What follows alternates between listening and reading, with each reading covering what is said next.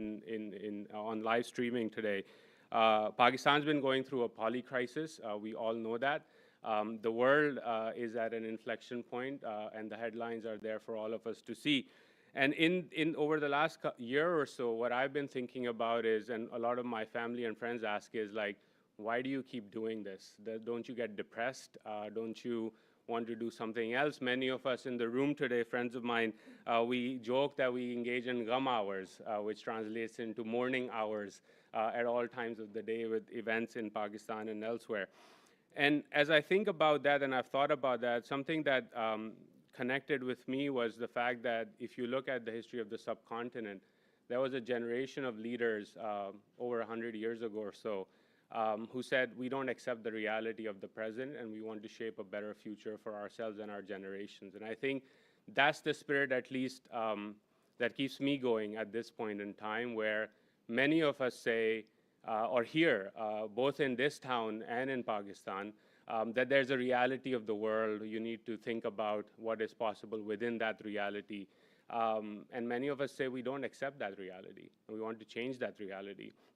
And that applies to both Pakistan's political economy, but also broader geopolitical trends as well. With that, I think this conference is interesting and going to be unique in the sense that we will hear from experts from within and outside Pakistan about the ongoing economic and political outlook for the country and the crisis. We will also talk about the role of private sector investment, particularly in the technology sector. Dr. Asim Khwaja is in the room, and we will have a fireside chat about the macroeconomic outlook with him today as a fireside chat, and tomorrow with Amir Hussain on the ongoing AI revolution and what that means for a country like Pakistan, both in terms of technology exports, but in my mind, at least more importantly, about how it disrupts the status quo economy in Pakistan to build something far more better, something that creates opportunity for the many, not just the few in Pakistan. Finally, yes, it is possible, this is the second year in a row for us, that we are having a conference on Pakistan and spending 2 days without talking about countering violent extremism, terrorism, nuclear non-proliferation. Those are important topics, don't get me wrong, but there are other topics that in my mind at least, and I'm biased, that are far more important, and that's what we're going to focus on. So yes, in Washington, it is possible to talk about Pakistan and the US-Pakistan relationship outside of terrorism, countering violent extremism, and nuclear proliferation. None of this also would be possible without the support of many of our partners, a lot of whom are present in the room or listening online today.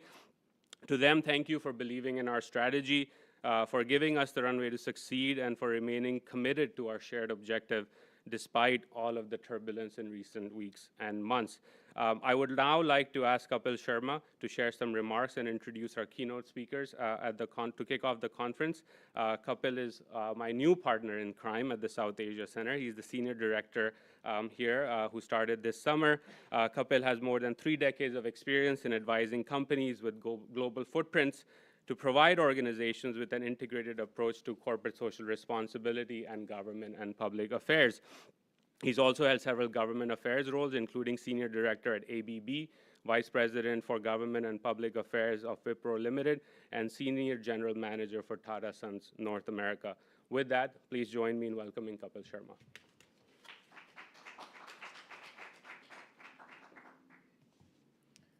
Thank you, Uzair. Assalamu alaikum.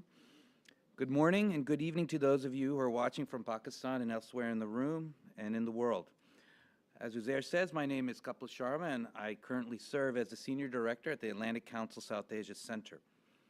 I want to take this moment to welcome everyone here today to our second annual Pakistan Conference. This is my first, and delighted to be here. The timing of the conference, as Uzair has spoken about, and your presence could not have happened at a more important time. You know, at the Atlantic Council, we have been discussing about the world and its current inflection point, and it currently feels unsettled and turbulent. As our president and CEO, Fred Kempe, recently wrote in an article, what inflection points have in common is that they are plastic moments in history where individuals and groups of leaders can have outsized influence in shaping the future for good or ill. As Uzair said, Pakistan is also at an inflection point, and individuals, including many of you present here today, can and will have an outsized influence in shaping the country's future, and by extension, its relationship with the United States. The United States and Pakistan have been partners since Pakistan's independence in 1947. And here at the Atlantic Council, we have continued to work on strengthening this relationship by promoting cooperation and engagement between the two countries, with a particular focus on trade, investment, and business-to-business ties. This year's conference, as we were putting it together, we realize it comes at a critical juncture for Pakistan and its economy. Over the course of the next 2 days, experts have gathered here and at the newly opened Johns Hopkins University Bloomberg Center. We will share their perspectives and insights on the path forward for the country's political economy. Now, we are here.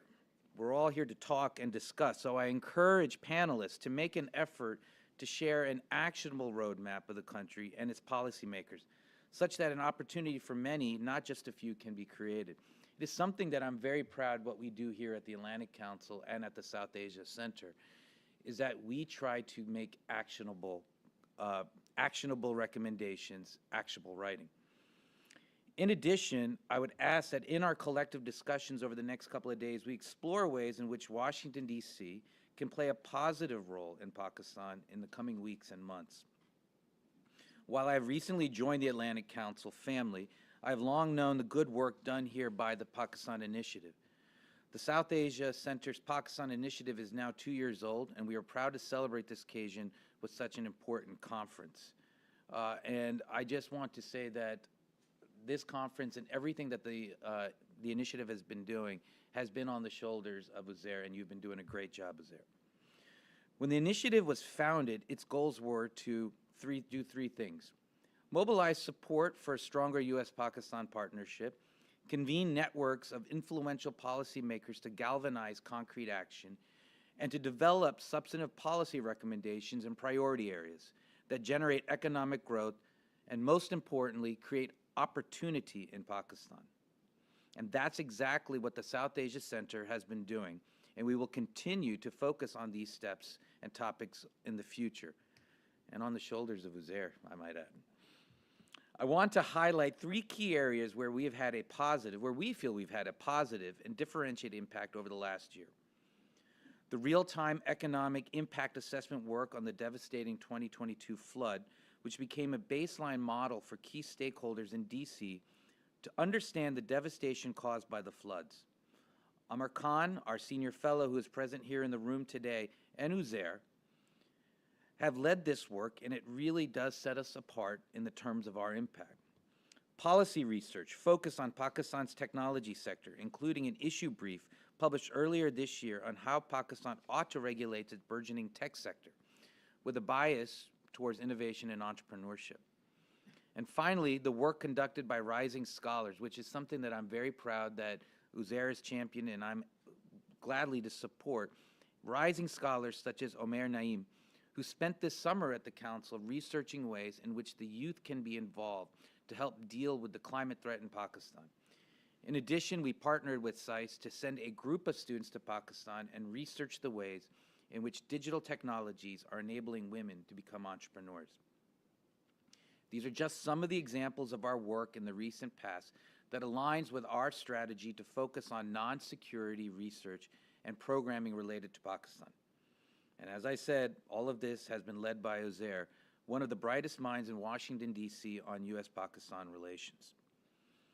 Finally, one thing that we often hear in after meeting at the Atlantic Council, and I do mean we do hear it a lot, is that strategy without resources is delusion. So what that means is that none of the work that we do would have been possible without the generous support of our partners, many who are in the room today. I would like to thank the Kazi Foundation, JS Global, and Affinity for being the anchor supporters of the Pakistan Initiative. Equally important, I would like to recognize Hasnain Aslam for being a key supporter for the initiative and programming at the Atlantic Council. And while they're not here, Mr. Ashraf Kazi and Ambassador Siddiqui have been amazing friends and allies. In addition, I'd like to thank Tariq Farid, who has provided the core funding for this year's conference. Other notable supporters, some who are present with us today, include AP PAC Foundation, whose support allowed us to host the Rising Scholar this summer, Mustafa Siddiqui, whose support is allowing us to research the future of Pakistan relations with the GCC, and Imran Shan and Sufyan Zubairi, who've also played a key role in making this year's conference possible. And I'd also be remiss not to mention that none of this would be possible, the South Asia Center, the Pakistan Initiative, without the godfather of it all, Dr. Shuja Nawaz, who has been a great mentor to me when I joined and to Uzair. Please now allow me to introduce our first keynote speaker, Pakistan's ambassador to the U.S., Ambassador Masood Khan. Ambassador Khan has been doing phenomenal work here in Washington, and I myself have had several engagements with him over the last few weeks. I must admit, every time that I spend time with him, I come away with more and more insights about global developments, foreign policy, and deep historical ties between our two countries. More importantly, actually, we talk a lot about culture as well, and the commonalities, not only between the United States and Pakistan culture, but India as well. I look forward to hearing the ambassador's remarks about the future of Pakistan's economy and the outlook for the U.S.-Pakistan relationship. Thank you again for joining us here today, and I'd like to invite Ambassador Khan to come into the podium.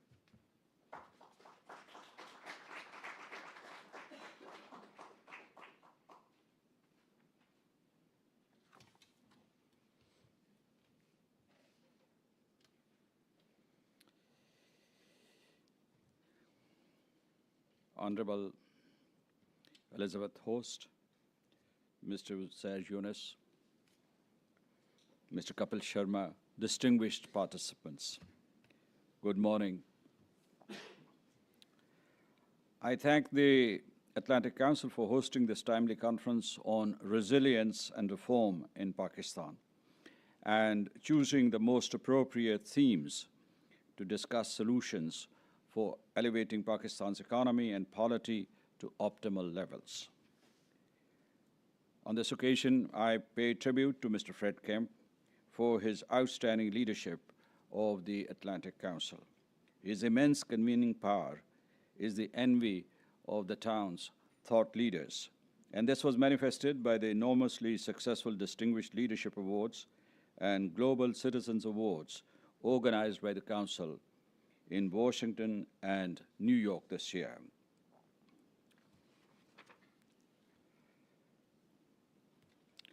We are grateful to the Atlantic Council for supporting and leading the Pakistan Initiative that gives a voice to Pakistan in Washington, D.C., and is now becoming a clearinghouse for understanding Pakistan-United States relations.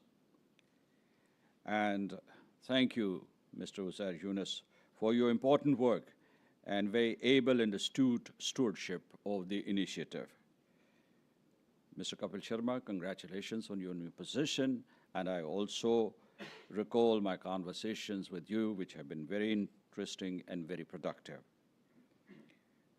My special thanks and tribute to Principal Deputy Assistant Secretary of State Elizabeth Host for keeping the engines of U.S.-Pakistan relations running all the time. She's a force of nature and a force multiplier for our ties. Thank you so much. Now, let's look at the global picture first. Pakistan has a destiny. Our geography, our people, and our ideals determine that destiny. We have a mission to fulfill and the resolve to go the distance.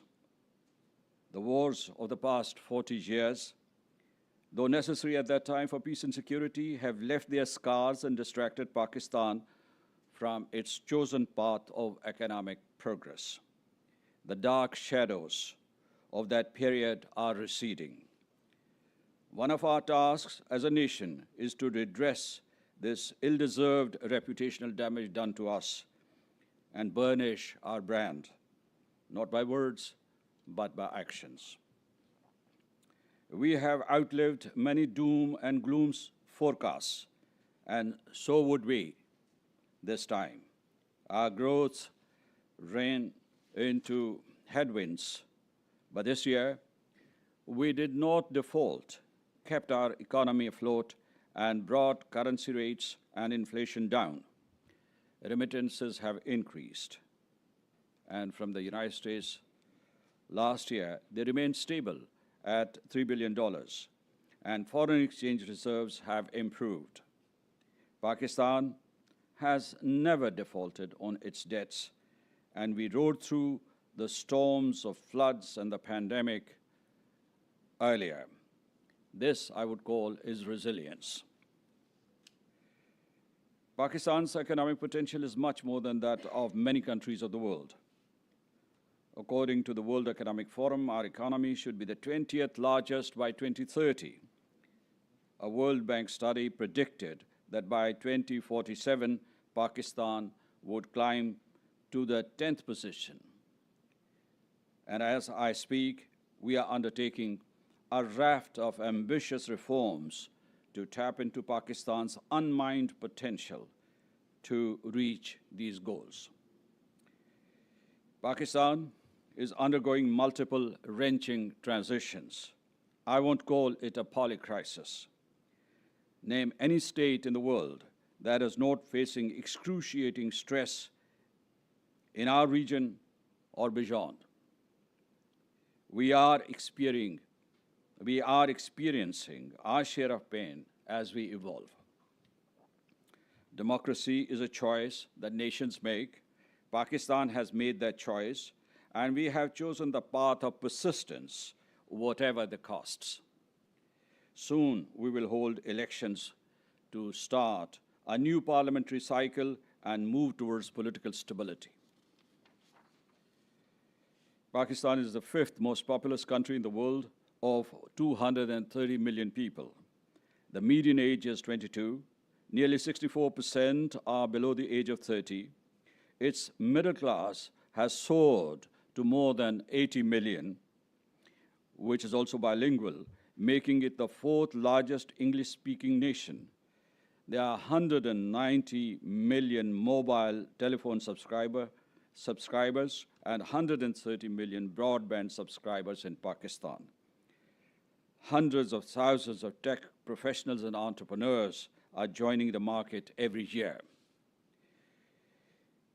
Pakistan has a promising demographic profile and a profitable consumer market. We have our own common market that extends to East, Central, and West Asia, as well as to the Middle East and North Africa. We have a strong and dynamic private sector, both formal and informal, now buoyed by the tech sector. Informal economy accounts for 75% of the jobs and 50% of our national income. Pakistan and the United States have put their relations on an even keel to build on their security ties and forge economic, technological, and cultural partnerships. We are thankful to the United States leadership for catalyzing this change. Several dialogues conducted in the past 1 year on trade, investment, energy, climate change, health, science and technology, defense, counterterrorism, and counter-narcotics have created an enabling environment.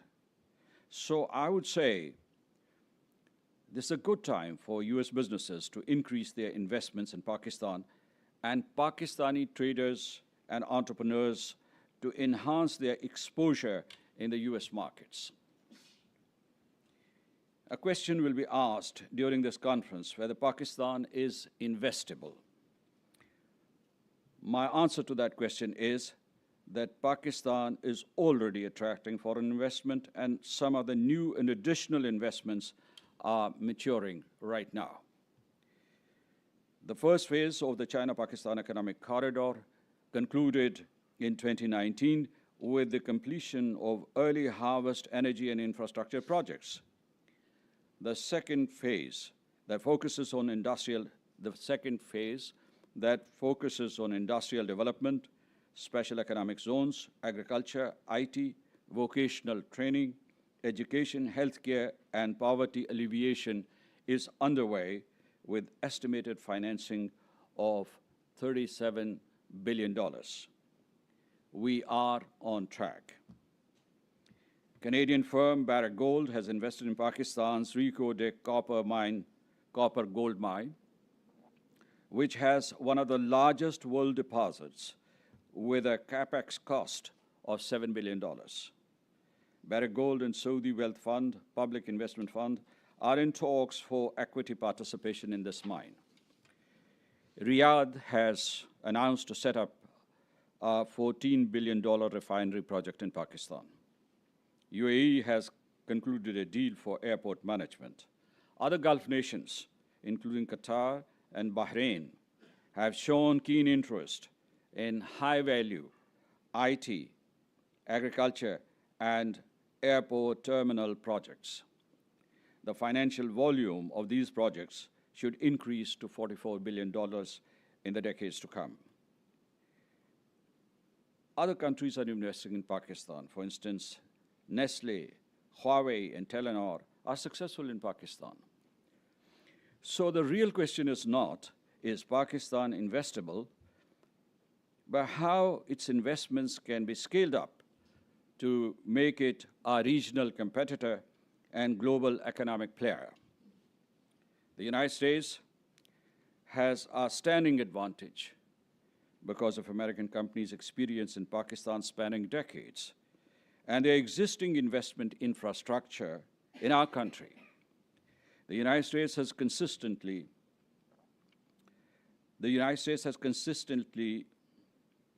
been one of Pakistan's largest sources of foreign direct investment. Over the past 3 years, United States enterprises have invested more than $1.5 billion in Pakistan. Both sides, United States and Pakistan, agree that this is not enough and this foreign direct investment needs to be increased towards Pakistan.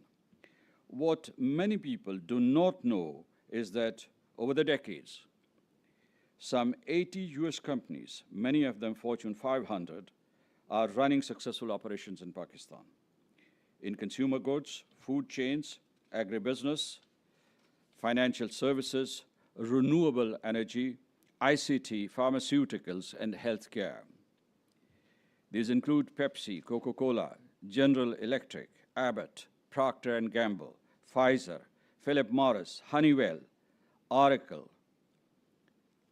Amazon, Microsoft, Dell, IBM, Cargill, Caterpillar, McDonald's, Pizza Hut, and Domino's Pizza. None of them is moving out. This is resilience. The initiative of Pakistan-US Green Alliance, taken last year, is indeed groundbreaking. This enables Pakistan to promote renewable energy and make agriculture sustainable and productive. Methane abatement, electric vehicles, fertilizer efficiency, and healthy animal feed are priorities under its framework. The Green Alliance will help us enhance climate resilience and advance our goals to increase the share of clean energy in our energy mix to 60% from its present 34% by year 2030. The Green Alliance also builds mutual trust, projects the United States soft power, and provides an interlocking platform for other initiatives. We have opened new doors for foreign investment in Pakistan in 5 sectors: IT, energy, agriculture, mining, and defense production. In June this year, a special investment facilitation council was created to act as one window for foreign investors to facilitate speedy approval of projects, fast-track project development, and oversee implementation. The purpose is to spur economic growth, integrate our economy to international capital markets, and guarantee continuity of policies. New incentives are being given to investors. In the IT sector, these include income tax credit on exports, zero taxes on registered tech startups, tax holiday for venture capital funds, 100% repatriation of investments and dividends, and preferential commercial loans. In the energy sector, Incentives include tax exemptions, concessions on plant and machinery import, 100% foreign ownership, force majeure, and change in law, tariff, indexation, and more effective dispute settlement with a provision for arbitration under UNCITRAL rules. In the mining sector, we are offering 100% foreign equity, expatriate facilitation, export processing zones, inclusion in the China-Pakistan Economic Corridor, and repatriation of capital and profits. Foreign investors are also now allowed to own 60% agricultural projects and 100% corporate farming. Pakistan remains the 8th most vulnerable country to climate change, with its global greenhouse gas emissions less than 0.4%. The frequency and ferocity of floods, cyclones, glacial melt, heat waves, drought, and earthquakes require both domestic preparedness and resilience, as well as international support. The World Bank has estimated that Pakistan would need nearly $350 billion till 2030 for resilience alone. You would recall that Pakistan played a key role to convince last year's climate summit participants to create a loss and damage fund. But the G20 countries, the biggest emitters, are not fully prepared to either reduce emissions or bridge climate finance deficits. Climate justice is a far cry, but awareness has grown that it is not just countries like Pakistan, but the entire globe that is at risk. 3 courses of action are available to us. 1, refining our national adaptation plan by developing climate-smart agriculture and efficient water conservation. 2, the international financial institutions and the United Nations need to enhance direct financing to governments for alternate energy and climate-resilient agriculture. 3, leveraging the strengths of the private sector to deal with this challenge. Pakistan tech startups are seeing a dramatic rise. From a meager $10 million venture capital funding in 2018 per year, global VCs and other investors are pouring in $1 billion annually now. Total tech startup turnover in the last fiscal year was $3 billion. E-commerce in Pakistan earned about $6 billion. I'm not gloating over it. This is just the beginning. Pakistan is not far behind in the tech revolution that has taken off in Southeast Asia, Middle East, and North Africa. The gap is now closing. Pakistan is catching up. Digitization of economy, e-commerce, and improved supply chains are driving this change. Tech startups have been particularly successful in fintech, retail, pharmacy, diagnostics, telemedicine, education, groceries, and transportation. American VCs that are betting their money on Pakistan include Kleiner Perkins, Target Global, Tiger Global, Dragoneer, Accrue, Sequoia Capital. Add to that UK's Kingsway, Speedwest from Europe, UAE's Sharook, and China Accelerator and Fatima Gobi from China, investing in pre-seed, seed, and early-stage startups in Pakistan. This trend would continue. To reach the next stage, our markets have to ensure continuity of current flows, move towards startups that are less capital intensive, and diversify our targeted markets by going beyond Pakistan to Central and West Asia, Middle East, and North Africa. This is a natural business ecosystem for Pakistan. A two-way trend has already started. Pakistan startups are doing business in the Gulf region and companies based in Saudi Arabia and UAE are marketing their products in Pakistan. Artificial intelligence and other new technologies, blockchain, robotics, 3D printing, synthetic biology are the next wave of technology. They will be as disruptive as previous technological breakthroughs. To prepare for this change, our universities have introduced these disciplines with supporting incubation centers for innovation. Above all, I would say, and some of the representatives of our diaspora community are here, we are proud of their achievements and we are proud of their contribution to Pakistan-US relations.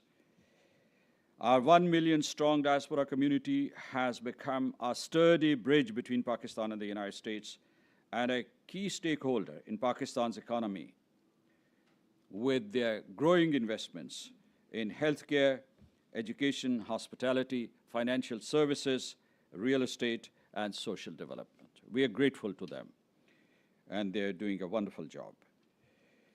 Ladies and gentlemen, we are vigorously pursuing institutional reforms on the above agenda that I have outlined. Our minimum goals right now are macroeconomic stability and social development, fiscal discipline, absorption of external shocks, and improvement in business climate. In addition, with the help of the World Bank, we are streamlining our current narrow, distortive, and unequal tax system to make it broad-based and equitable in order to finance human development, infrastructure development, and climate resilience. And overarching reforms being undertaken aim to unlock ease of doing business, enforce intellectual property rights, ensure stable payment cycles, and accelerate capital formation. We will stay the course. And finally, my message to the conference participants is that we will benefit from your wise and informed counsel for a resilient Pakistan, preparing for stellar economic growth to attain human security for its people and shared prosperity in our extended neighborhood. Thank you so much, ladies and gentlemen.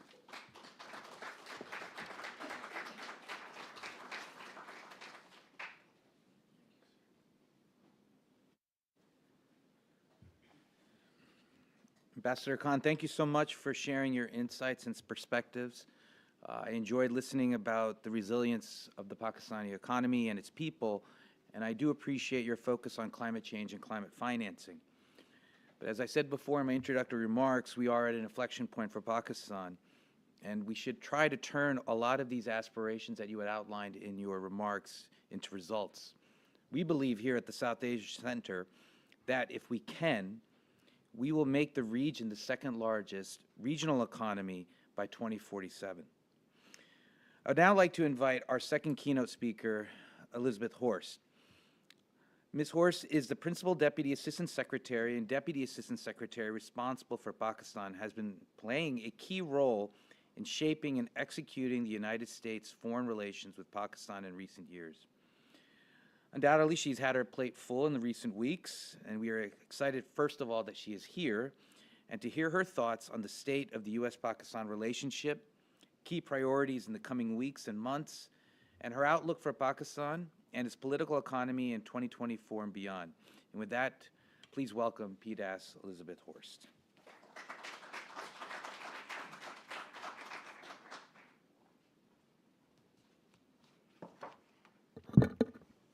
Cap, thank you so much for your warm words and the opportunity to be here today. Let me also heap on the praise for Uzair Yunus. Where did you go, Uzair? There you are, right there, sorry.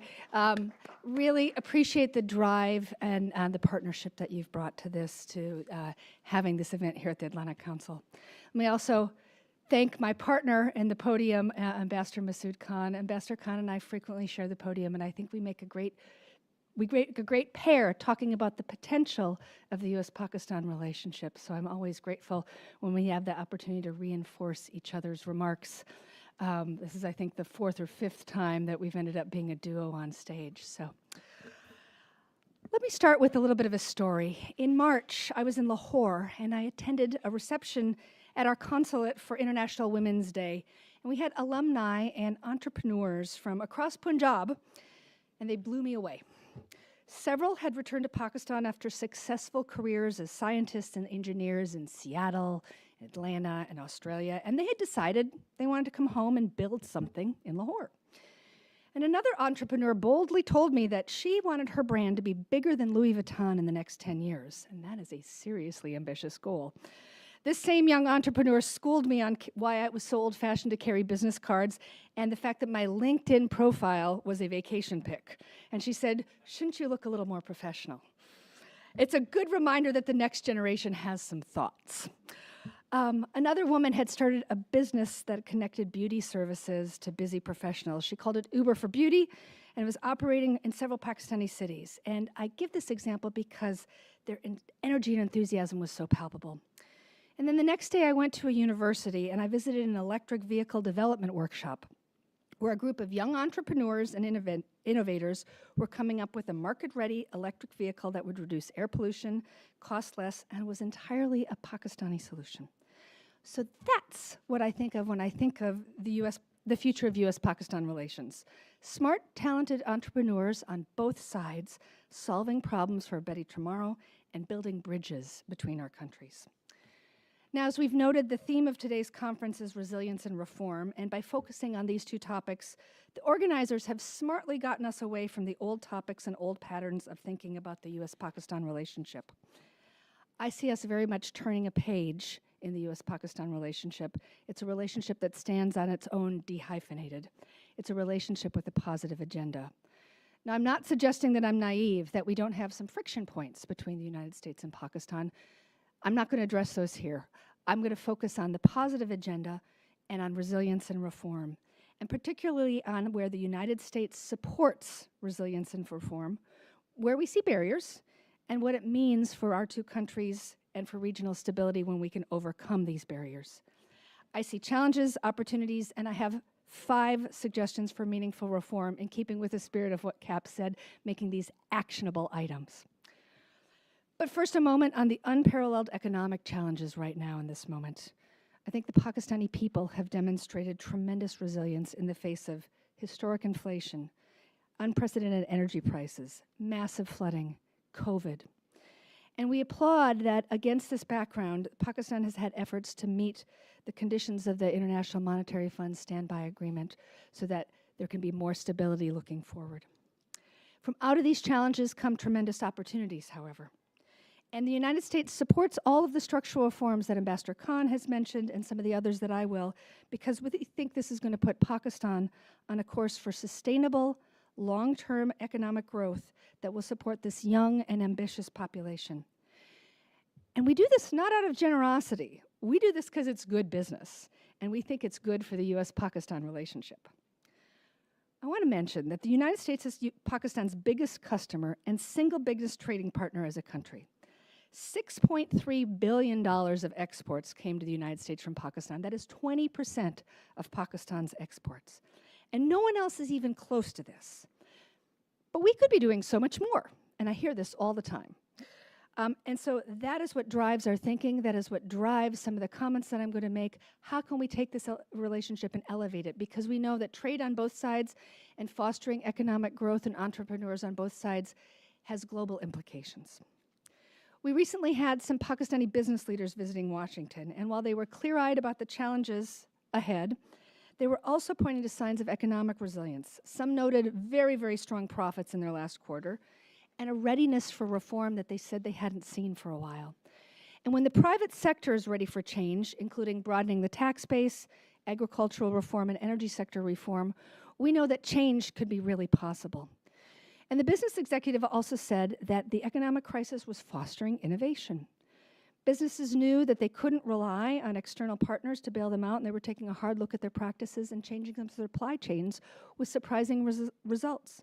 In one case, an agricultural executive said that his company had switched to domestic sources and ingredients to simplify the supply chains, and now they were exporting dairy products, including to the United States. That's the kind of change that I hope will come out of this particular conference. Ambassador Khan was kind enough to mention the Green Alliance, and I want to make sure I do that too, because there's really no initiative that better exemplifies where we are right now than the US-Pakistan Green Alliance. And we focus on 3 game-changing sectors: agriculture, clean energy, and water. And this is going to build on our rich history of working together, starting in the Green Revolution in the 1960s, but meeting the global challenges of today, including climate change and growing young populations that want to see a future of hope and innovation. So now, moving forward on some ideas for where we can really look at reform and the things that I would like to see happen to make sure that the US-Pakistan relationship continues to grow. 5 ideas. Not all of these are mine. A lot of these you will have heard in other places, but I think they bear repeating because sometimes the least sexy ideas are the ones that are going to have the bigger impact. The first one is just simply to treat current investors well by allowing foreign companies to repatriate profits from their operation, by allowing foreign companies to operate, import, and export. That is the thing we hear most frequently. The companies that are there want to see more investment, and they want to see other companies come. Make sure we treat them well. I'm excited to see what the Special Investment Facilitation Council might do to increase the simplification of investment and how that might help US companies look at Pakistan in a new light. The second reform is expanding the tax base. Only 8 million Pakistanis are registered for personal income taxes out of a population of 230 million. And Ambassador Khan gave examples of how many people are connected through the internet, through cell phones. There is a way that their tax base can be expanded, not on the base of the taxpayers who are already paying a lot, but others. It could potentially increase revenue from 10.5% to GDP up to 18% of GDP over long term. And this kind of revenue allows the government of Pakistan to reinvest. And that tax reform is going to be broad-based, efficient, progressive, and equitable. I'm positive about this. Every time I talk to a Pakistani business owner and I say, what about tax reform? They say, I'm for it. I want to make sure it's equitable and not just my business. Number 3 is agricultural reform. And this is not theoretical, because currently Pakistan's wheat yields are underperforming. And that means it's threatening food security, not just for Pakistani families, but around the region. Climate change continues to threaten Pakistan's economy and food security. But if we can get some real and meaningful agricultural reform, including getting rid of inefficient subsidies, investment in climate-smart agriculture technologies, and support for small farmers, we'll see a real, tangible difference. And this is one area where the Green Alliance is trying to deliver for both US businesses and Pakistani farmers, also through our Climate and Environment Working Group. The Fertilizer Right program brought $4.5 million in investments to help Pakistani farmers use fertilizers efficiently, lowering costs and reducing pollution. Again, tying together all of the things that we know matter to the next generation of Pakistanis and matter to the climate crisis that we have right now. We have a sister state program between Punjab and California, and so the University of California, Davis, and the University of Faisalabad are collaborating on research on improved wheat production. Another very tangible and specific cooperation that is going to make a difference on Pakistani tables. The third is not a surprise either: energy sector reform. This has been something that I've been talking about as long as I've been working on Pakistan. And this is the thing that's going to make an incredible difference. As demand for energy goes up, Pakistan needs to meet the moment with new technologies, not coal, but new technologies that will help leap over and provide enough electricity that is clean that can drive Pakistan's economic growth. Getting rid of the energy subsidies that are up to 3% of GDP, better revenue collection, circular debt that's dragging down the economy. All of these things hurt the Pakistani people in their pocketbooks. But there's ways out of this, and energy reform includes, as I've mentioned, expanding renewables. So the Green Alliance framework, as well as our energy security dialogue, are delivering some solutions, including our renovation of the Mangla and Tarbala dams. That's going to provide electricity to 47 million Pakistanis, and helping improve the reach of solar.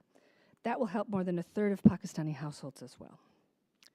The fifth suggestion I have is also something that's not new, but is an untapped resource, and that's thinking of women as an economic driver. They're foundational to inclusive and sustainable prosperity, but they need to also have access to loans, to education, to easier regulations. When I heard from these entrepreneur women when I was in Pakistan, they talked about how hard it was to get credit or to qualify for business loans. Sometimes they had to sell jewelry or family things in order to start their business. Finding a way to make that easier is going to tap a part of the Pakistani economy that we all know is so incredibly strong, innovative, and dynamic.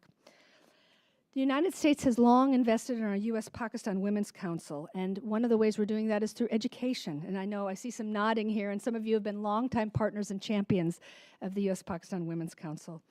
We're trying to help women entrepreneurs on both sides work on STEM, so science, technology, engineering, and math for Pakistani women. We're also working on Tech Women, which is an exchange and mentorship program that supports the next generation of women STEM leaders. And 2 extraordinary women from Pakistan recently completed fellowships at Salesforce and Adobe. And as President Biden has said, the future is going to be won by the countries that unleash the full potential of their people. So when Pakistani women and girls are fully empowered and connected to the global economy, there's going to be no stopping Pakistan. I want to close with one word on democracy, because I think that a healthy democracy is the foundation to sustainable and inclusive prosperity. And a government that reflects the will of its people will bring stability and attract international investment. So support for democratic principles, an independent judiciary, freedom of expression, press freedoms, and rule of law are all absolutely essential. We support Pakistan and its democratic process. In conclusion, let me just say that when the Pakistani people drive reforms to invest in their own prosperity and resilience, the rest of the world will follow. I know we have U.S. businesses that are looking in Pakistan and wondering, is this the right place for me? We want that answer to be yes. We want to see the trade grow. And we know that the Pakistani-U.S. relationship can deliver results for both our people. Thank you very much for this opportunity. I look forward to hearing the results of the 2 days of conferences and see what we can do that is tangible, real, and benefits both sides. Thank you.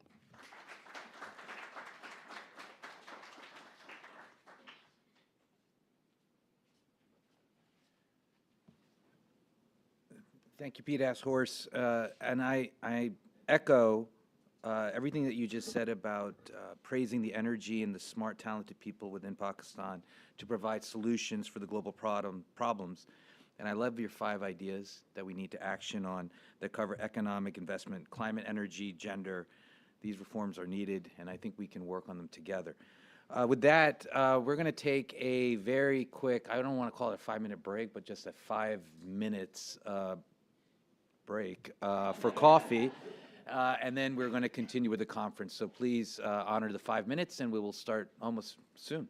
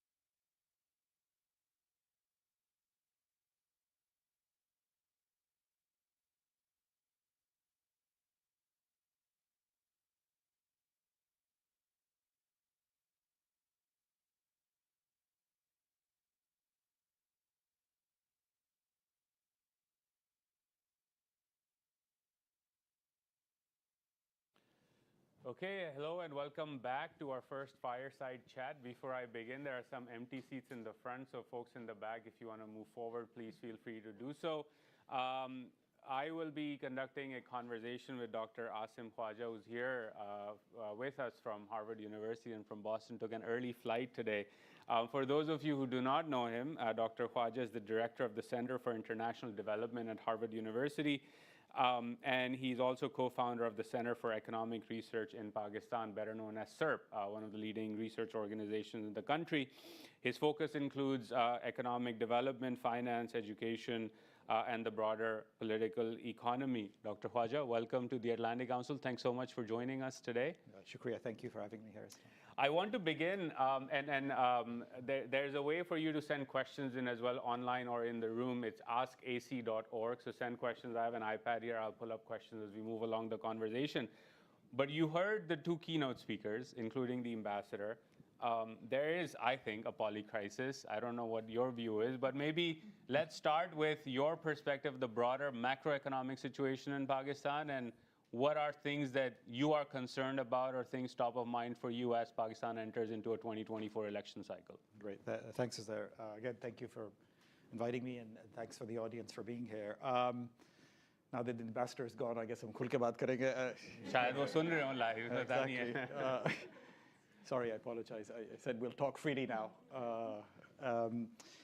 Look, let me be very blunt and direct. You know, I've never been more concerned about Pakistan. I've been working on Pakistan for 2.5 decades now than I am now. Not because something drastically different has happened, but because the kind of chickens are coming home to roost now. It's been a consistent sort of, it's not just this government or the previous government or even the government before, or even our friends in uniform. It's just been a consistent misapplication of what I think building a healthy economy would be. And I'm going to say this and sort of annoy my macroeconomic friends, but I think Pakistan is obsessed with the macro in a way that is unhealthy. I mean, what I found very impressive with PDAS's, Elizabeth's comments was none of it was about renegotiating debt, right? Every comment she made was a very specific, actionable thing. And I think for me, the fundamental mistake we're making is we think Pakistan's solutions are going to be renegotiating some loan with the IMF or getting some money from China or from UAE and Saudi, and we celebrate the arrival of money. Pakistan's problem is not we don't have money. Pakistan's problem is we misuse the money we have. We're not a productive nation.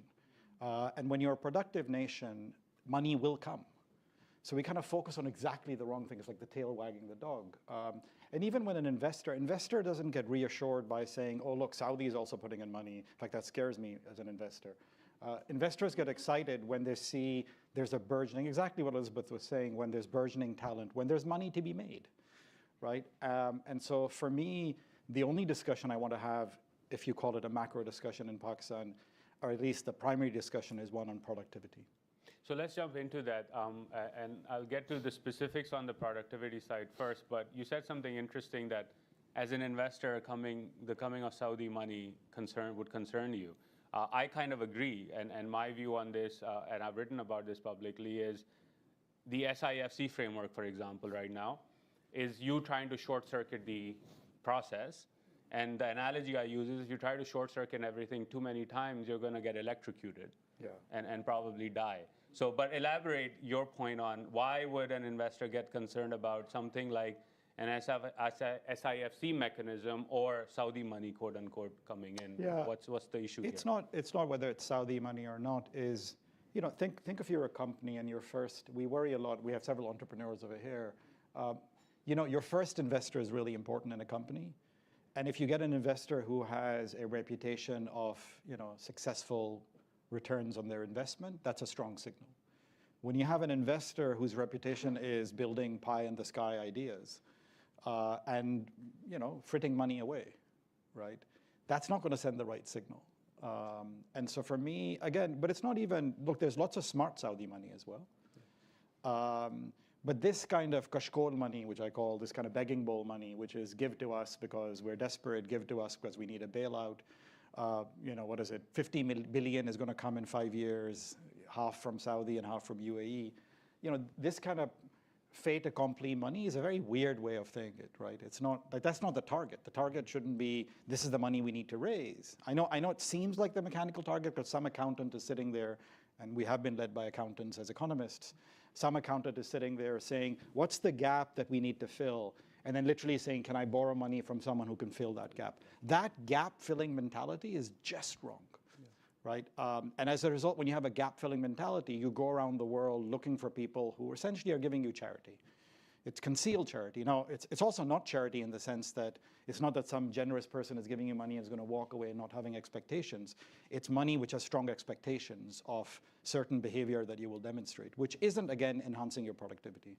So even when we make deals, like SIFC, I don't know what the hell is going on with that, but take CPEC.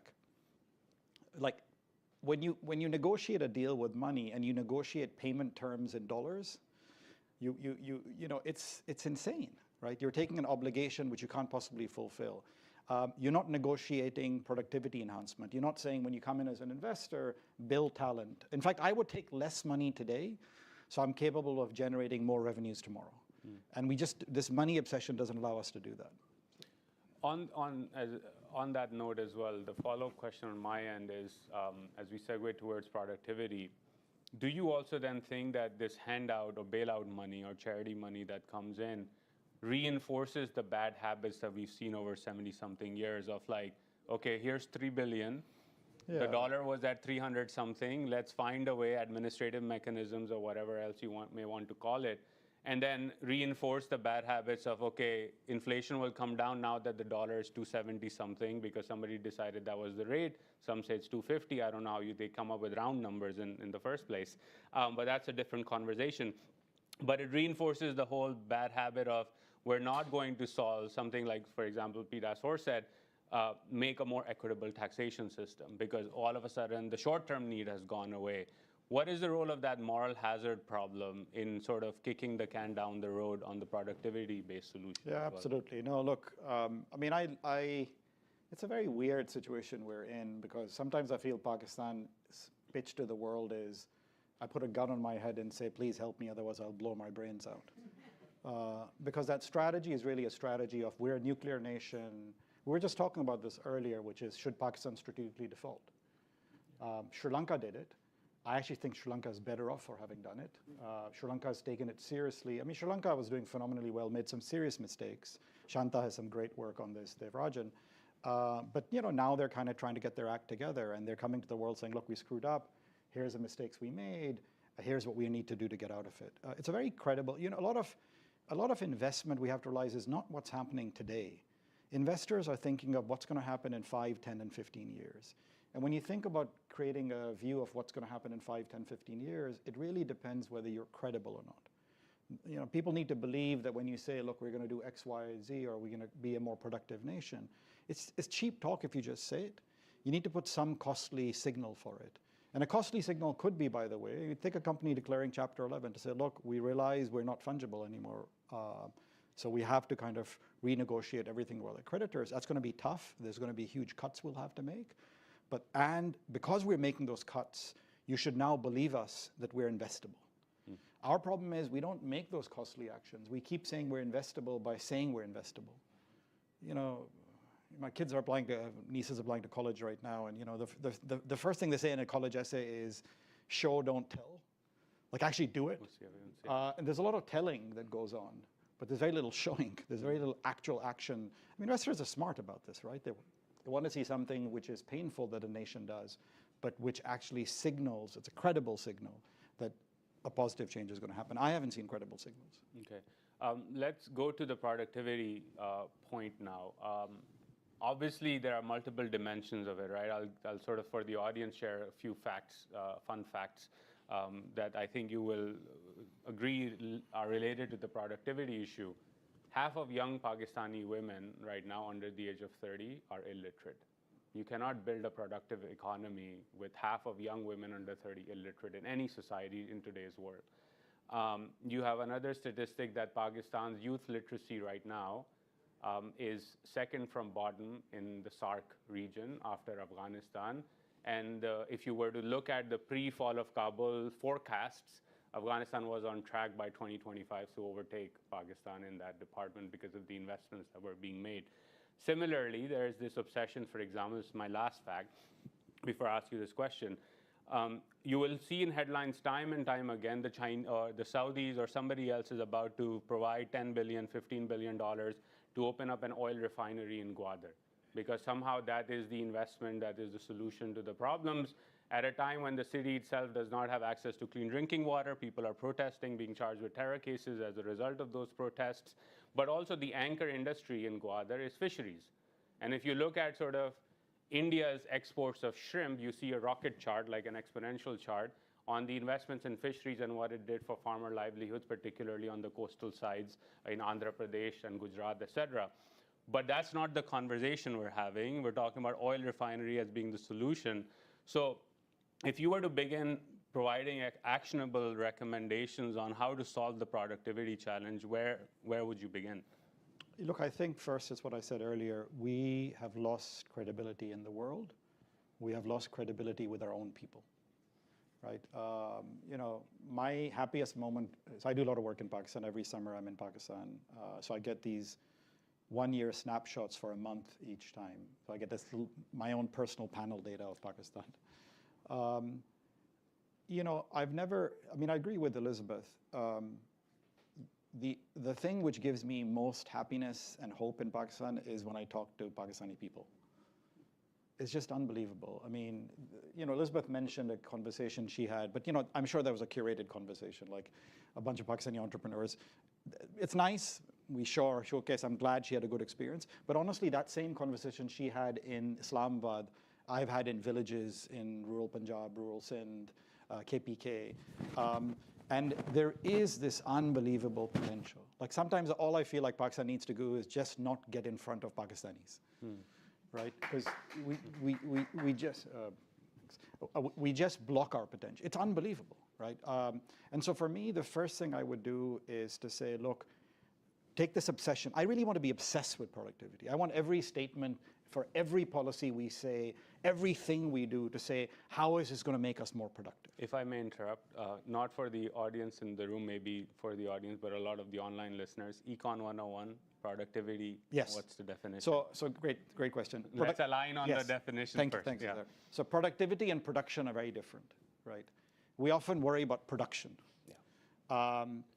And yes, it's nice to have more produce, but it's much more important to be productive. And so productive is, can you make more from the inputs that you have? And the inputs could be money, land, people, talent, and resources. So that conversion factor, which is you take X units of inputs and you convert them into Y units of inputs, that Y over X ratio is effectively productivity, right? I mean, in a very crude way, it's more complicated than that, but that's the essence of it, right? So it's just, are you making more?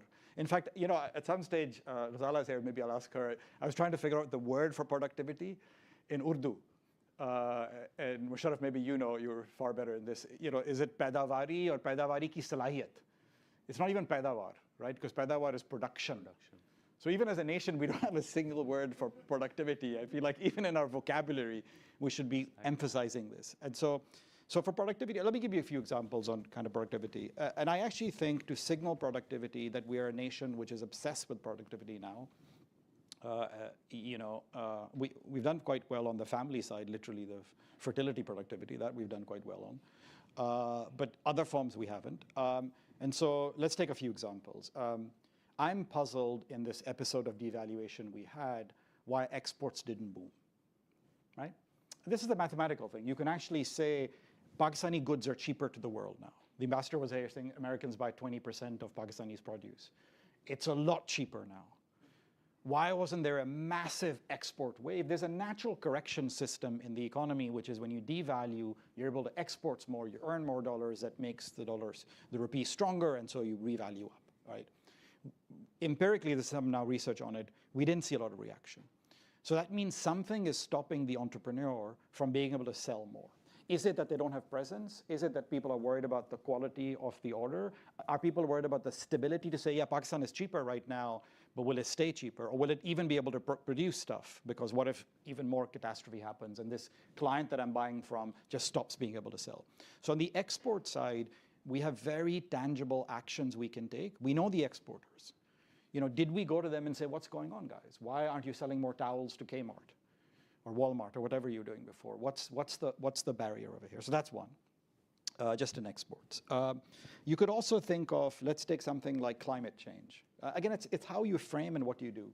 So we are very happy, and recently we had Hina Rabbani Kar and Sherry Rahman over at Harvard giving talks on sort of climate. And one of the things I pushed them on to say, look, I really appreciate we did this loss and damage negotiation. It's great. But when you think about the loss and damage framing, it's still a kind of help me, I'm a victim of your growth and development, you owe me, right? It's an okay framing, but I actually think we have a much better framing in Pakistan on climate change, which is we as Pakistanis are first responders in the global war against climate change. We are, right? And we are doing some amazingly productive things. We have faculty over here. We have researchers over here who've been spending time on this. We have amazing innovators in Pakistan who are spending time on this. Yasmin Lari builds amazing sort of flood resilient or sort of housing or sort of local housing. So we have some phenomenal people responding. We also have dealt with floods in an impressive way. I'll give credit to our soldiers for that as well. Absolutely, we have good responses there. So we have a way of how do we have a collective response to a national tragedy which other countries will face. Why aren't we coming and getting investors to show up and saying, oh wow, Pakistan is doing such amazing work in this global climate war that we want to help and invest in them. That's a very different frame, right? Sure, you can use the money which comes from loss and damage, but you don't want the charitable money coming in, you want the investing, you want that mindset coming in. And when you bring that mindset, it also changes how we view ourselves as a people, right? And this is something to me which is fundamentally important. When I grew up in Pakistan, this was in the early 80s, mid 80s, I was pretty proud of Pakistan. I'm not a particularly jingoistic person. I grew up in Nigeria, so it's not that I had a long history of experience. But I was happy because Pakistan was like winning hockey, I mean, small things. Jahangir and Jan Sher Khan were there. We had these moments of aspiration as a people. Forgot 92 World Cup. 92 World Cup, absolutely, right? I'm less of a cricket fan. Okay. Squash and hockey was more my thing, but I apologize for. But there is a narrative you tell to yourself, which is a narrative of potential.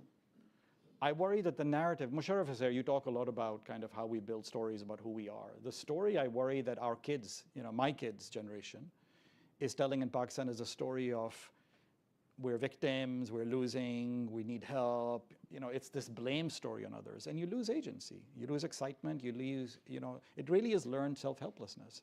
And so that's another example where reframe the climate thing to be not victims, but responders, but innovators as well. We talked, let me stop up here, we can go on. But let me actually say two other things. So this is about productivity. I also think we need to be prepared. If I want to be credible about what we're doing as a nation, we should face that we are in an economic crisis. We shouldn't deny it. There's nothing to be ashamed about. Rich countries get in economic crisis as well. It's not about showing our dirty laundry or something, right? Like these kind of innocuous but pleasant statements about what we're doing, I think are damaging. I think we should acknowledge to us and to the world that we are in a crisis, but we can manage it. And so what is managing a crisis looking like? So we need to have a controlled recession, absolutely. Either we're going to have an uncontrolled recession or a controlled one. We are in an uncontrolled recession right now. Now, when you have a recession like that, you should again think about who's going to take the biggest cut. You don't want your productive people to be taking the biggest cut. You don't want exporting firms to be taking the biggest cut. You don't want the average person to be struggling, literally living. So you can do this. So I was talking recently to the ex-Indonesian finance minister, a brilliant person. And he said, he's like, look, this whole thing about fuel subsidies, right? Yes, we get pressurized to remove fuel subsidies. He says, we did the math, and it turned out that if we took the entire fuel subsidy away, we could massively increase, we could take that same money, or actually half of that money, and massively increase our social welfare program. Pakistan can do that. Tomorrow, you could get rid of your entire fuel subsidy, you could take BISP and massively expand BISP, And I guarantee if you do that, the impact on the average person will not be regressive. It won't be the poor suffering. We know this fuel subsidies, by the way, aren't even to the poor. Mostly the rich benefit from fuel subsidies. That's true in all countries. So politically, you can be savvy. I'm not being silly politically. Yes, we need to take a cut, but take it in a way, as soon as you remove this fuel subsidy, simultaneously announce and say, we're getting rid of the subsidy, and by the way, we're doubling BISP, or we're tripling BISP, and that's how we're responding. That's a credible way to respond. And the last thing I would say is, we are a bit obsessed, and this is the macro point. We're obsessed with things like GDP and balance of payments and inflation and exchange rate. My analogy is this is like when you walk into a doctor and the doctor takes your first vital signs, blood pressure, pulse, temperature, right? And imagine a doctor only did that. Imagine you went to a doctor and the doctor took your vital signs and said, okay, I know exactly what's going on. Which actually a lot of doctors who are quacks do. Actually, Jishnu has great work on this, and they'll give you like an intravenous drip or some glucose. And actually, Pakistan is like a chronic patient on glucose, right? Which is we walk in, our diagnosis is always this kind of initial diagnosis. It's not really a diagnosis, right? It's the first check the doctor does. All the macro indicators we look like are exactly like that. They're meaningless. Let me repeat that again. They're actually meaningless in terms of addressing a deeper symptom. If I told you our GDP is low, what do? Let's raise the GDP. Oh, great. Our tax base is low. What do? Increase the tax base. That's not a solution. That's just stating the obvious, right? I actually want a completely different set of indicators we should measure Pakistan, and a mindset change. I want frictions. I want to say, take the average Pakistani, businessman, citizen, public entrepreneur, whatever you want to call them. Take the average Pakistani actor and ask yourself, what frictions do they face when they conduct exchanges in their lives? If you want to set up a firm, what frictions do you save?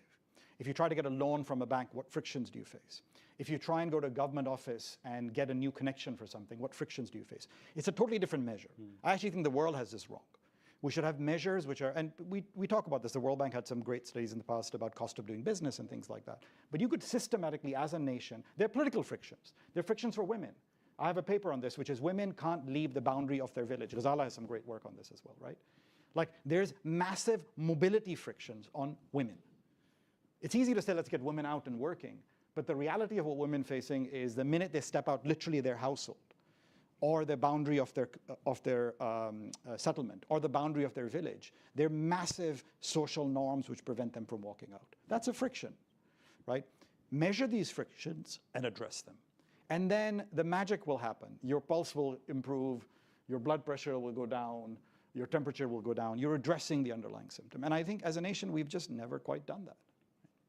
I want to go a bit deeper on the friction on financial inclusion, particularly on the women's side, because you've done work on this. And this is something, again, like many of us in the room talk about offline, is, for example, if you look at opening a bank account, if you're a woman and you are in Pakistan, it's an atrocious process. Even though, and the state bank has not done a lot in terms of making that easier. It's like, who's your husband, who's your father? Bring me some paperwork. If the name is wrong, well, why is your ID card last name different than what you're saying your father's name is, etc. And again, that is linked to the BIS point, or things like zero balance bank accounts that are open with your Nadra ID, and all of a sudden inclusion is promoted. One thing we found, for example, when Johns Hopkins students went to Pakistan with the role of digital technologies on entrepreneurship, right? This was the issue. You can't get out of your village or your home. Digital technologies allow you to do that and reduces friction to a point, but the bank account problem was still a big barrier. So how do we solve for that in terms of, and help the audience understand, one, what's the impact of solving for that, and what are some tangible ways in which you would say, okay, here's what the blueprint looks like to improve financial inclusion in Pakistan, especially for women? Yeah, that's a great, thank you. So let me actually broaden my response to your question, because I think, so in our mind, let's think of a Pakistani, men and women, especially women, and let's think about what are the factors that constrain them from deploying their human capital in the world. Because when you get a citizen to deploy their human capital, that's when productivity happens. That is production, right? That is the act of generating more from the resources you I actually think there are three barriers to it. Finance is one of them. One is just education, straight up, right? Human capital acquisition, human capital improvement. Second is finance. And actually the third is health.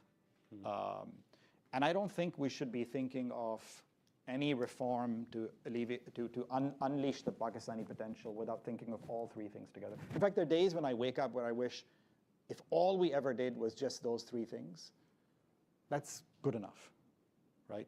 It's a naive view. I have political scientists over here. I know Sarah is sitting in the audience, and I agree that political frictions are massive, especially faced by women. But to me, a lot of those things is endogenous. In other words, if you build education and financial access and health, a lot of things we'd like to see in the system start naturally happening, right? People put pressure politically. People feel they're empowered to do so. People demand better services. People can pay more taxes. People are willing to pay more taxes. So a lot of the things we think are problems are actually consequences of us not unleashing our own potential. So then how do we do that, if we think about that? So let's start with finance, because that's the question you'd asked. In finance, the fundamental problem is our banking system, which is not that dissimilar from a lot of banking systems. We have the following severe problem. So half my research is in education, half is in finance. Health I don't know much about, but I acknowledge the researchers in health. I still think it's very important. In finance, our banks fundamentally don't care about investing in our people.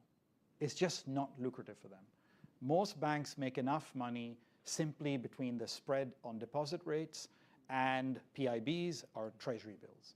You can make easily, 7, 8, 10, especially nowadays you can make even more. Why would you bother to actually lend in a risky way when you can sit there cushily and make money? Now, why is that the case? One, it's back to our borrowing problem. We're borrowing so much from our own banks that we're giving them really this free check to kind of just be lazy. Second, we really need to allow more competition and entry in banks. After a lot of like drum roll, we announced these digital bank licensing. I think we gave maybe 4 of them. You need to do way more than that. You need to have marketplace lenders. You need to have fintechs show up. You need to have digital lenders show up. I've tried to create those enterprises in Pakistan. I actually think it's very doable, right? There's so much. Just to give you one small example. So I had a startup which actually succeeded everywhere except Pakistan, which was lending money to people against their personalities. I would just literally go and measure people's personalities. You could, everyone's born with a personality. You don't have to have a rich uncle to have a personality. You don't have to have land to have a personality. You could be entrepreneurial and have grit. That's what a lot of VCs invest in. So we measured that, and we started lending against that. Now that's just one example, right? There's so much. If you give me access to your phone, I could figure out whether I should lend to you or not, because your behavior on your phone will tell me. We have so much data that is coming out about people. That data can actually allow us to better screen talent and lend against. And if I may interrupt on that, because it's the stream of consciousness thought, even there's a friction, right? I think Amar is in the audience. He and I talk about this a lot. Nadra charges you a lot for pinging the database, which is directly tied to identity. Oh, absolutely. And again, it has to switch to a public service utility model as opposed to you must make money model. Yeah, but I would go even a step further. Okay. Our friend Umar is now Minister IT. Yeah. So it's a good chance for us to ping Umar. Our broadband a lot of these things, these digital flows require good broadband and cheap broadband access. This summer, this sounds like a stupid thing to say for me because I'm like, man, there's so much happening and you're worried about this. I have never had a worse experience on phone and broadband in Pakistan that I did this summer because telcos have stopped investing. Yeah. So to me, communication is a national asset. Like if you want to make it a priority, if Omar wants to do something, just get broadband to work everywhere. We try to do EdTech, so that's another huge thing. By the way, I should do a poll. Do you know who anyone in the audience, do you know who the most entrepreneurial educator in Pakistan is right now? What kind of sector? Anyone? In education, any guesses? Who is the most entrepreneurial? Imran? The private non-for-profit schools in the villages. So they're like close second. There's actually a first one, which is even more impressive, which is exporting to the US. We have an education sector which exports education to the US very successfully. Qari Saab Online. Do you realize, no one's documenting that, by the way. There's some 17-year-old girl sitting in some small village who gets up at 1 a.m. and stays up till 5 a.m. and they're teaching our brats, I mean, our kids.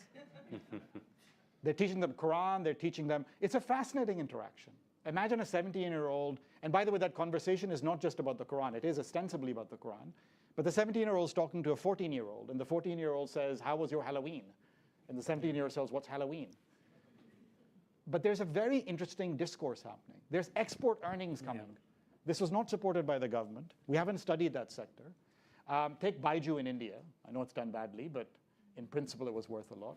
There's a whole bunch of talented women sitting in Pakistan who may be physically immobile, but they're virtually, and this is shocking to me, virtual mobility, I don't think, I mean, Ghazala, maybe you can talk about this, but I don't know what the norms on virtual mobility are, but somehow it seems like no one's, I mean, yes, phone access is limited, but I guarantee if you bring in broadband into houses in Pakistan, devices is not a problem, by the way. It's shocking how much physical devices we have. It's connectivity which is a problem. I think Omar Saif should just say, we're going to get Elon Musk or someone or Google to say, come in, and as a nation, we're going to do an experiment, and we're going to make broadband ridiculously cheap, particularly in rural areas, and I think magic will happen. I think entrepreneurship will happen. These women will. I would even say it doesn't have to be a Google or Elon Musk, right? Because again, this is something I've studied on the Indian side.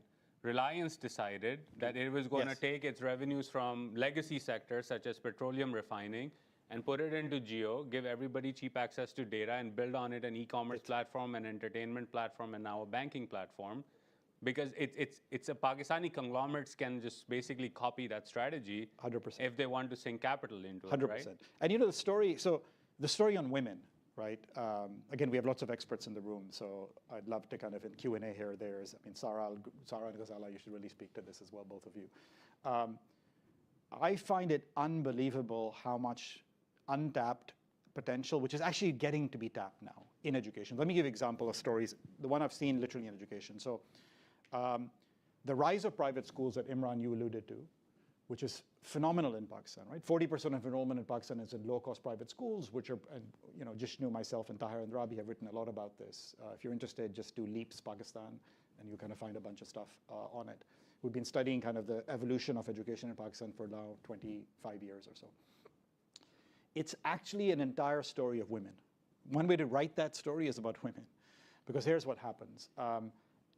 These private schools are all emerging in villages where a government girls' secondary school was set up 15 to 20 years ago. Not a boys' secondary school, not a boys' primary school, not a girls' primary school, a girls' secondary school. Why? Because you're producing teachers. You're producing local teachers. These schools are run by women who are actually not, and here, there's another fascinating twist to this story. These women are coming in as teachers. They're underpaid. They're paid a fifth of what a public school teacher would be. But they can't get the public school teacher job because that's coveted and it's hard to get in, and you need all sorts of rich people around you to do safarish and whatever to get that job. So they get that job. They're exploited in every sense of that word. And if you get really riled up about this is exactly what Massachusetts did in 1800s, if you're wondering, which is we had amazingly talented women who are not allowed to do anything except teach. So we got women who should be CEOs as your math or chemistry teacher. And that's great for the kid who experienced those women. It's phenomenal, right? We've lost that in the US now. They're actually our CEOs, so you get not so great teachers. We have that going on in Pakistan in the first wave. But there's a beautiful transition which is happening, and I'm really happy to see that. So these women who are coming in as teachers to an entrepreneur who is a male member or retired teacher or something are actually breaking off, spinning off, and not creating schools, but creating their own private tuition academies and the versions of it. At this time, we're trying to do some documentation of this. My rough estimates is that 5 to 10%, depending on where you look, of someone in a household is teaching someone. And it's mostly women. And if you count those women as formally in the labor force, which we don't, you can get a substantial increase in female labor force participation. But again, this is not a rosy story. These women are facing huge obstacles, right? They're trying to teach. Their market is just the 5 households near them. Imagine giving them online resources. We could have Pakistani women teaching Afghan women, right? Because that's a huge problem in our neighbor, which we need to address. We can't be shoving back Afghani refugees and saying your problem. We should actually come out and say, look, if we can't handle you, we're at the same time as we can't handle you, we're inviting you to leave. We're also creating resources that can help you while you're there. In fact, we should recruit you. We should say, you should become our entrepreneurs and go in and set up a physical place where we can co-teach with you, because in Afghanistan, the biggest thing is getting women to stay educated, right? And so all of these are opportunities that we can do, which get, so the last thing I'd say in health, so this was education and finance. On health, I've had some personal tragedies as well, and sort of families I've seen. Losing someone in your family is devastating for families, not just the very poor, but even the middle class. The rich, it's psychologically damaging. We don't financially necessarily get affected too much if we lose someone, but it's psychologically damaging, which is a real thing. I think the way you should think about Pakistan education and health in particular is to say, at the very least, we should prevent the impact of health shocks. Right? When you lose a working person in your family, you should have the state step in some meaningful way. So when you have health insurance coming in or life insurance coming in, these can prevent massive, massive tragedies. In the long-term data we have in LEAPS, because we've been following kids now for 15 to 20 years, you see that these shocks accumulate and can be devastating. Right? And again, if you've experienced people in your family, you can see families where you lose a father or a mother or someone, and suddenly those kids are just all over the place, right? So for me, what I want to do in health is really prevent that, so that kids' educational human capital journey can continue, even if they've experienced some loss. And it's going to get worse, right? It's going to get worse with climate change. It's going to get worse with some of the natural disasters we're seeing. We see this in earthquake. Tahir and Jishnu have this really fabulous paper, which is after the earthquake, where they look at long-term kid learning gains after the earthquake. And you see, same thing, you see the rich manage to recover, the poor don't. Right? So insurance for that sector is going to be really critical. Yeah, I think the health point, I'll sort of double down on this, is from my sister's a child psychiatrist, trained at Aga Khan. And at this point in time, if I still have my data right, there are less than 10 certified child psychiatrists in all of Pakistan. Right? And that's generational trauma. So you talked about the loss of life, but then for that child, there is a trauma that's built in.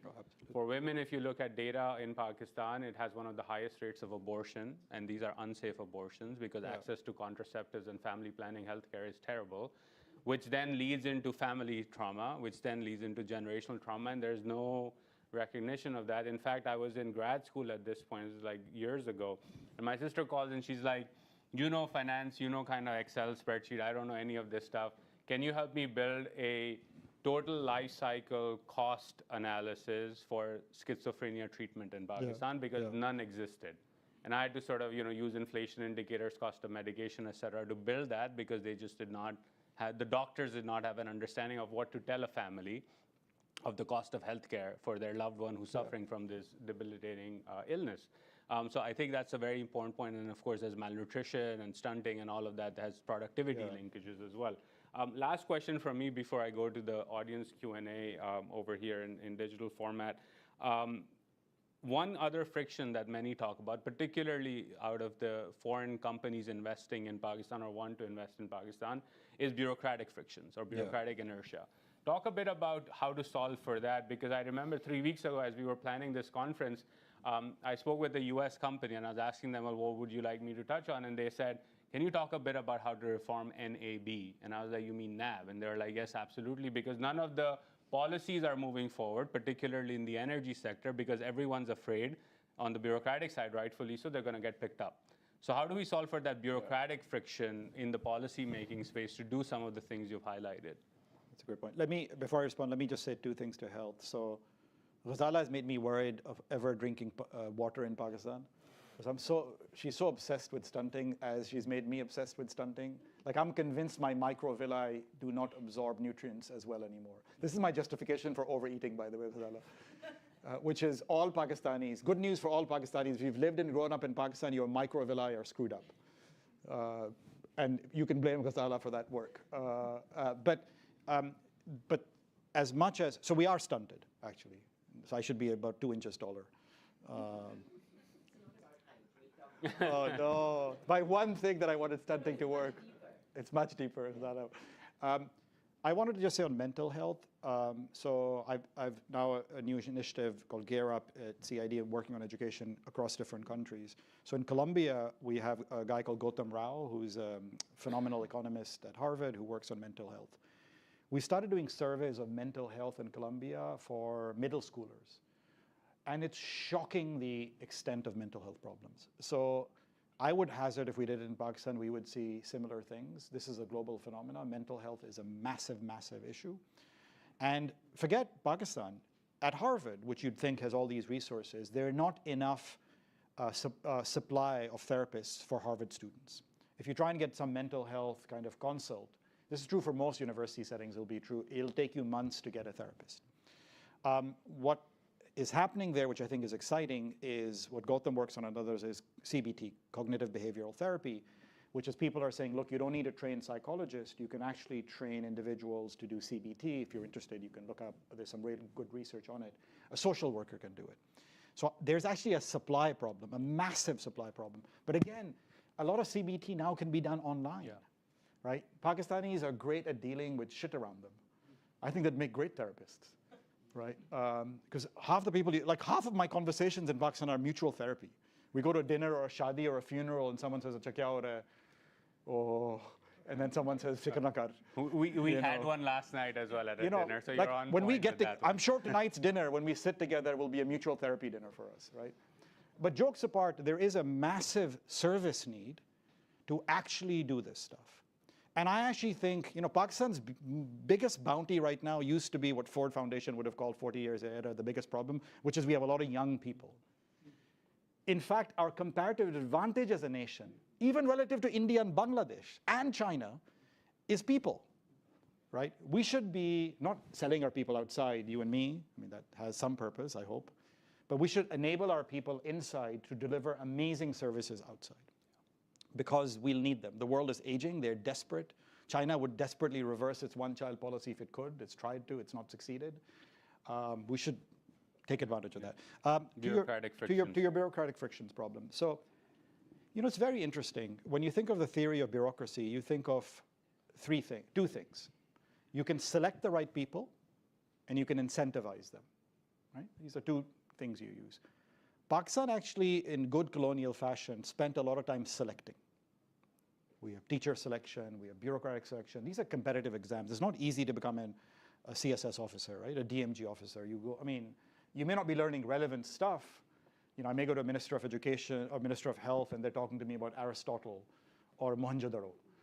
And I'm like, it's pretty cool, but I don't know how that has to do with the hospital.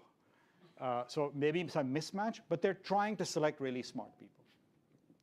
I think our problem is basically just incentives. So I've done research in Pakistan where I've demonstrated that if you actually take the same set of people and you incentivize them, in this case this was tax collection, we give them performance pay and you get substantial increase. In fact, you get a rate of return. If you think of like how much money would you need to give in extra incentives and how much money does that bring in as a tax collector, the rate of return to that investment was 60 to 70%. You tell me some private investment which gives you a 60 to 70% return. And so incentives. It's as simple as that, right? It's true in education. In education, there's a really great paper by Karthik Muralidharan in Andhra Pradesh, which looks at a very similar environment, incentivizes teachers, gets huge performance improvements as well. Now, there won't be issues with this. Of course there will. But at least our mindset should be that we should reward for performance.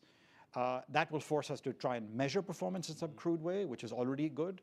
And then it'll allow people, there are some brilliant people. Look, when I look at my education work, there are public schools which are doing just as well as the best private schools. There's some phenomenal public schools out there. Why are they doing so well? We have no idea, but something is happening in that school where the teacher is able to, or the head teacher is able to. The same thing is, by the way, true in charter schools in the US. Yeah. I was talking to Parag Pathak, who's an MIT professor who works on charter schools. The same thing. There's some charter schools that are phenomenal, some are just rubbish. And if I asked Parag, what do you think it is? And we haven't done enough research to answer, but he thinks it's school leadership. I actually think it's school leadership as well. But you should reward them, right? Just like the private sector will reward through revenue. I actually think it's politically feasible to do as well. It's not one of those things where, you're going to fire people. Or I'm not even saying that. Keep the same people. Just put some more money in. Okay.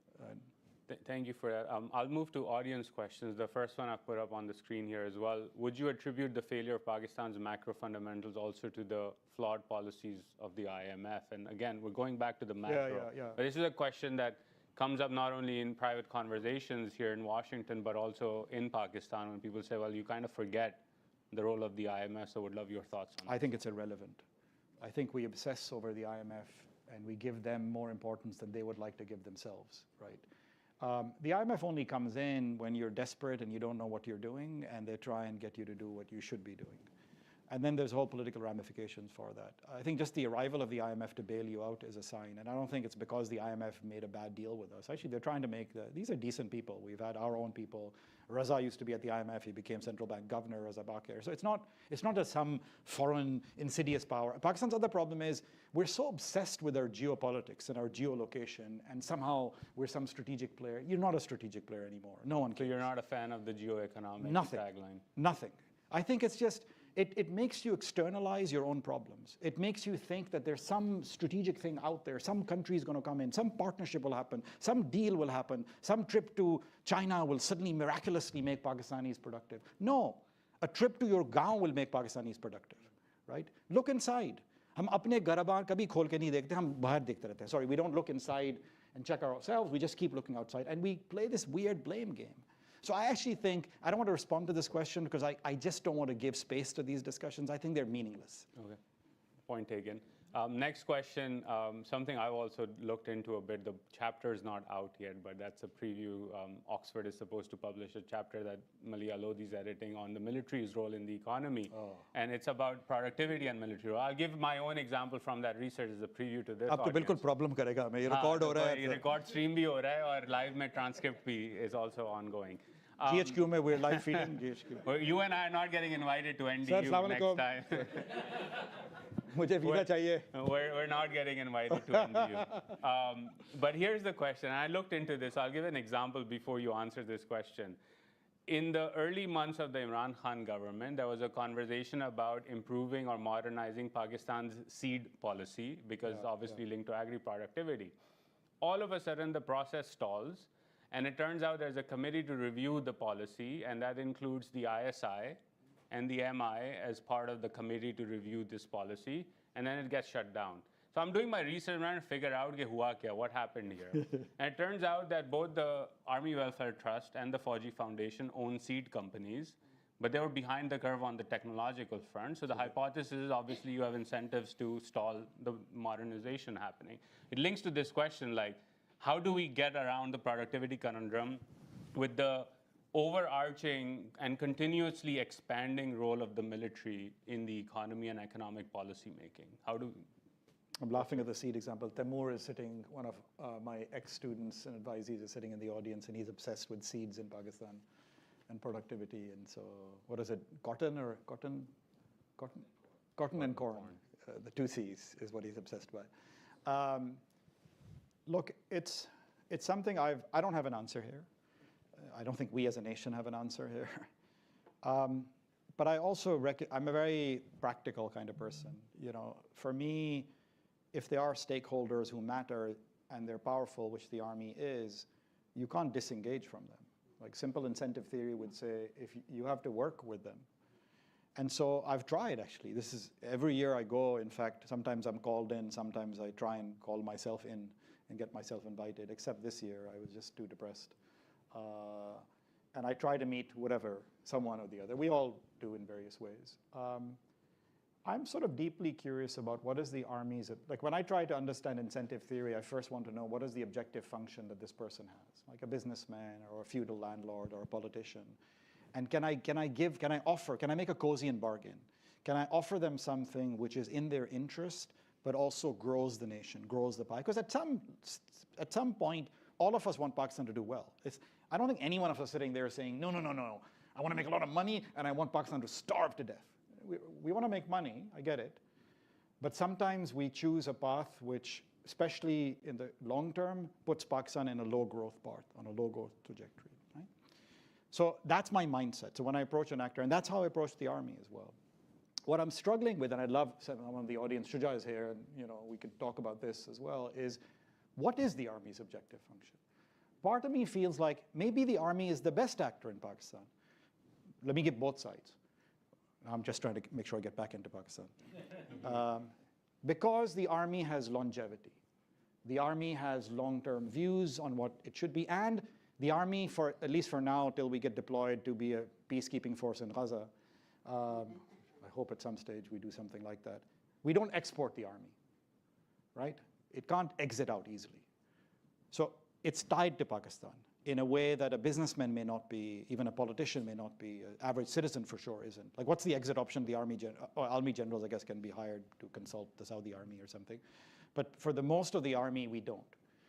And so if the army is a sensible monolith of decision-making and a stable interlocutor, then all you need to do is be able to have a serious conversation with them to say, look, that seed you blocked may have benefited you in the short term, but in the long term, you're not going to be productive in the world, and your 4G seed will also die.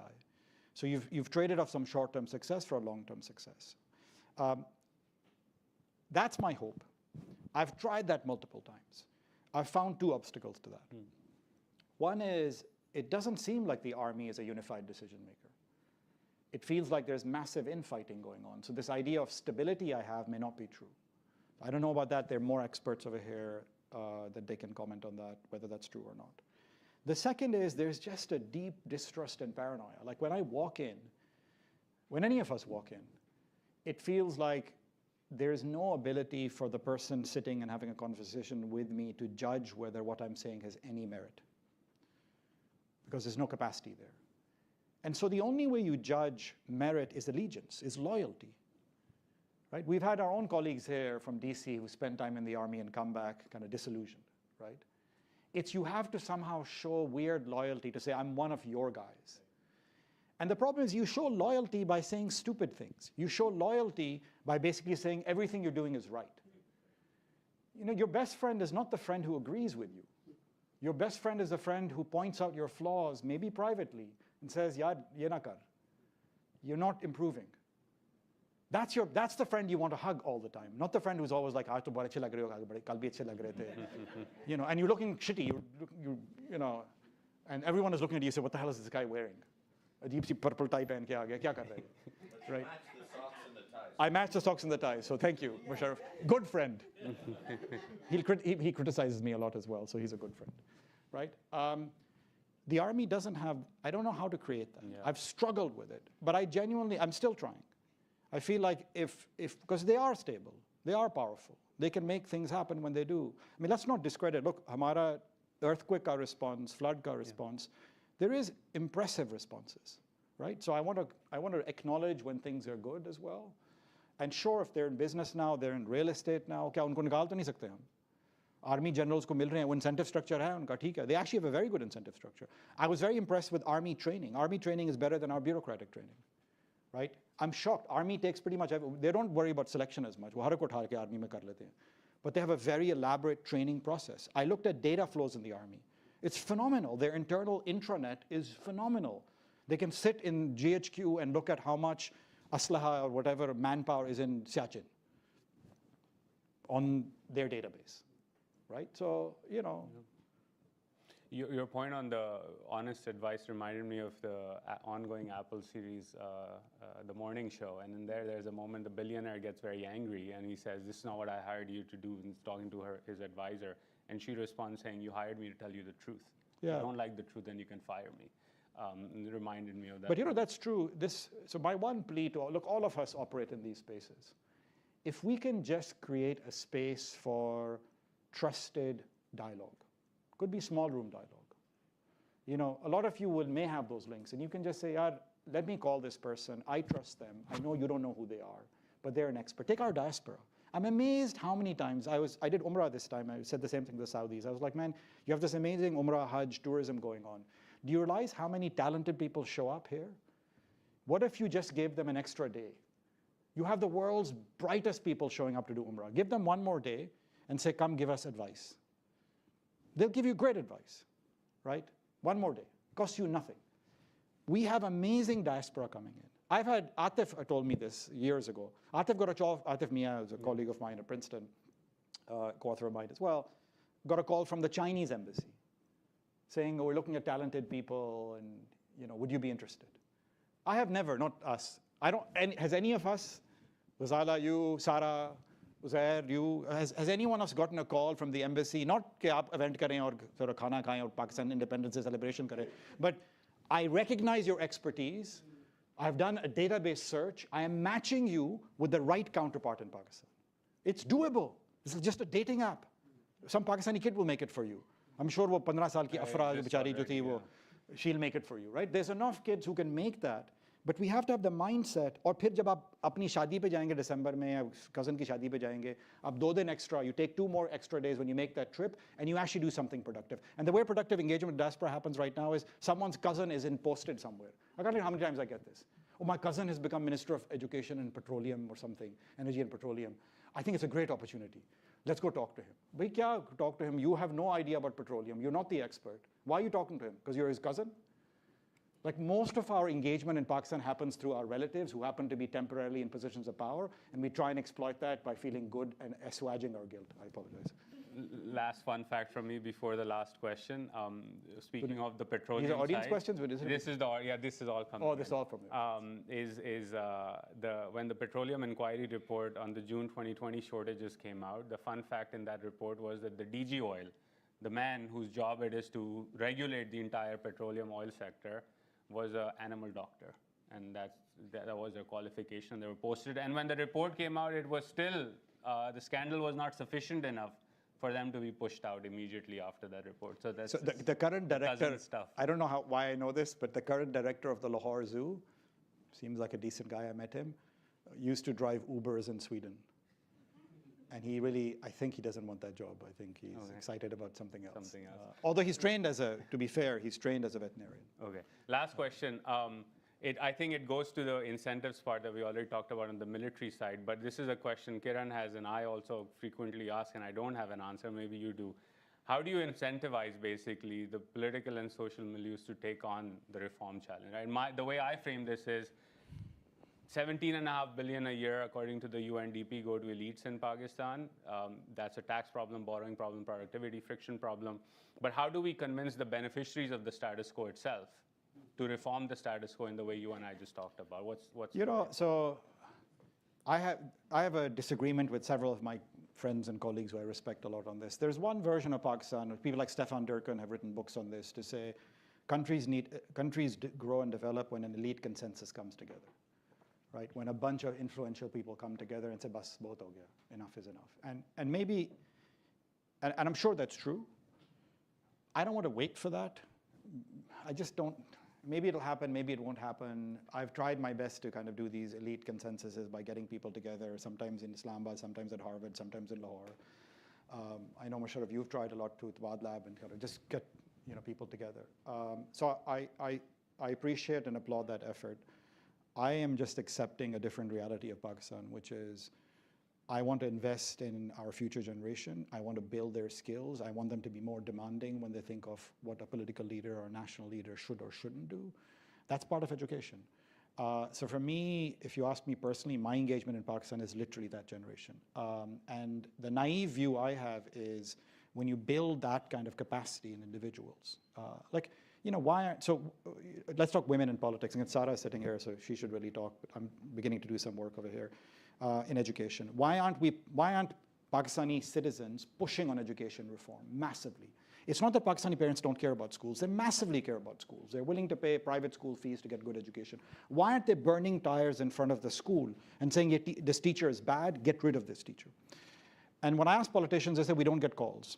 So I started a project saying, okay, why isn't this happening? Why isn't political mobilization on a phenomena like this, which people care about, happening?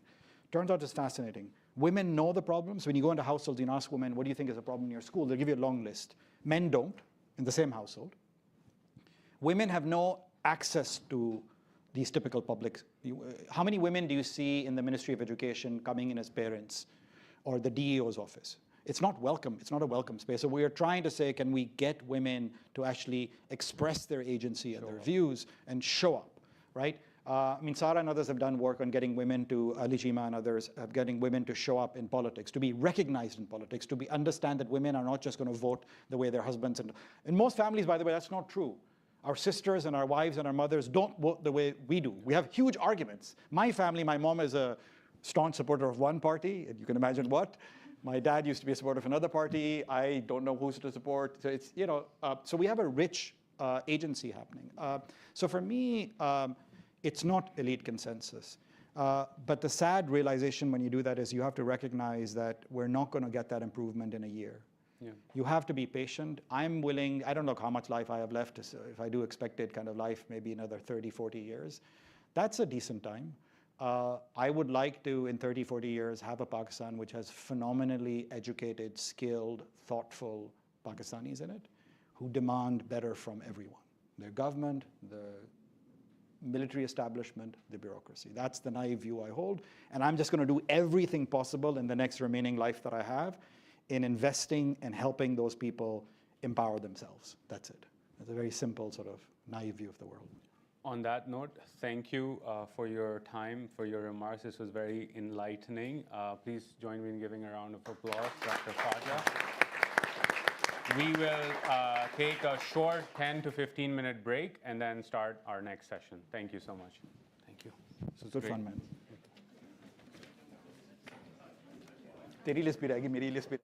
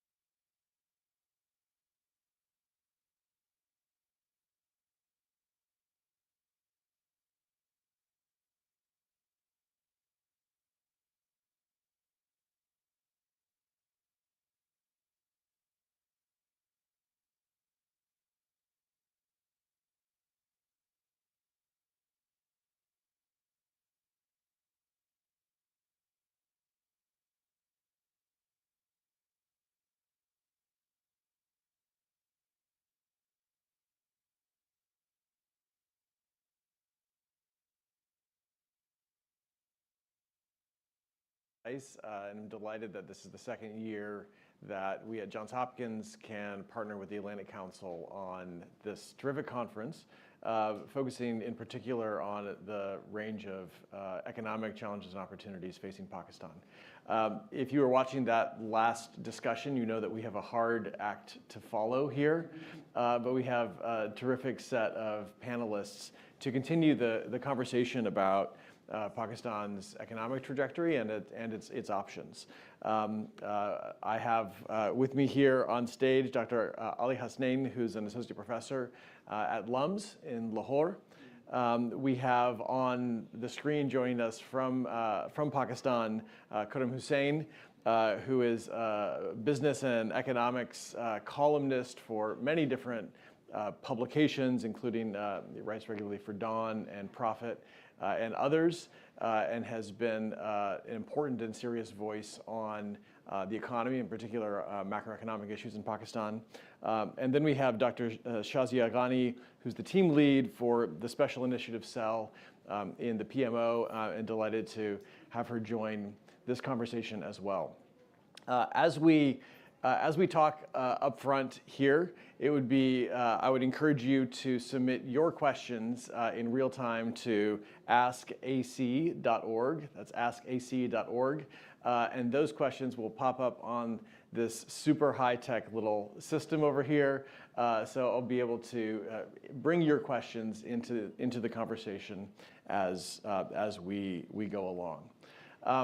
I don't think we need a laborious framing of the macroeconomic challenges that Pakistan is facing. I think those of you who are nerdy enough to read successive IMF reports about Pakistan will have noticed not simply in the data, but in the language that these usually stuffy reports use, sort of gradually more dramatic language about the risks that Pakistan faces if it does not change course and implement reforms. And those risks, both internal and the risks and susceptibility to exogenous shocks related to energy prices, global conflict, and other challenges. So that's the context, and I think one of the central questions of this discussion, looking backward and looking forward, is why the lack of market-oriented reforms? What has the impact been? And then looking forward, what is in the realm of the possible for the near future? So I'd like to begin with you, not just because you're right here up front, but without belaboring the history, a sense for us of what has mattered for Pakistan, and a sense for why we are where we are. Okay, so first of all, my gratitude to the Atlantic Council for convening this. You've been you've been praising Uzair, and he deserves great praise. But it's also sort of the institution that's allowed him to create this wonderful community of scholars and thinkers on the country, and really sort of to engage with the country's future in a very positive way, to think about the win-win potential that's there. So again, my gratitude. To think about why it is that we are here, I think you look at the history of this country, and what you see is there's a real, in some sense, stability in our instability. If you read, as Joshua was saying, documents about Pakistan's, the historic prescriptions that not just the international community has offered, but also Pakistan-based scholars or Pakistan origin scholars.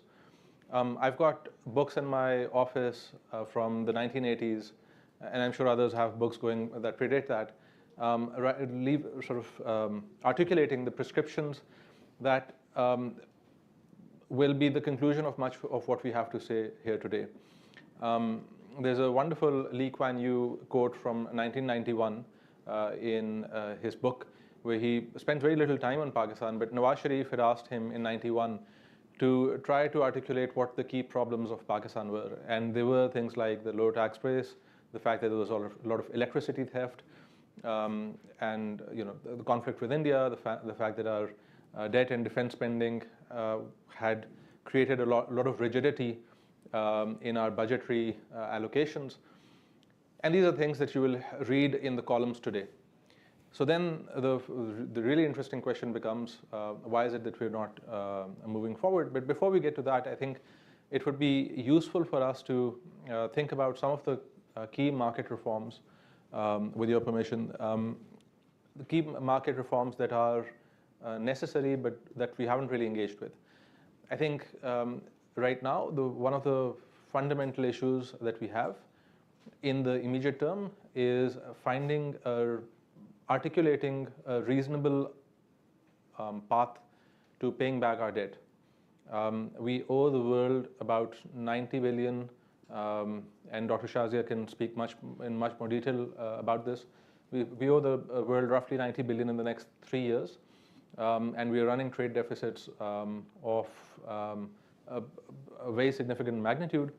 And to also sort of to contextualize the amount of repayment that has to be done, I think, and again, my colleagues here can give you the numbers better than I can, but I think the amount of money that has flown into Pakistan for the China-Pakistan Economic Corridor, or CPEC, over the last 10 years is something in the region of $36 to $40 billion, right? And we have to pay back 90 billion in the next 3 years. This creates, as was pointed out earlier, repatriation problems for foreign investors. And I think that there's a fundamental misdiagnosis of what the right approach to market reforms is, and how it is that you create not just more efficiency within markets, but also the enabling public sector reforms. So one of the key and consistent policy decisions that has gotten made by Pakistan over the years is a consistently overpriced Pakistani rupee. The year I was born, the Pakistani rupee traded for 8 rupees to the dollar. And in the time since, it's lost about 0.6 or 0.7% of its value every month, which is fine. And the exchange rate is ultimately a price and a way to think about relative allocations. But this insistence on trying to shore up the relative prices of imported versus exported goods at the expense of macro stability has ultimately been very costly. So the irony is that in some sense, trying to keep the exchange rate down, the price of a US dollar low, is one of the causes of why it's become so high. It also has created this, over the years, what's happened is that Pakistani businesses, the Pakistani business elite in particular, has, by virtue of the incentives that they have faced, have been routed into areas which are not sort of export-oriented, very inward-looking businesses. And so when a currency crisis hits, the issue becomes that we lack the ability to earn dollars. We're not a poor economy, and we've not done too badly. One of my favorite statistics about the country in the last 2 decades is that GDP per capita has, in constant dollar terms, has nearly doubled, or thereabouts. So the size of the economy is growing, and by virtue of population growth, the total size of the economy is also growing. But an economy of about $360 billion spent all of last year worrying about an IMF program of $7 billion and a tranche of about $1 billion. And so that gives you a sense of how dollar poor we've become. And I'll stop there. Maybe we can engage with some of these issues later. Great. I didn't want to press you on a couple of those things before we go on to our other panelists. One is whether you think that the various decision makers within the Pakistani economic system have learned a temporary lesson or a more decisive lesson about the risks of trying to control the exchange rate for political reasons, for optical reasons. I mean, from a distance, from Washington here, it seems like it was not wildly inadvisable in many ways. And there's now been a change of course. But do you think that that's only because the political incentives for the timing shifted, or that it's deep? It's deeper. My other question is to follow on some things that Dr. Khwaja said in the last session, which is, we can look at these macro indicators as telling signs that there is trouble within the Pakistani economy itself. But what does it mean from your perspective to focus on productivity and productivity gains? How would you respond to that sort of larger argument that he made about looking for the deeper roots of economic malaise? Okay, sure. So first, unfortunately, I don't think that they've learned even a temporary lesson. And this is, in some sense, it's easy to get cynical, but when you look at the history of the world, most countries spend decades and centuries in an underdeveloped state, and a root cause of that seems to be lack of the ruling class, the inability or the unwillingness of the ruling class to learn these lessons. So it's not something that I want to rethink what our expectations should be in the short term. But think of it another way. So my favorite sort of refrain in these sort of discussions in Pakistan these days is, or what I try to put before people to get them to think about this is, if Pakistan gets, let's say, a $50 billion loan today, we'll go back to doing what we were doing last year. And the reason for that is, in fact, if you think about what our theory for why we've gone through this catastrophic economic decline in the last 5 years, what our theory for that is, you won't find a well-articulated consensus on what the causes of that are.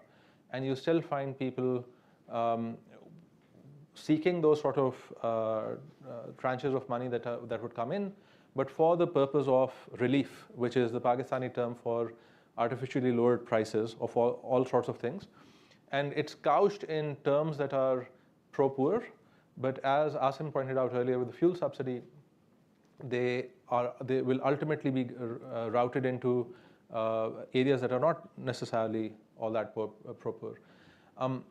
So it's really a question of how do you think through, what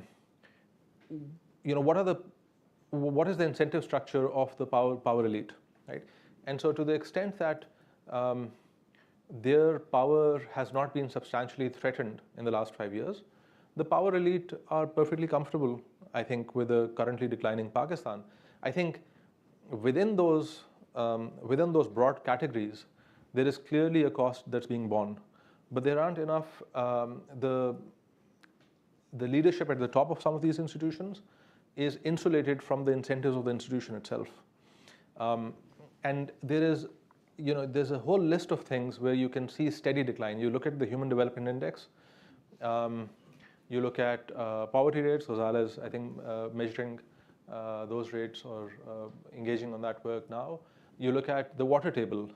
Pakistan has gone from being water abundant in my childhood to being severely water scarce. The quality of water has gone down. I'm losing 5 years of life expectancy, and my kids are losing 5 years of life expectancy because in the last 5 or so years, smog in my city of Lahore has skyrocketed.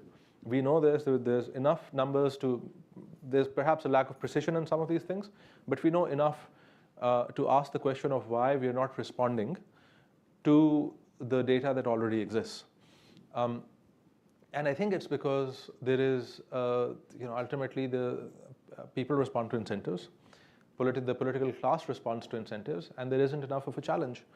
Now, the thing that really interests me is that from I won't use the word geopolitical aspect, but from a strategic perspective, every country has the right to self-defense and to live within its neighborhood in peace. Pakistan's GDP, in proportion to India's, has gone from about 1 to 5.5. That is, they were 5.5 times as large in 1991, before they embarked on their economic reforms, to about 11 times as large. Right? So the strategic position has severely deteriorated. And the real puzzle that I'd like to think about is, why hasn't the Pakistani elite, and in particular the military elite, which is sort of the proximate entity that has to engage on that issue, why haven't we responded? I think that, so I do disagree with Asim that there is infighting within the military. I don't see it. I think one of the great pieces of news from the last year or so, in a year or 2 years full of terrible news, has been the discipline that was shown internally by the military. I think the counterfactual state of the world where there was infighting would be catastrophic, and there was, for better or worse, sort of this discipline. But at the same time, there is a lack of, forgetting perhaps for a second what's going to happen next, there is this lack of delivery on economic results, right? So the question then is, how do the power elite come together, perhaps not in a formal political bargain or even an informal one, but how do they work within their space to become more than the sum of our parts? Now, the response to this economic crisis has been the setting up of the Special Investment Facilitation Council, or SIFC, which to my mind is just a complete misdiagnosis of what a viable economic future for Pakistan is. I've written on this in newspapers also, because what it does is it says we're not going to fix the pricing, the poor pricing that we have on the external side. We're not going to go through the structural reforms that we need that have been listed for 40 years. But instead, we're going to give monopoly rights or preferential treatment to foreigners willing to give us some money. Because remember, we're dollar poor. And so the solution to being dollar rich or to getting through that dollar poverty is let's create these rent-seeking opportunities. So for private firms that are interested, it might just be that this is a good investment risk to take, but it is an investment risk that is perhaps not necessarily in the interest of the country's productivity future. The other thing about productivity is, we're sitting here in DC. I did my PhD at George Mason, just 30 minutes away. And as a young 20-something-year-old, I went and visited the Air and Space Museum. And one of the memorable things that I learned there is, that I observed there, is these lunar orbit vehicles that you see, right, from the 60s. Back when you didn't have modern computers, you didn't have modern materials, all sorts of things that you would think are modern. The US in the 60s was clearly centuries more developed than Pakistan today. And I think the essential difference is the ability of a state to cohere large investment projects that create sort of positive externalities, if you will. So the fact that you had a scientific base, the fact that you had large industries that are able to get materials together is much more essential than jumping on the latest technology trend. The public transport systems, for example, things like this.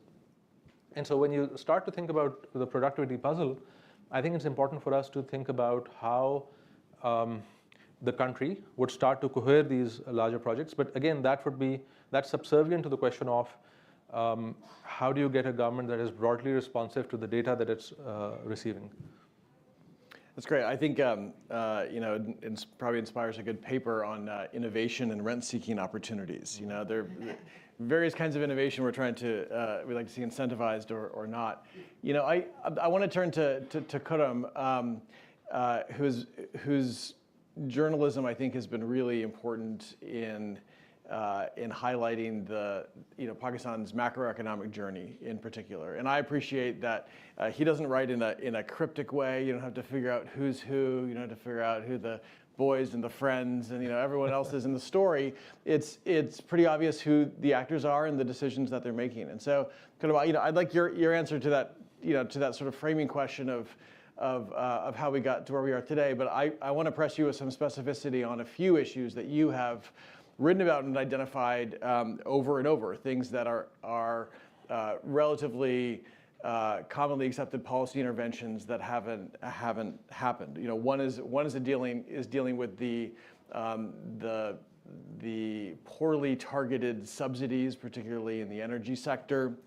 The second is what we just talked about, this impulse to control the exchange rate, even when there are numerous adverse effects and other externalities. The third is something we heard about in the first session on the challenges of addressing low taxation, which has been an issue for a long time. And then the fourth is the focus on sort of a borrowing-centric, hole-plugging approach to looking at the balance sheet rather than a productivity-oriented approach. You know, each of these, there are a set of solutions, market reforms that have been introduced. But if you could give us a sense of the political economy challenges or the technical or structural challenges that have made this such a sort of cyclic conversation for us.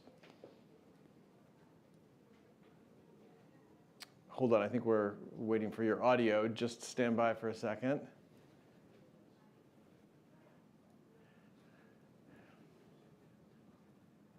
Just hold on. We're still. You can keep talking. We'll work on our lip reading. It's not something they teach you as an academic usually. Hold on. Maybe we can check. Shazia, can we hear you? You say something? No, I think we're waiting on both of them. Okay, just give us a moment, and if we can't get them up, I'll be lobbing another question at you. Oh, absolutely. It's the great thing about having someone in the audience. Okay, we are still waiting. Give us a moment. Let me ask a follow-up question to something that you asked. I don't know if this is something that you've done work on. You mentioned the air quality in Lahore. I've spent a number of summers in Lahore. This is an issue where, to what Dr. Khwaja said in the last panel, the metrics are not macroeconomic aggregates like GDP. The metrics are air quality indicator. The metrics are things that people can feel every day when they go outside. Mm-hmm. And yet this has been a problem that is, if anything, getting worse rather than better. And it's a complex problem with multiple inputs. There's a cross-border dimension. I mean, there's all kinds of things happening. But to what extent is that a microcosm of the broader governance challenges as somebody who lives in Lahore? To what extent is that really not representative of sort of the bigger problems we're talking about? So when we say bigger problems, we're talking about problems that have to be solved by perhaps a bureaucracy that is operating at a similar scale, mm-hmm. But located elsewhere, and that has more implications. But so in some sense, the fact that the general decline of bureaucratic capacity might have something to do with it. I think specifically on smog, one of the key questions, so I think one is a measurement challenge. The other is that we have, to my mind, a broken system of governance in the sense that we haven't broken down governance into smaller domains or through decentralization. So for perspective, the province of Punjab, where Lahore is, has a population the size of France or Germany and is run by the chief minister's office, essentially, right? And so there's a big disconnect between problems on the ground and this one central point, but also sort of the incentives of the chief minister to solve problems like that are, let's call it, tangential to the core political interest that he has. It's not like you have a mayor whose job it would be to win an election on the basis of delivering tangible benefits to a small group of people. And this also connects back to the larger issue of the macroeconomic instability, because we have part of our current problem is that in the last 15 or so years, the amount of fiscal deficit that we're running has ramped up by about 50% to about 6% or so. And, or I think it's more than that now. But that ramp up is blamed by most on the 18th Amendment that happened in 2008, which was this decentralization process where the power to decide on many services was devolved to the provinces. But there was that devolution, which is really healthy, wasn't completed in the sense that the provinces did not have were not given, let's say, the responsibility of raising the revenue for it. I'm a big fan of and often cite the work of the author Yun Ang, who writes on China's development. And one of the arguments that she's made, and others also, about one of the key reforms that China made after 77 was that they, for at least a few years, really devolved expenditures down to much below the provincial level. So let's think of 100th the size of a province is the scale at which decisions were being made on how to raise taxes and how to expend that money. And what that did in economics terms was it made those sub-provincial decision makers residual claimants, or the buck stopped with them. And so it made them A, focus on the smaller problems, and B, it meant that actions that they took would circle back into benefits for them. Whereas in Punjab today and in the rest of Pakistan, if tehsil, which is a sub-provincial, so the sub-provincial unit is the district, below the district is the tehsil, so about 100th the size of a province, let's say. In a tehsil, if a fresh bureaucrat, an assistant commissioner, takes a decision to clean the roads, for example, that does very little for his career or her career prospects. And as Asim pointed out, these are very smart kids that are inducted in. But then their incentives get de-linked. So there are all sorts of stories of people going home at 1 p.m. or coming in at 11 a.m. and then going home at 1 p.m. I did a study about a decade ago in Punjab where we surveyed attendance across public clinics. And the attendance rate for an office that I think officially worked from 9 a.m. to 2 p.m. or so was 50% on an average day. That's worse than academics. I mean, really, absolutely. Yeah, absolutely, and that's saying something. Yeah, no, absolutely. And I think part of why is that the local politician who is going to win the provincial assembly ticket from that area is not going to win it, or is not even held responsible for, isn't directly in the managerial process of hiring and firing those doctors. So I was once, long time back, I went to visit a secretary of I think it was the livestock department. Secretary is the principal bureaucrat for that province. So this is the guy who is responsible for all bureaucratic decisions on livestock in the province of Punjab. And in his office was sitting a senator and an MNA who, and so he was late for my meeting. He invited me and I was sitting in the back of the room.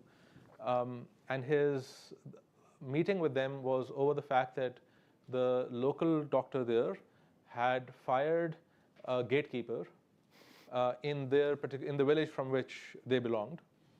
And so these national leaders were sitting with the provincial head of that organization to talk about something that small. That gives you a sense of how broken it's not, I don't blame the senator or the MNA.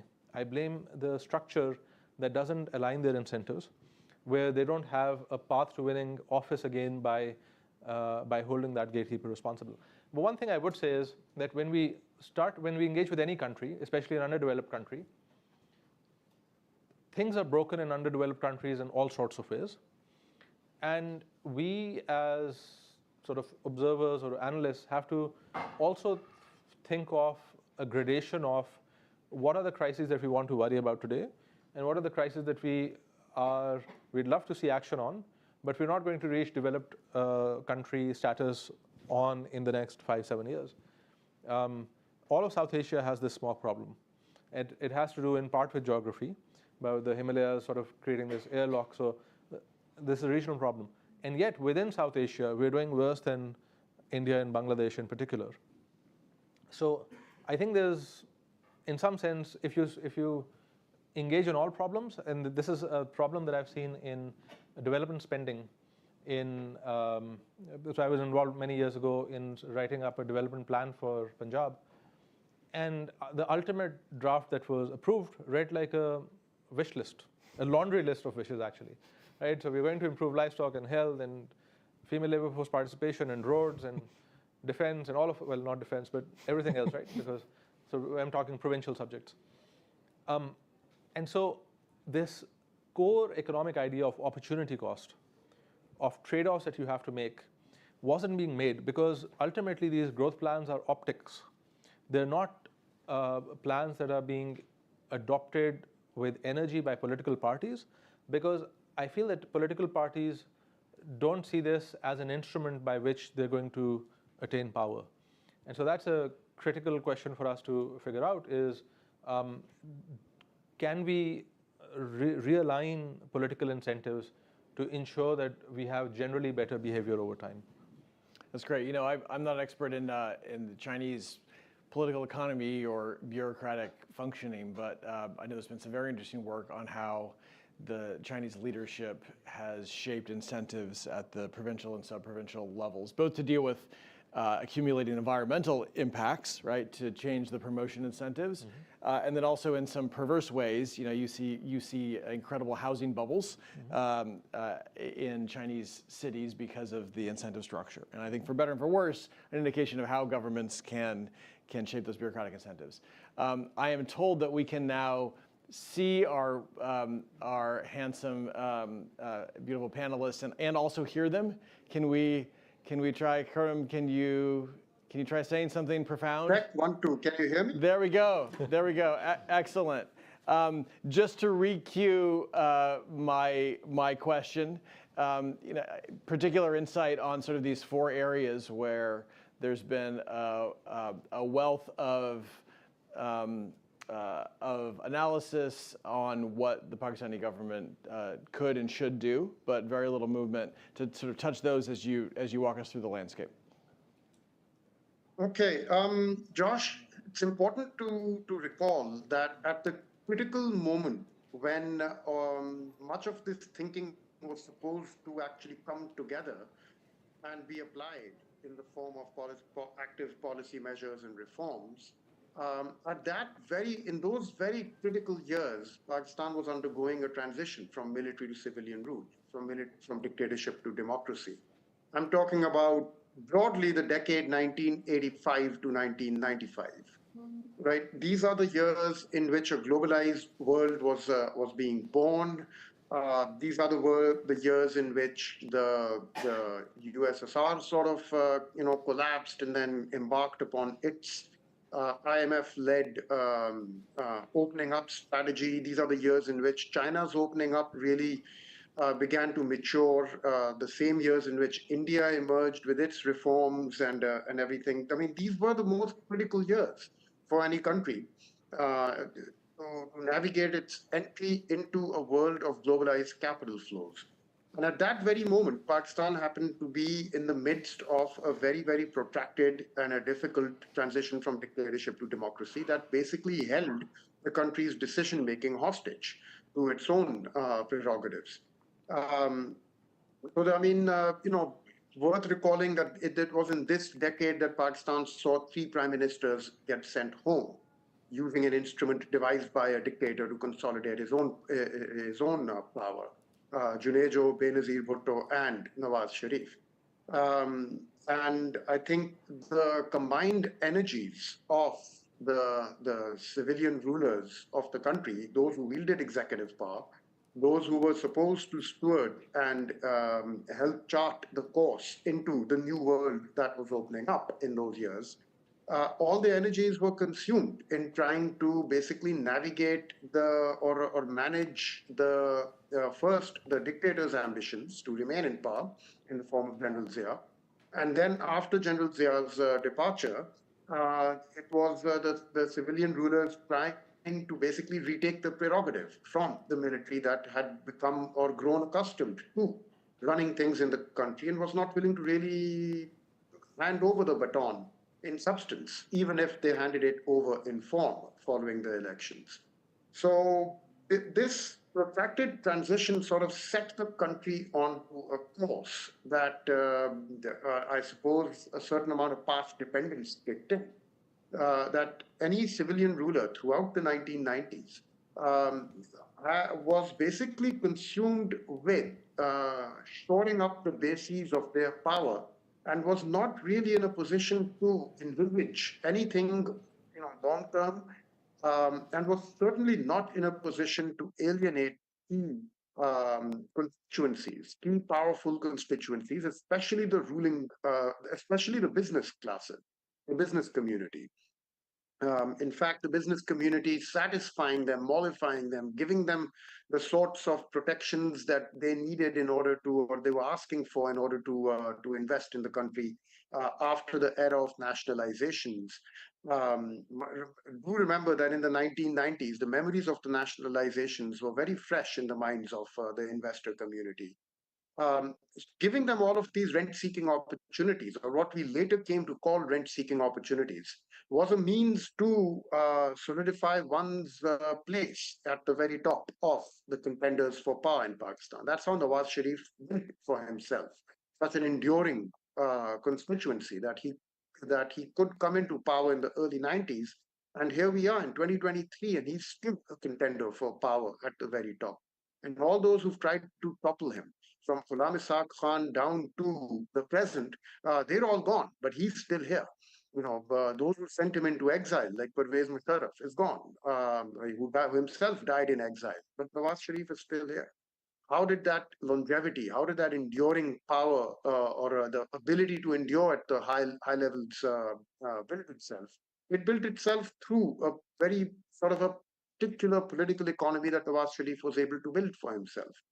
And that involved with big capital, big business. Of course, that compact gave Nawaz Sharif's politics an enduring power at the top, but they also ate out the economy's productivity underneath and made any growth dependent upon specific protections that the government would then afford to business groups. So there's an entire political economy that sort of grows out of that decade, the decade 1985 broadly to 1995. Right, I'm talking of the time when Junaid comes into power and the time when Nawaz Sharif is finally ousted from power in 1994. Broadly, the years in between, and it's that political economy has framed the country's approach towards reforms, its approach towards building foreign exchange reserves, and its approach toward how to handle and manage bilateral relationships, especially with key important partners like whether it's the United States or China or Saudi Arabia in later stages. And very importantly, that same political economy was relied upon by Pervez Musharraf during his decade in power to further entrench and solidify his rule. So, I would say that the generals insisted to remain in the picture even after their time is up is one of the root causes for why this country has not been able to develop a coherent and far reaching response to the challenge of globalization. Because that insistence on the part of the generals, that ambition on the part of the generals to continue calling the shots even after their time is up, um, it has sapped the political space of all its vitality. It has forced major political players to fall back onto strategies of survival rather than envisioning strategies of change and innovation. It has forged alliances that are not in the best interests of the long-term economic interests of the country, but that are necessary for the sake of political survival. And here, Josh, just in conclusion, I would like to add, and this is a very important point since we are speaking to a Washington, D.C. based audience, that not just the generals, but their backers in successive American administrations in Washington, D.C., who have actually imposed these dictators upon a country that did not want to be ruled by a dictatorship. General Ziaul Haq did not enjoy popular support in this country.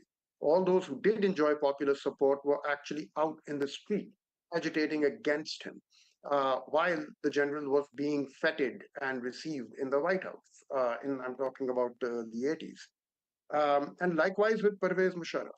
Although he was perhaps a bit more savvy and savvy enough to seek civilian buy-in into his dictatorship much earlier than General Zia did, but nevertheless, somebody whose rule was premised on sending into exile the leadership of the major political parties, and then who went on to enjoy tremendous American backing and support for his regime. Um, it's this nexus between the generals and their backers in American administrations that has weighed upon this country and distorted its ability to meet the challenges of globalization from the very beginnings down to our time. You know, I think I hear your point about the historical path dependencies, about the regulatory capture and capture by industries and elites. But I do want to follow by pushing back a little bit and pressing you on this point. I mean, every country has some of this kind of capture, right? Every country that has a modestly open political process has political leaders who are having to build coalitions, having to figure out how to fund their campaigns, and they look to to various entrenched interests to do that. And I think you traced how some of that emerged in Pakistan, but I would circle back to some of the specific issues that I mentioned. If you think about the problem of mistargeted subsidies, if you take the army out of the picture for a moment in a hypothetical world, you may have somewhat different kinds of mistargeting, but wouldn't the same incentives exist there for political elites to to not tax agriculture, to give tax exemptions to crony businesses? I mean, these are things that are structural problems in developing and in developed countries, right? So what is it that it has that you see as being the obstacle for for that issue, for low taxation rates, for the kind of currency manipulation, which I think you can as you said, you can explain by looking at the relationship between elites and their constituencies. But certainly that's broader than the civil military conversation. I just want to sort of press you on why, as we look at those challenges today, where some of the solutions have been, they're not simple solutions, but these things have been laid out again and again. Why are those not moving forward? And if you could explain that, what part does the civil military dynamic really play in that, and where are there other entrenched interests that we see in other contexts? Right. I mean, I'd agree with you that there is a reality outside of what I've just laid out, right? Beyond the civil military equation, there are things happening. And you were, I think, very right to point to the agriculture income tax, or the failure to implement an agriculture income tax as a very good example of the failure of civilian rule in this country. Let me just say at the outset, though, that the thought experiment to take the military out of the decision making in Pakistan is a very, very difficult thought experiment to pull off. And I'm sure you understand easily what I mean by that. It's just such an elephant in the room that once you take that out as part of the thought experiment, all the other things that go with it make it very difficult for us to imagine what sort of a decision-making apparatus would be left behind, and how would that then respond to the enduring challenges here in Pakistan. I'll simply say that whenever change has been attempted, over here. For example, I'm thinking of, in more recently, just look at the LNG import terminal that was set up. Now, LNG imports was something that we had known since the early 2000s that it's going to be required. The first LNG deal and for a terminal and a long-term supply agreement was struck in 2006. It was sealed in 2006. And that was shot down by the court because in those days, the court was shooting down anything that the Pervez Musharraf government was serving up. There was a sort of a political economy of its own happening over there, right? The twilight of dictatorship sees mounting difficulties for the dictator. But then just look at what happened when there was a successful LNG, completion of an LNG deal in 2015. That deal went through, and as a result, well, something like close to 1/3 of Pakistan's LNG gas requirements are being fulfilled thanks to LNG terminals that were set up over there. But those people who set those terminals up are still being summoned in the courts to answer for absolutely frivolous corruption allegations. That's what happens when a civilian government tries to undertake deep-rooted change or reform historically in this country.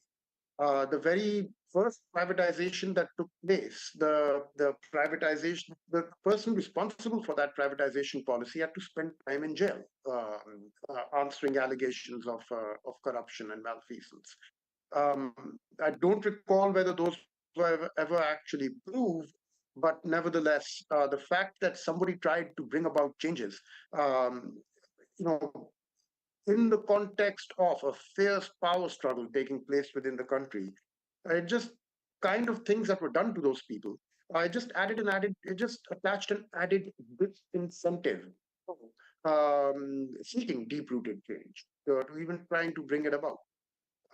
Musharraf had a window in which to do this. He tried to broaden the tax base using coercive means in the year 2000, 2001, trying to implement the sales tax at the retail stage and bring in services into the tax loop. But you seem to think, like every general that comes into power, that he can do this, at the point of a gun. That using coercive means, which is the only tool at his disposal as a dictator, he can document the economy, and we've seen this time and time again. Every general comes in thinking that they can order prices to fall. They can order the exchange rate to obey their dictates. They can order people to come forward and pay taxes. And it takes them a while to realize and to learn that the world is bigger than they at first imagined. But in the course of that riding that learning curve, the country loses years along the way. And that learning curve itself does a fair amount of damage. And then, of course, the next guy comes in with the same ideas and has to ride that same learning curve all over again. I could give you more concrete examples along the way, but it's very difficult to get to miss how this political economy frames much, perhaps not all, but much of the decision-making landscape in Islamabad. And that doing a thought experiment by trying to remove the military as a decision maker and it becomes an unrealistic exercise because we're not really sure what we're going to be left with once you do that. How deep you have to go to remove or excise that elephant in the room. So I think until there is a very solid consensus within the country on who rules and how to come into power, that there is only one route into power, and that route is through the ballot box. Until this principle is established, I don't think the decision-making system in the country will be up to par to be able to either imagine a way forward or to be able to implement that way forward, even if it can last. Thank you. Shazia, I know you've been doing a lot of work in the PMO, and we had some conversation in the earlier session about FDI. I know that's something that you've thought about and worked on. And I guess my simple question for you would be, particularly at this moment, what kind of FDI should Pakistan be chasing, and how should it be chasing it? I know there are sort of different models or different answers or different priorities, but how do you see that from where you sit? Okay, thank you so much, Josh, and thank you so much, Atlantic Council and Team Uzair. They really made effort to make me part of this very important conversation. And then, of course, let me also say this on the onset, that whatever I will be discussing, these are my personal views as student of this subject, as a student of macroeconomic policy management. And let me also make one update that, as Professor Ali Hassan said, the actual CPEC investment realized so far is up to $25 billion, and majority of that investment was into energy sector related projects. Then we have some budgetary support from Chinese commercial banks. So all in all, it's approximately $30 billion is the loan that we owe to China in my total external debt, which is approximately $95 to $100 billion. So, okay, let's come to the, before coming to the FDI, I would also like to say a few things that my colleagues have discussed in length. These lack of these reforms have really cost me very dearly. Within the region, in the immediate neighborhood, I'm growing at the most lowest speed in terms of GDP growth. I'm forecasted to grow by 1.7%, and IMF saying I will be growing at 2.5%. I mean, but on the day end, any growth rate which is less than 3.5% or 4%, it's just meaningless. Anyway, my population growth rate is 1.8%. So I need to grow at least by the double of its size, at least to maintain my current level of living in a country. And biggest, the receiving end of this low growth is, 28 million kids are out of school, 40% kids are stunted, women, they are no, we don't see them anymore. They are no more part of any conversation related to economic growth or prosperity. So these are very important things, that these are the results, I must say. But Professor Asim Khaja rightly well said that you just do not try to understand a country just looking at its macroeconomic indicators. But, in this world, we are so much trained to see these numbers that it's just very natural to talk about these things.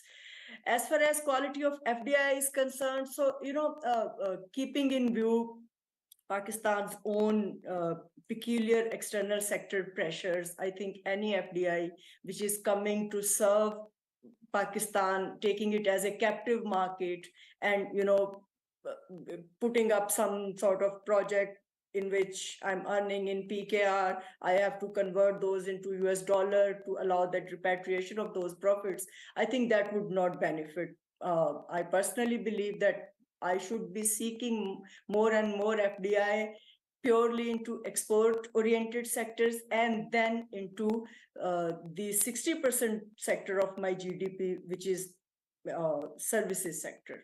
That is IT sector, that is HR, that is tourism. We can talk about. It will take a lot of time to develop tourism's ecosystem, but in manufacturing, which is just like 16 to 18% of my GDP. Plus, I think over the years, Khurram has rightly talked about that we were unable to get the full benefit of financial globalization and the globalization of capital and labor when those things happened. Actually, we were not ready at that time, I think. If we recall, when this multi-fiber agreement on textile was concluded, it was the Bangladesh who later on get most advantages out of it. And in Pakistan, we see that, for example, due to power power crises and other issues, most of the industries in Faisalabad, in other textile hubs, were being closed, and there was shortage of workers as well, and stitches, etc.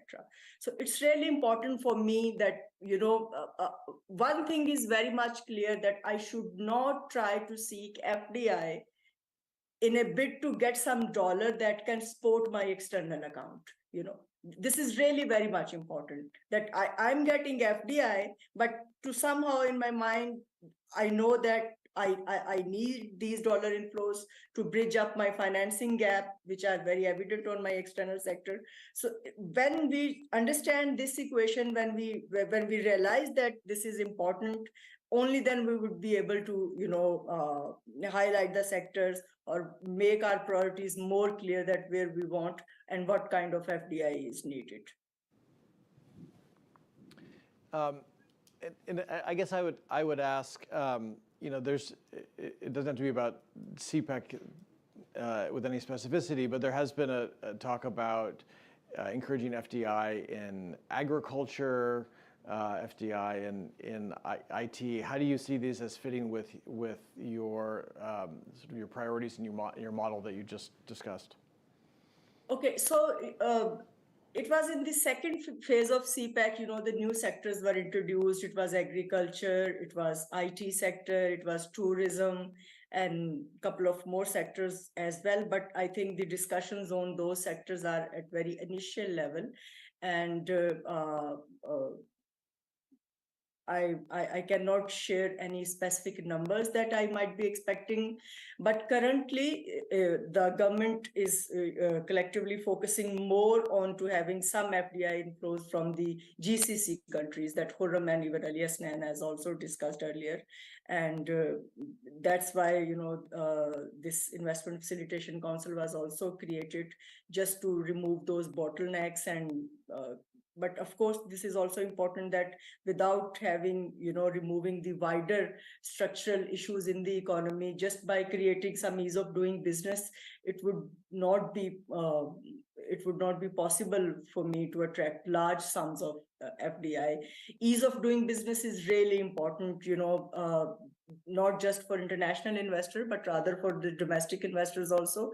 So an investor has to go to like 80 to 90 different organizations and offices to get his NOCs, to get his,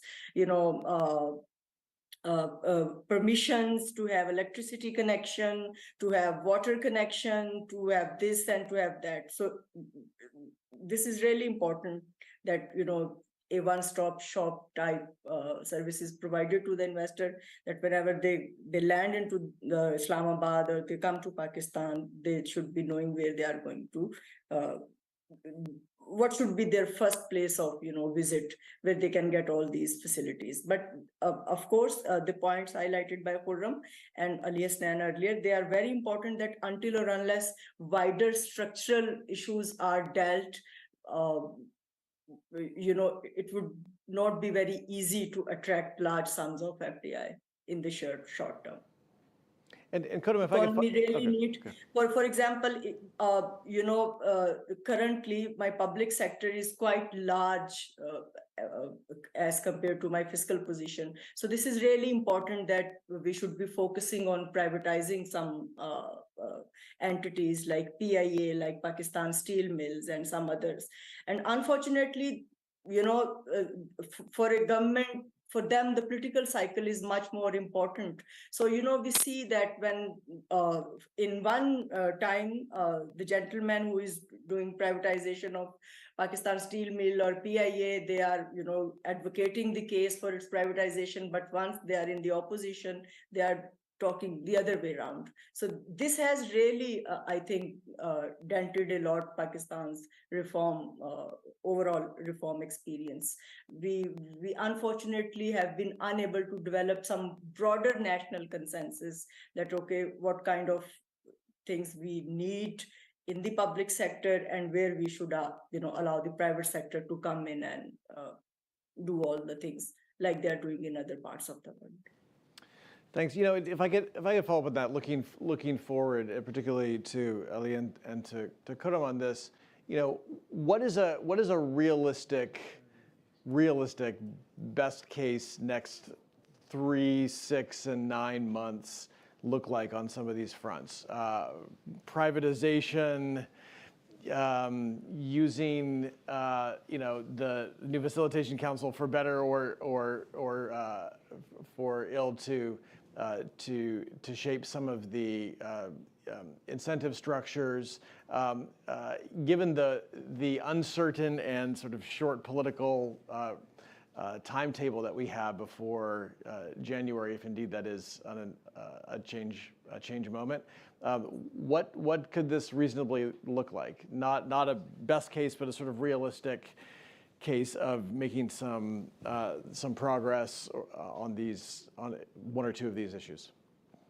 So we are in November, January is already there. I do not think so we can do any economic miracle just in 2 months, but on a bit medium to longer term, I think it's really important that whosoever come into power after the elections, that the good economic policies, or at least which have been largely agreed by the policymakers and the leadership, they should be following them. For example, privatization should be the priority. And all the state-owned enterprises which have been listed for the active privatization, they should be followed diligently. And I think they should not be looking back onto that. And another good thing is that recently, government of Pakistan has passed on increases in the electricity, in gas sector, and in petroleum prices also. I think this should be whosoever come in power, this practice should be followed, instead of giving unbudgeted subsidies, which later on create much bigger impact on my fiscal sustainability, and then make it even difficult to fulfill the conditions to have an IMF review also. And Professor Asim Khaja in morning, did great discussion about targeted subsidies. I think so many analysts and policymakers and even journalists, even Khurram Hussain, they have highlighted in their talks so many times that the government should devise some mechanism to give more targeted subsidies. And now we have database of BISP program also that can be used, and these subsidies should be targeted. Only then these would be sustainable also. So I think for next 6 to 7 months, this is really important, that whatever economic discourse is taking place, I think we should be able to share with people that, path to economic recovery or path to growth or path to economic prosperity would not be easy. They should, no more easy fixes are available to me. So, shouldn't be believing any guy who is talking about, bringing moon to you in like the next 6 months or 7 months or 8 months. We have seen in our neighborhood also, and in a wider region, that countries who are growing now, at some point of time, they have been into economic difficulties. But whatever path they took, that was long, but that was sustainable. We have to follow the same path. Khurram, on that question, 3, 6, 9 months. Look, over the next 6 to 9 months, I think if they hold the elections and if they successfully complete the standby arrangement, that'll be enough for now. That's all the miracle we need. I think the real decision making has to be undertaken by a government that has a more secure mandate and has a longer time horizon. Current government, the current setup, if it tries to prolong itself, and I do fear that they are continuing to look for reasons why they should delay the elections. And I'm still not convinced that end January it will happen. But we'll see. But if they try to prolong their tenure, then a caretaker setup, with a very indeterminate mandate, sort of an embattled legitimacy, and a cabinet that's basically just a bunch of, if I may say so, just a bunch of guys who've just been brought together. These are not people who have been chosen for any particular talent or skill or anything. I don't think under this setup, any kind of large scale or meaningful change even ought to be attempted. I wouldn't be comfortable with them being able to see it through. And I think the longer Pakistan tries to just sort of muddle through um, the current situation, we've had 2 years right now, Josh. For 2 years, we've been seeing relentless price shock being administered to the economy. So in no particular order of importance or in no particular sequence, we've had the withdrawal of fuel subsidies, we've had the withdrawal of power subsidies, we've had a long-running devaluation that really picked up pace over the past like 18 months or so. We've had interest rates that have close to doubled since, over the past 18 to 20 months or so. All of these are prices, right? Interest rates are the price of money. Exchange rates are the price of money. Fuel prices or power prices. And now, most recently, we've had a massive adjustment in gas prices. One that was supposed to have happened last year, but they're undertaking it this year, as it turns out. 2 years of relentless price shock, one after another. If we remain in an indeterminate setup, if we remain in a setup where we've got an interim government, we've got the generals sort of trying to run the scene or trying to run the show from behind the scene, but trying to, pull the strings here and there without coming to the fore, um, vesting all their hopes on the Special Investment Facilitation Council, thinking that there are $25 billion there for the taking. All we got to do is burn the right holes in our business and regulatory landscape, and then we can just sort of reach out and take that money. That's actually not the case, right? There's a learning curve to be ridden there, and the generals are going to have to ride that learning curve to realize that what looks like $25 billion to them right now isn't really $25 billion as such. But we're going to have to wait till that realization sets in.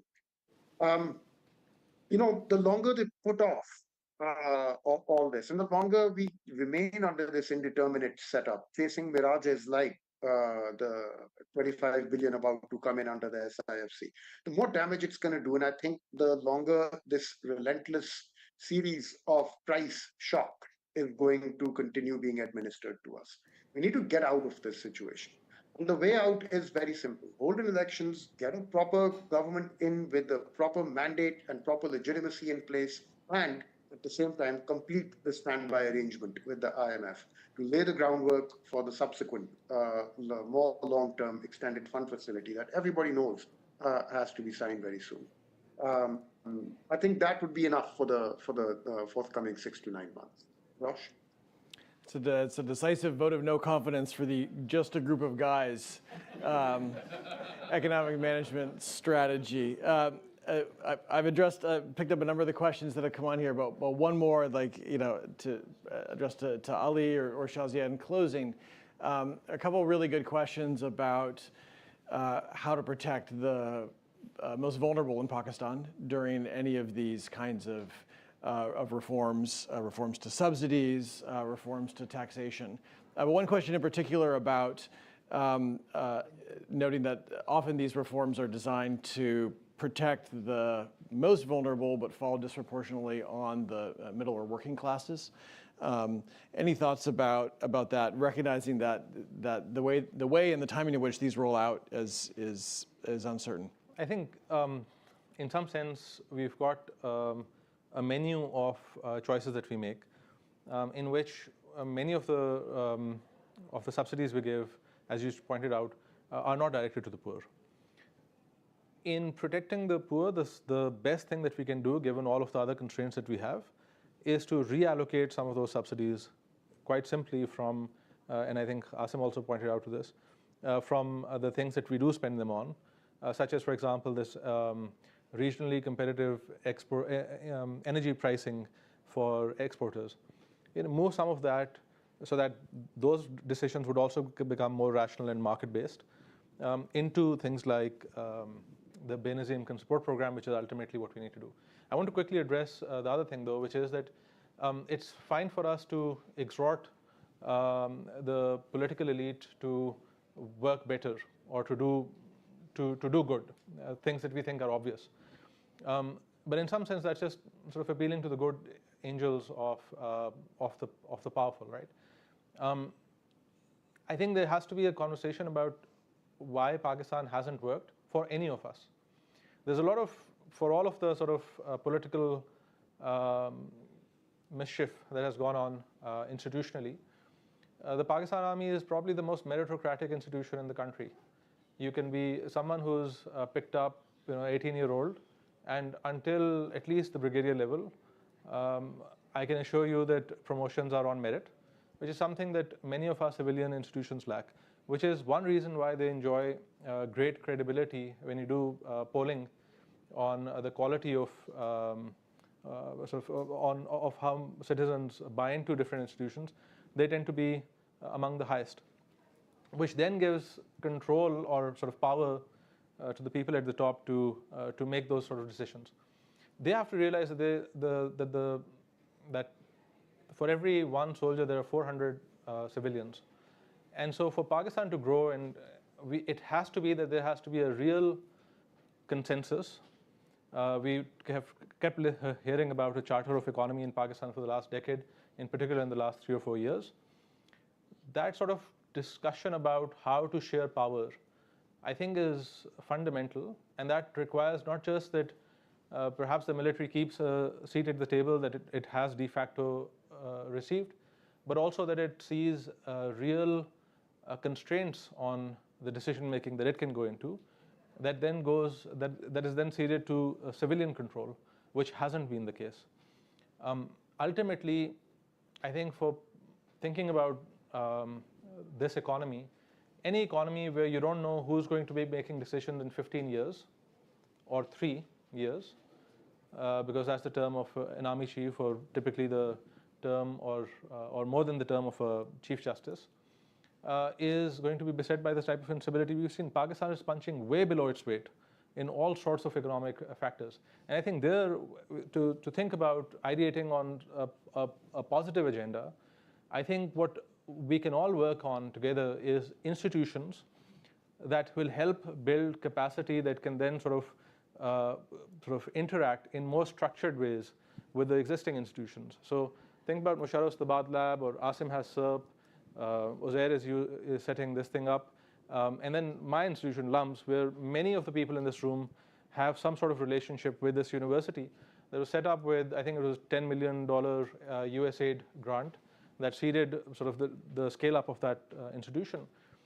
Between the Pakistani diaspora, the business community of Pakistan, and our sort of bilateral partners, I think there's a need to think on a 10 to 15 year time horizon and think about building more organizations that can be sort of more structured and are doing the homework. So on CPEC, for example, Dr. Shazi will tell you that there's a project that was pushed during Shehbaz Sharif's visit to Xi Jinping last year, which was the ML1 project, which is the train line that runs from Karachi to Peshawar. There is no feasibility study that suggests that that is a positive program to run. There is no Pakistani feasibility study in the public domain. And when I reached out, the government said, well, that's a Chinese project, we're not going to put that up because they don't like it. But then I found a Chinese feasibility study online, which sort of undercuts that argument, which said that for the next 25 years, this $10 billion investment that we are seeking in a country beset with a dollar shortage, we're asking for 10 billion more to set up a train that basically does nothing to expand the dollar creating ability of the country. And so we need to have institutions that are doing that systematic work, are bringing them to the people and building up a sort of broader and more informed public. And eventually, I think that's the route to fixing some of these problems. On that note, both discouraging and uplifting, I'd like to thank our panelists for a great discussion. Thank you to our panelists. I am looking forward to seeing all of you tomorrow at Johns Hopkins' new home in Washington. It's not the loved in, lived in, dingy old buildings we used to have. It's a brand new building, 555 Pennsylvania Avenue. This will be the first major Pakistan event we've had in that in that new building, and we're looking forward to having day 2 of this event in partnership with the Atlantic Council and SAIS there tomorrow. With that, I am queued to release you to lunch, and lunch is served just outside. So thank you all.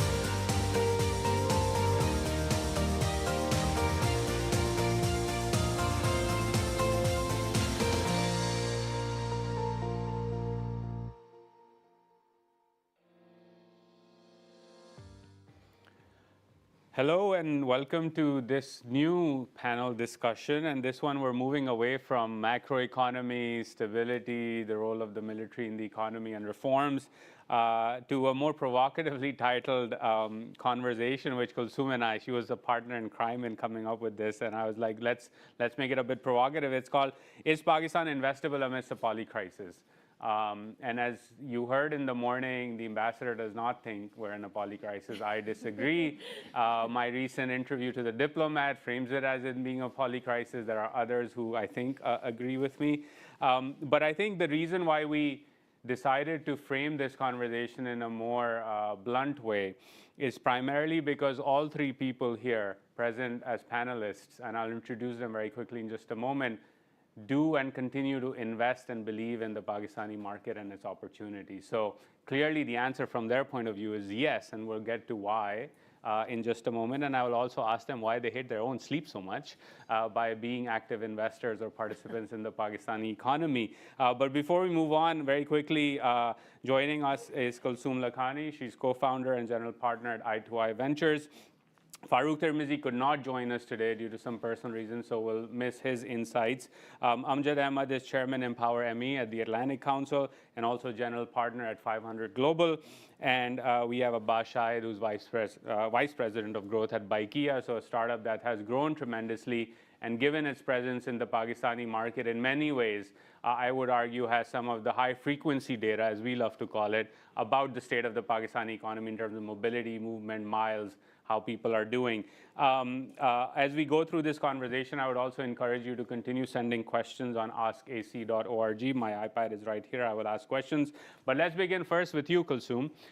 Give us an overarching state of the startup technology ecosystem in Pakistan. Where are we? What is the outlook? And more importantly, how have entrepreneurs adjusted to life amidst a poly crisis? Yeah, I feel like Abbas can speak to that as well. How many people here are familiar with the Pakistan startup ecosystem? Like a few hands, cool. So I want to just give you guys a little bit of a sense of what has been happening in the market the last few years to give you a sense of how we're doing relative to that. So just to give you guys a sense, in 2019, Pakistani startups raised about $49 million in funding, right? 2020, $65 million in funding. 2021 and 2022, it was $350 million and $355 million respectively. So from one year to the next, from 2020 to 2021, it was 5.5x. That was something that happened, I'm sure Amjad could speak to this, across emerging markets. We saw a huge amount of, interest rates were down, liquidity was up. We just saw a lot of outside investors, international venture capital funds, able to deploy a lot of money very fast. We saw term sheets given to startups in like 2 days.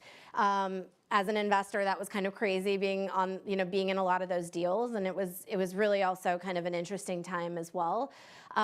We saw huge rounds happen with companies like Airlift, Bazaar, Abhi. We also saw companies close down like Airlift happen all during that time. And so as the poly crisis, and I also agree with Uzair that it is very much, there is a poly crisis happening, but also with just global macroeconomic factors, the war in Ukraine, everything that's happening in the world, we started to see dry ups happen in other markets, right? So including in Pakistan. And so I think what's really important for people that we're looking at Pakistan, we're really excited about the $350 million raise, $355 million raise, to now when we look at what it is year to date, it is $35.5 million raised year to date, right? Which is literally 10% of what happened of all of last year, and we're in the last quarter of 2023. So we are literally hitting a fraction of what we did before. And I think what's really important for people to understand is the last 2 years were a bit of outlier years. I think a lot of people wanted to point to those years as this is going to be the trend of what's happening for the future of Pakistan. We're always going to hit these, many figure amounts of what we raise. Pakistan is going through a massive crisis right now, and that is impacting people outside of Pakistan and where they want to put their dollars, right? We can always argue that Pakistan has had a perception challenge for all of time.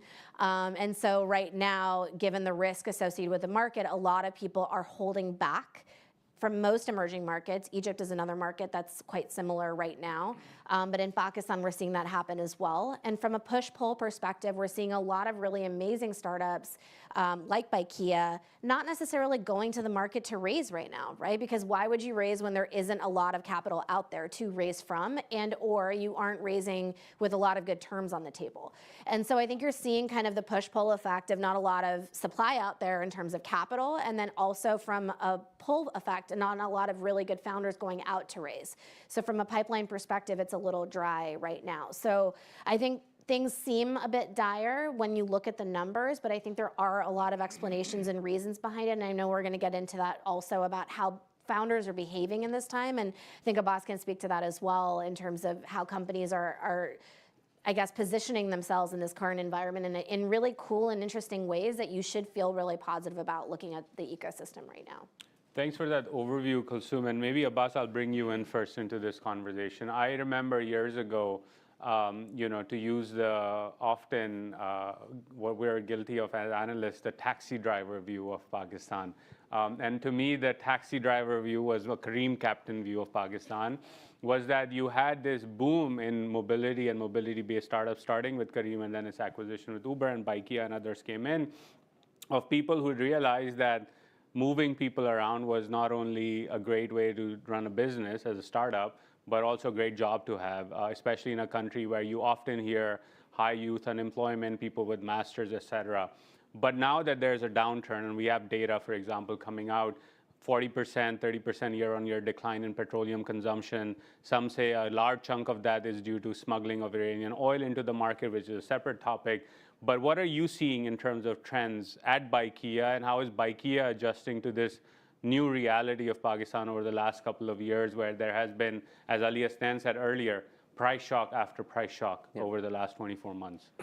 So I think before I jump into the Baikia context of it, and Kulsum's set the context very well, just one thing I'd like to add is if you go a little bit further back, right, pre-2019, 2018, if you go back to 2014 and 15s, there was very little capital in the market, right? So the concept of consumer startups becoming big, service agencies have existed for a little while, but the concept of tech consumer startups becoming big was completely alien at the time. So if you were starting something off in the consumer space, you were seen as kind of crazy because there was no precedence of raising funds, especially from large investors. And then as you move a little, so one thing I want to point out there is that a lot of the founders that came in and raised capital in the 2019, 2021 boom were first-time founders, right? And that sort of explains a lot of things that went on, and most mature markets have gone through that. Like US went through that in 2000, 2001 as well, later on post the 2008 crisis. So it's seen a few cycles of sort of course correction within the tech space. This was the first one for the tech space in Pakistan because tech space as we know it today didn't exist in 2008, right? And within that context, Baikia started in 2016, 2015 era time. And what we saw at that point was multiples being raised, which were a lot more what we now like to call realistic, between 7 and 10. And then we see, so I remember in 2020, when we raised our last external round, we had raised a capital of $13 million, which was in the history of Pakistan the largest that a tech consumer startup had raised, which in the global scale of things seems minuscule, right? And then suddenly you see 6 months down the lane, companies raising on multiples of 30, 70, 60, right? Which even to us, that 6 month span seemed very, very crazy. So I think we sort of lucked out inadvertently to sort of raise capital before that time frame, sort of with realistic expectations, and sort of that sense of frugality that existed within our team to sort of drive that with less money, high competition. What we see now is a bit of a weird scenario, right? As Pakistan goes more and more into economic crisis or tries to come out of it, it sort of works both ways. There are people who are looking for gig economy and trying to enter that industry to sort of supplement their income. One income is increasingly being seen as not enough, not just in Pakistan, across the world, but more so in Pakistan. So we see that a little bit, but we also see the struggle for both startups and people operating and using those startups for their own earnings or for mobility, right? So one example that I can give in terms of mobility is we saw a lot of people, like the movement overall between all, forget bike here, between all mobility and logistics players has shrunk, right? You see Kareem sort of shrink a little bit. You see Uber exiting 7 out of the 8 markets that they were operating in, right? So that's a big indicator of where the market lies and how the market operates. But at the same time, you see the biggest, one of the biggest Russian companies, one of the biggest global companies, Yandex, come into Pakistan. At the same time, you see InDrive come into Pakistan. So it's not all gloom, right? You see a lot of startups now focus on unit economics a lot more, which is a sign of that startup ecosystem maturing. And like Kulsum said, there is still some funding there, right? It's just a very different criteria for that funding.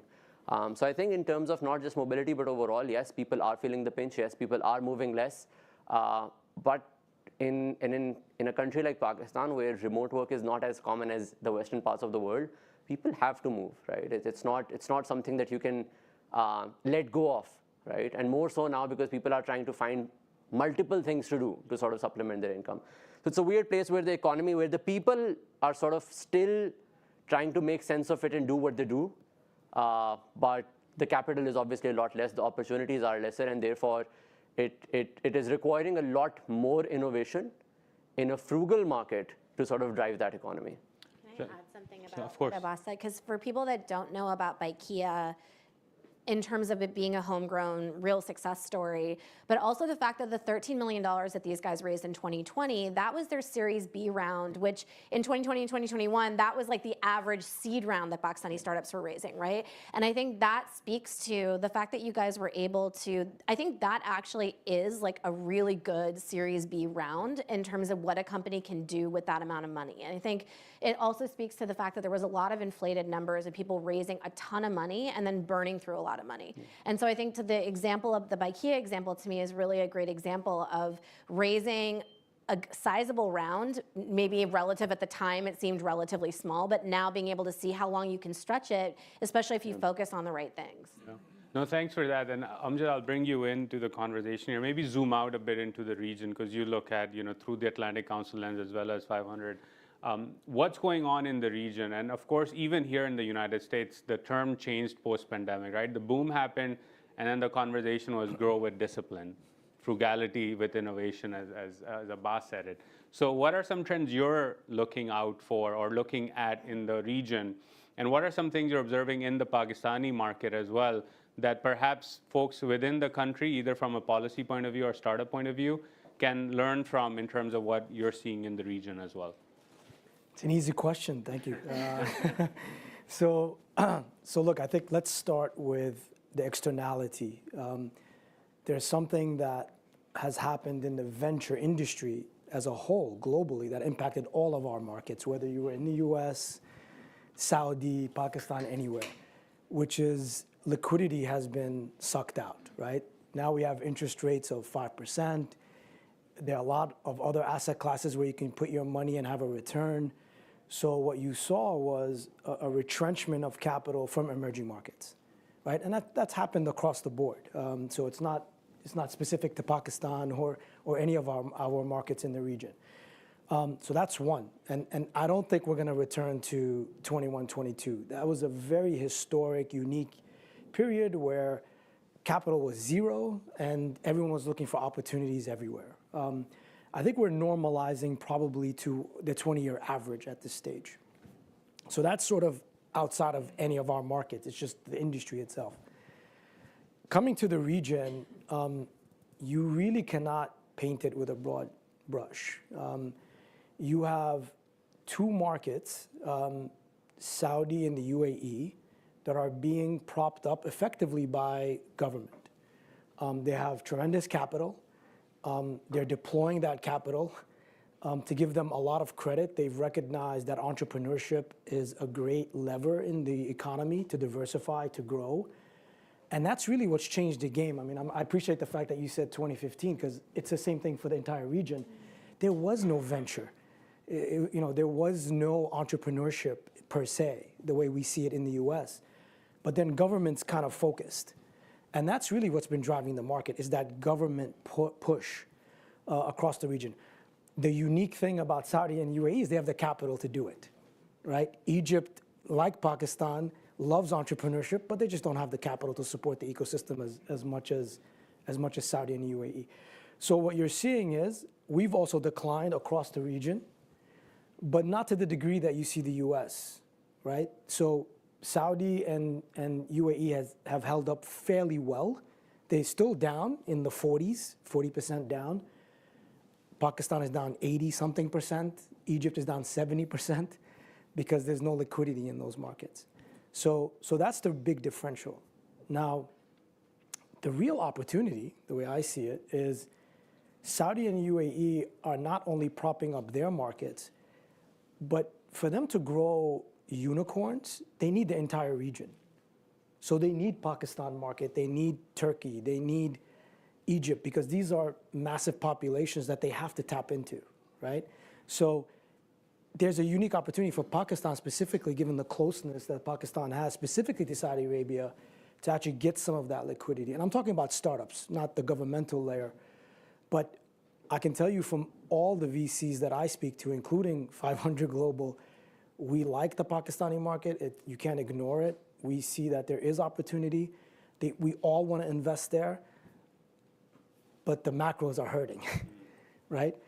As they're hurting Egypt. Egypt has had a huge pullback by many of the regional VCs for the same reasons. Currency volatility, high debt to GDP ratio, issues with inflation. All of these things impact us as investors. So I don't think you could run away from the macro. But looking at the bright side is you have actually a neighbor or a couple of neighbors with liquidity that are ready to invest. It's a matter of getting your economy together, at least to be stable, to take some of that investment. Okay, so bare minimum stability as the driver, as the catalyst here. And let me say yes. about stability. Don't think of this from the US context. Stability to us is still there's volatility, right? I mean, we're used to it. You know, I've invested in these markets for 2 decades. Yeah. We're used to volatility, but not to this degree. Some common sense economics. Some common sense. We're ready to take risk. Yeah. And all of us who invest in emerging market understand that we're not going to get US or developed market style investing. We're okay with the excessive risk or excess risk. But I think now it's hitting a place where it's very challenging to actually deploy money. Got it. Kulsum, let me ask you a question related to that, more from the internal dynamics of the ecosystem in Pakistan. I was speaking with a founder who's got a local tourism business, a startup, and they had 2 interesting things that stuck with me when I talked to them. One was the internal economic dynamics now mean that domestic tourism is growing because liquidity is hurting people, so they want to travel within Pakistan for vacations, which is great for business, but also given as Amjad, you were saying, the state and the GCC or Saudi propping up certain sectors like tourism, particularly in Saudi Arabia, they saw that as an opportunity to diversify into the Saudi market, which is, again, a potential play for them to expand the other way, right? Saudi needs Pakistan, and a Pakistani entrepreneur can grow and thrive in the Saudi market.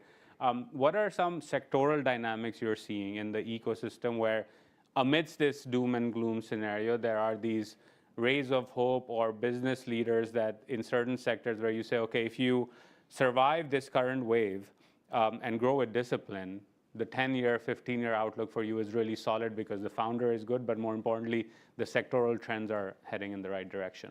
Yeah, I mean, I think what's interesting right now is, as an investor in the market, we have 14 companies in our portfolio right now, and most of them are solving Pakistan's largest problems, right? Some of them have diversified outside.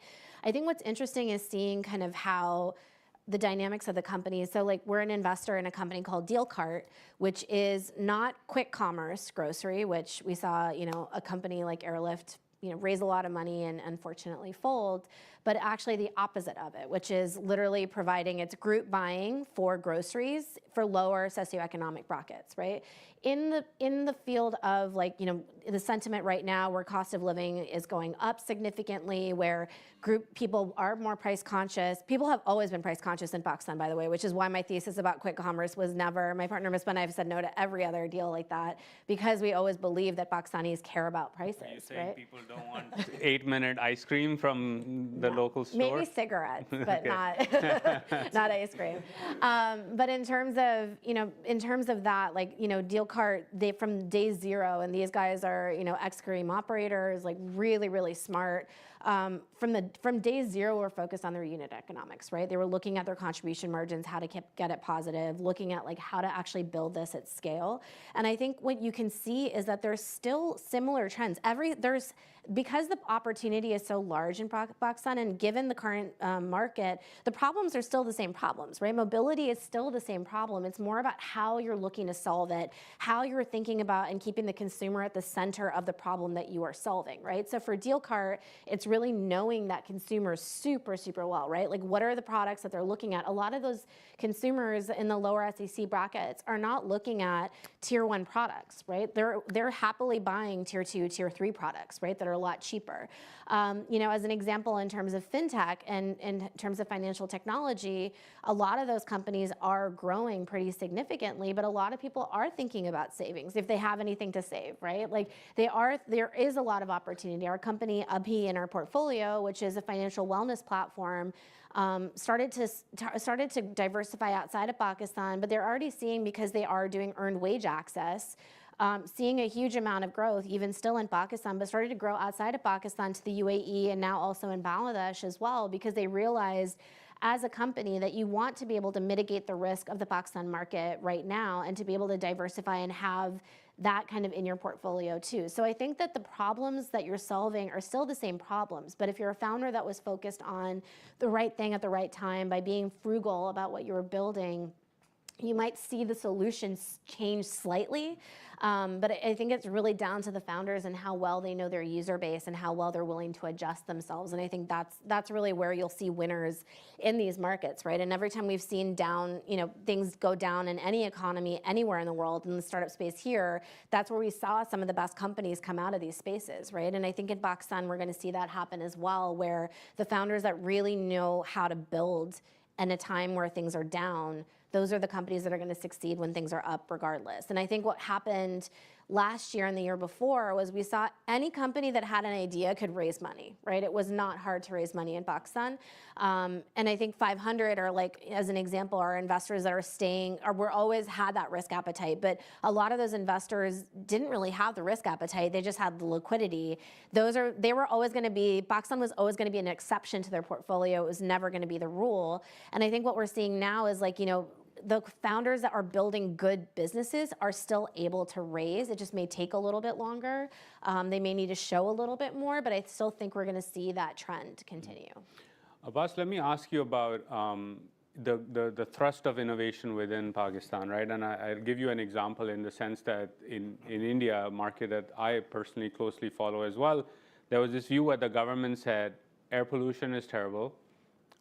Growing energy imports are a national security problem over the long term. We need to diversify, and electric mobility became the thrust of public policy. That then led to a company like Ola, which is in the ride-hailing mobility business, to say we're actually now going to start making electric scooters because it's not only good for the thrust in terms of the thrust of public policy, but good for our business because clean miles are more efficient, our margins can grow, we build a product.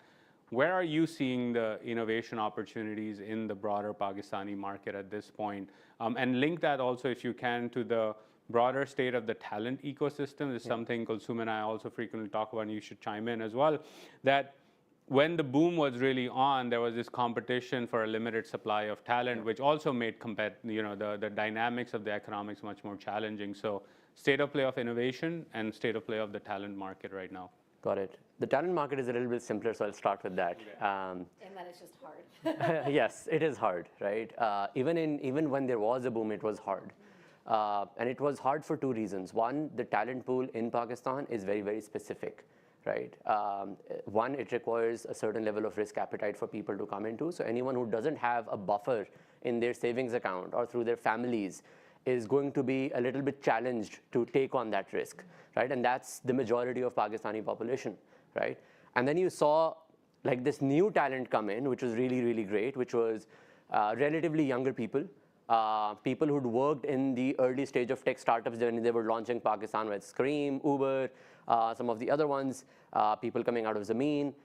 Interesting dynamic of slightly experienced, but also like fresh grads that were coming in and were suddenly like, oh, this industry exists, is viable, and is gaining mainstream, right? So it was kind of a thing that there's a specific pool that's coming into the market. At that time, the competition was very, very high because companies that had raised insane amounts of money were paying insane amounts of salaries, right? So anyone who was trying to operate frugally had to be very, very cautious about how do we hire? How do we find the people who have the hustle and are willing to work for a cause as opposed to just, hey, it looks cool. It's giving me a lot of money. I suddenly have a high title because I'm joining a tech startup. You had to sort of bifurcate between the two.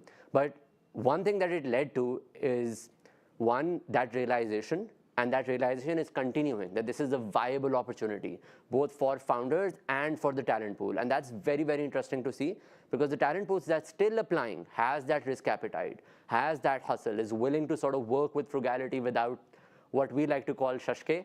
And it's all the luxurious things you would get in a tech startup. So there's that, right? At the same time, obviously, there's the counter side of it as well, that a lot of people, a lot of smart people who came into it are just now realizing the risks associated with startups, right? A lot of people who worked in New York, in San Francisco, in other markets have realized that with high reward comes high risk, right? Which seems to be common sense, but when a market is so young, people sort of forgo the risks of it, right? And then they only realize when they're directly affected by it or see someone being affected by it. So the layoffs that happened in Pakistan in a tech space were the first ones in this space to happen, right? And I think it was necessary to sort of mature the talent pool as well. So now someone who comes in, like I said, is a little bit more risk-friendly.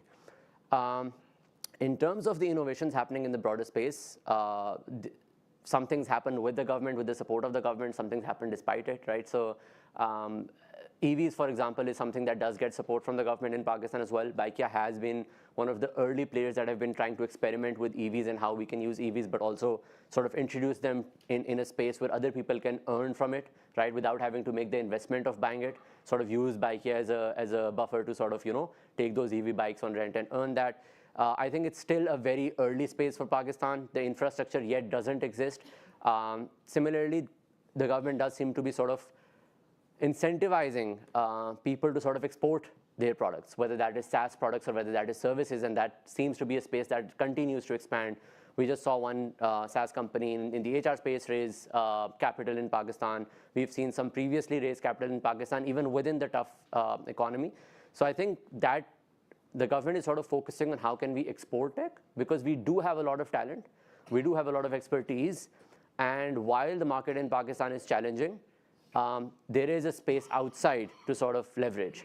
Within Pakistan also, like I said, because people need, there's two things you can do for them right now. You can either help them save money, either through lower costs, through easy savings. To put things into context, like Pakistan's saving markets in terms of stock exchange is one of the lowest in the world in terms of the percentage of population, right? We have only 225,000 people who actively invest in stocks. Most of these are institutional investors or investors who come from a finance background or so on and so forth. There is actually very little consumer stock investment in Pakistan. So people are actually not, people don't know how to save, right? They don't know what indexes are. They don't know anything beyond a current account and a saving account, right? And if you go talk to anyone in Pakistan beyond that 1%, beyond that 2% of people who are richer, they don't know how to save. So there's a massive space there in fintechs that they can, sort of get into. So you either save them money or you make them money, right? And make them money through either the gig economy, so people coming still, like we see, a lot of drivers still wanting to drive on Baikia, in fact, more so, which is why despite the tough challenges that we see right now, Baikia has continued to grow, right? So the opportunities do exist, right? Both in terms of export, but also if you can get someone like Deal Card, save money when they're shopping, save money in accounts or indexes or ways they can sort of convert it into larger amounts, or help them just make income. And within Pakistan, if you can do that, you will come out of this tough time and be very, very investable or go for whatever you want to go for. Can I add to that? Because I think in the EV space, to the point of what Abbas was saying, so, and I know that you know these guys, but we're investors in Easy Bike, which is building electric vehicle two-wheeler scooters. Two are basically bikes. And they had to, right now what they realized is that, again, because the infrastructure doesn't exist, and I think this is kind of the amazing thing about Pakistani founders is you kind of have to build the road in front of you, literally and figuratively. And so in the EV space, right, what these guys are actually rolling out on Monday, next Monday, yes, actually, is they're rolling out the first battery swapping stations for electric vehicle bikes, right? Because you can't just roll out bikes and have nothing to do to charge them with, right? You can't partner with a TCS or a Bikea or whoever and not have a way for those riders to be able to quickly be able to move in between stations, right? And so with Easy Bike and what they did, and Zip is doing this as well, which just also raised funding, is that they're actually building the infrastructure for this, right? And actually saying, like, we need to build swapping stations, we need to have the technology to do it. And so while the government is supporting EV, there also needs to be support for imports, because a lot of these things don't fully come just in Pakistan. You have to import parts of it to be able to build these bikes, even if you're retrofitting Honda bikes, how to do that. And so I think that's really interesting. And I think in the fintech space, like, you know, I feel like I'm kind of just talking about our portfolio, but I feel like there's a lot that's there in terms of, even with Iran, which is one of our companies, is digitizing committees, right? Which committees have been around for centuries around the world, but in Pakistan, this is how people were saving informally for so long. There's been a lot of schemes where people have been taking advantage of people doing it, but if you digitize it and create transparency, you can actually create people building a credit rating around it if you show that, right? And you can build other products on top of that. So I think, like, innovations are endless when you think about what you can build. I think the savings point is super important, and I'll underscore on that. Like, one of the conversations that I think the former FBR chairman kicked off in Pakistan was, if you look at official data, Pakistan doesn't import any gold. But we all know people who love to invest in gold instruments in Pakistan or buy jewelry for wedding as dowry, et cetera, for weddings, et cetera. And there's no data. It's not official. It's being smuggled in. And that's an innovation opportunity for a fintech to say, okay, can you have digital gold savings instruments, which have happened in other markets as well, but that requires a regulatory framework, and I'll get to that. Infrastructure to store gold. Correct, right? and all of the other adjacent ecosystems that are required, and policy changes that then force, for example, informal jewelry retailers to comply with the law of the land as well. And this is something I think you raised once with me on the trucking industry, where weight limits are not enforced and then a formal actor cannot compete. But Amjad, from something interesting you said earlier, that Saudi, UAE have pools of capital that the state is deploying. Are there ways in which, for example, in Pakistan, domestically, pools of capital can be deployed? And I'm just thinking about the fact that there are large conglomerates and families with deep pools of capital that don't deploy it in the way that perhaps you would expect them to. So what's your point of view on, like, alternative mechanisms, in the sense that Pakistan does not have a sovereign wealth fund, doesn't have oil resources, gas resources? Beyond attracting outside flows, what can happen within the market to unlock more innovation and funding for innovation? So there's no question that there's a lot of capital within Pakistan. A lot of families with a lot of liquidity. Given the capital controls, as we all know, their money is stuck in Pakistan, which in a lot of ways distorts certain asset classes, real estate being one. It's because where else do you put your money but buy land and buildings and so on and so forth. So I think there has to be some incentivization for these families to take that risk. I mean, to give you an example, so I sit on a board of a large consumer packaged goods company in Pakistan. Why would you put your money in anything when you're making 20% on treasuries, right? Why would I take risk on a Bikea when I'm making that kind of money locally, unless you incentivize me to do so? Frankly, one great way could be through taxes. You know, Pakistan has a very strict and tough tax regime, especially on companies that pay their taxes. They frankly make it even more difficult for payers. I can tell you that from our own experience. I mean, I've been on this board for 6 years. We have a whole department that just focuses on taxes every day. So there are ways that you can incentivize the local population. In Saudi, what they've done is they've done a matching program. And I know, again, they have the money. But what they've done is they've told the families locally, for every dollar you invest in tech, we'll put another dollar on top. So you get the returns off that dollar. You just give me back my dollar. So there are all these interesting schemes that they put in place. I think Pakistan, because it doesn't have the capital, can use taxes, can use other mechanisms to allow that. I'll give you another example. We, as 500, are trying to build a fund where we want international investors and local investors. We can't get it done. Why is that? Because the structures are not in place to allow that. So there has to be some serious reform to allow a venture fund, for example, to operate one fund where you can have international investors and local investors in the same fund. And I guess the concern is obviously capital outflows. But again, why not have that as an incentivization? You know what? Invest in a startup, 50% of the earnings you can send abroad. That's better than zero, right? So I feel like there are ways that you can be very creative about forcing a lot of this capital, which frankly, there's a lot of it sitting on balance sheets in Pakistan, to invest in their own startups. One important note is the reason why you saw Saudi, UAE do better than everyone else is because they're investing in their own ecosystem. And I'm not just talking government, I'm talking family offices, individuals. They believe in their own market. We need to get to a place where Pakistanis do the same. But I think you need to do it through incentivization. You know, you would know the numbers as well. The thing about the Pakistan market is you have so much hot money going into investments. That's why the minute there's a crisis, it all leaves. You need some local foundation of your own market to keep that stability. Otherwise, it's this hot in and out. Your stock market is a perfect example, right? The minute interest rates are low, the stock market booms because international investors are plowing in.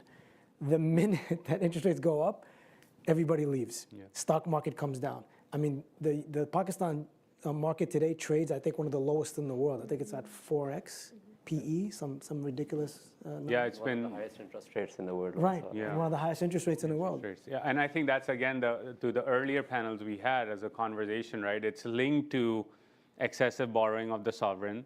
Tax policy is critical in that. The growth of money supply is critical to that. But then also there are, as you said, creative ways to solve for it. And as you were saying that, the thought that came to my mind was the UNDP says about $3.5 to $4 billion a year are provided to corporate Pakistan as handouts, right? And Dr. Khwaja and Hassan and others were saying earlier that you can direct those subsidies to direct transfers to the poor, much better utilization. But also on the corporate side, you can take those handouts that are going into rent-seeking sectors of the economy with high guaranteed rates of return and target them towards innovation and the battery charging infrastructure, other things. And this is one of my pet peeves. Some of you in the room may have heard me say this.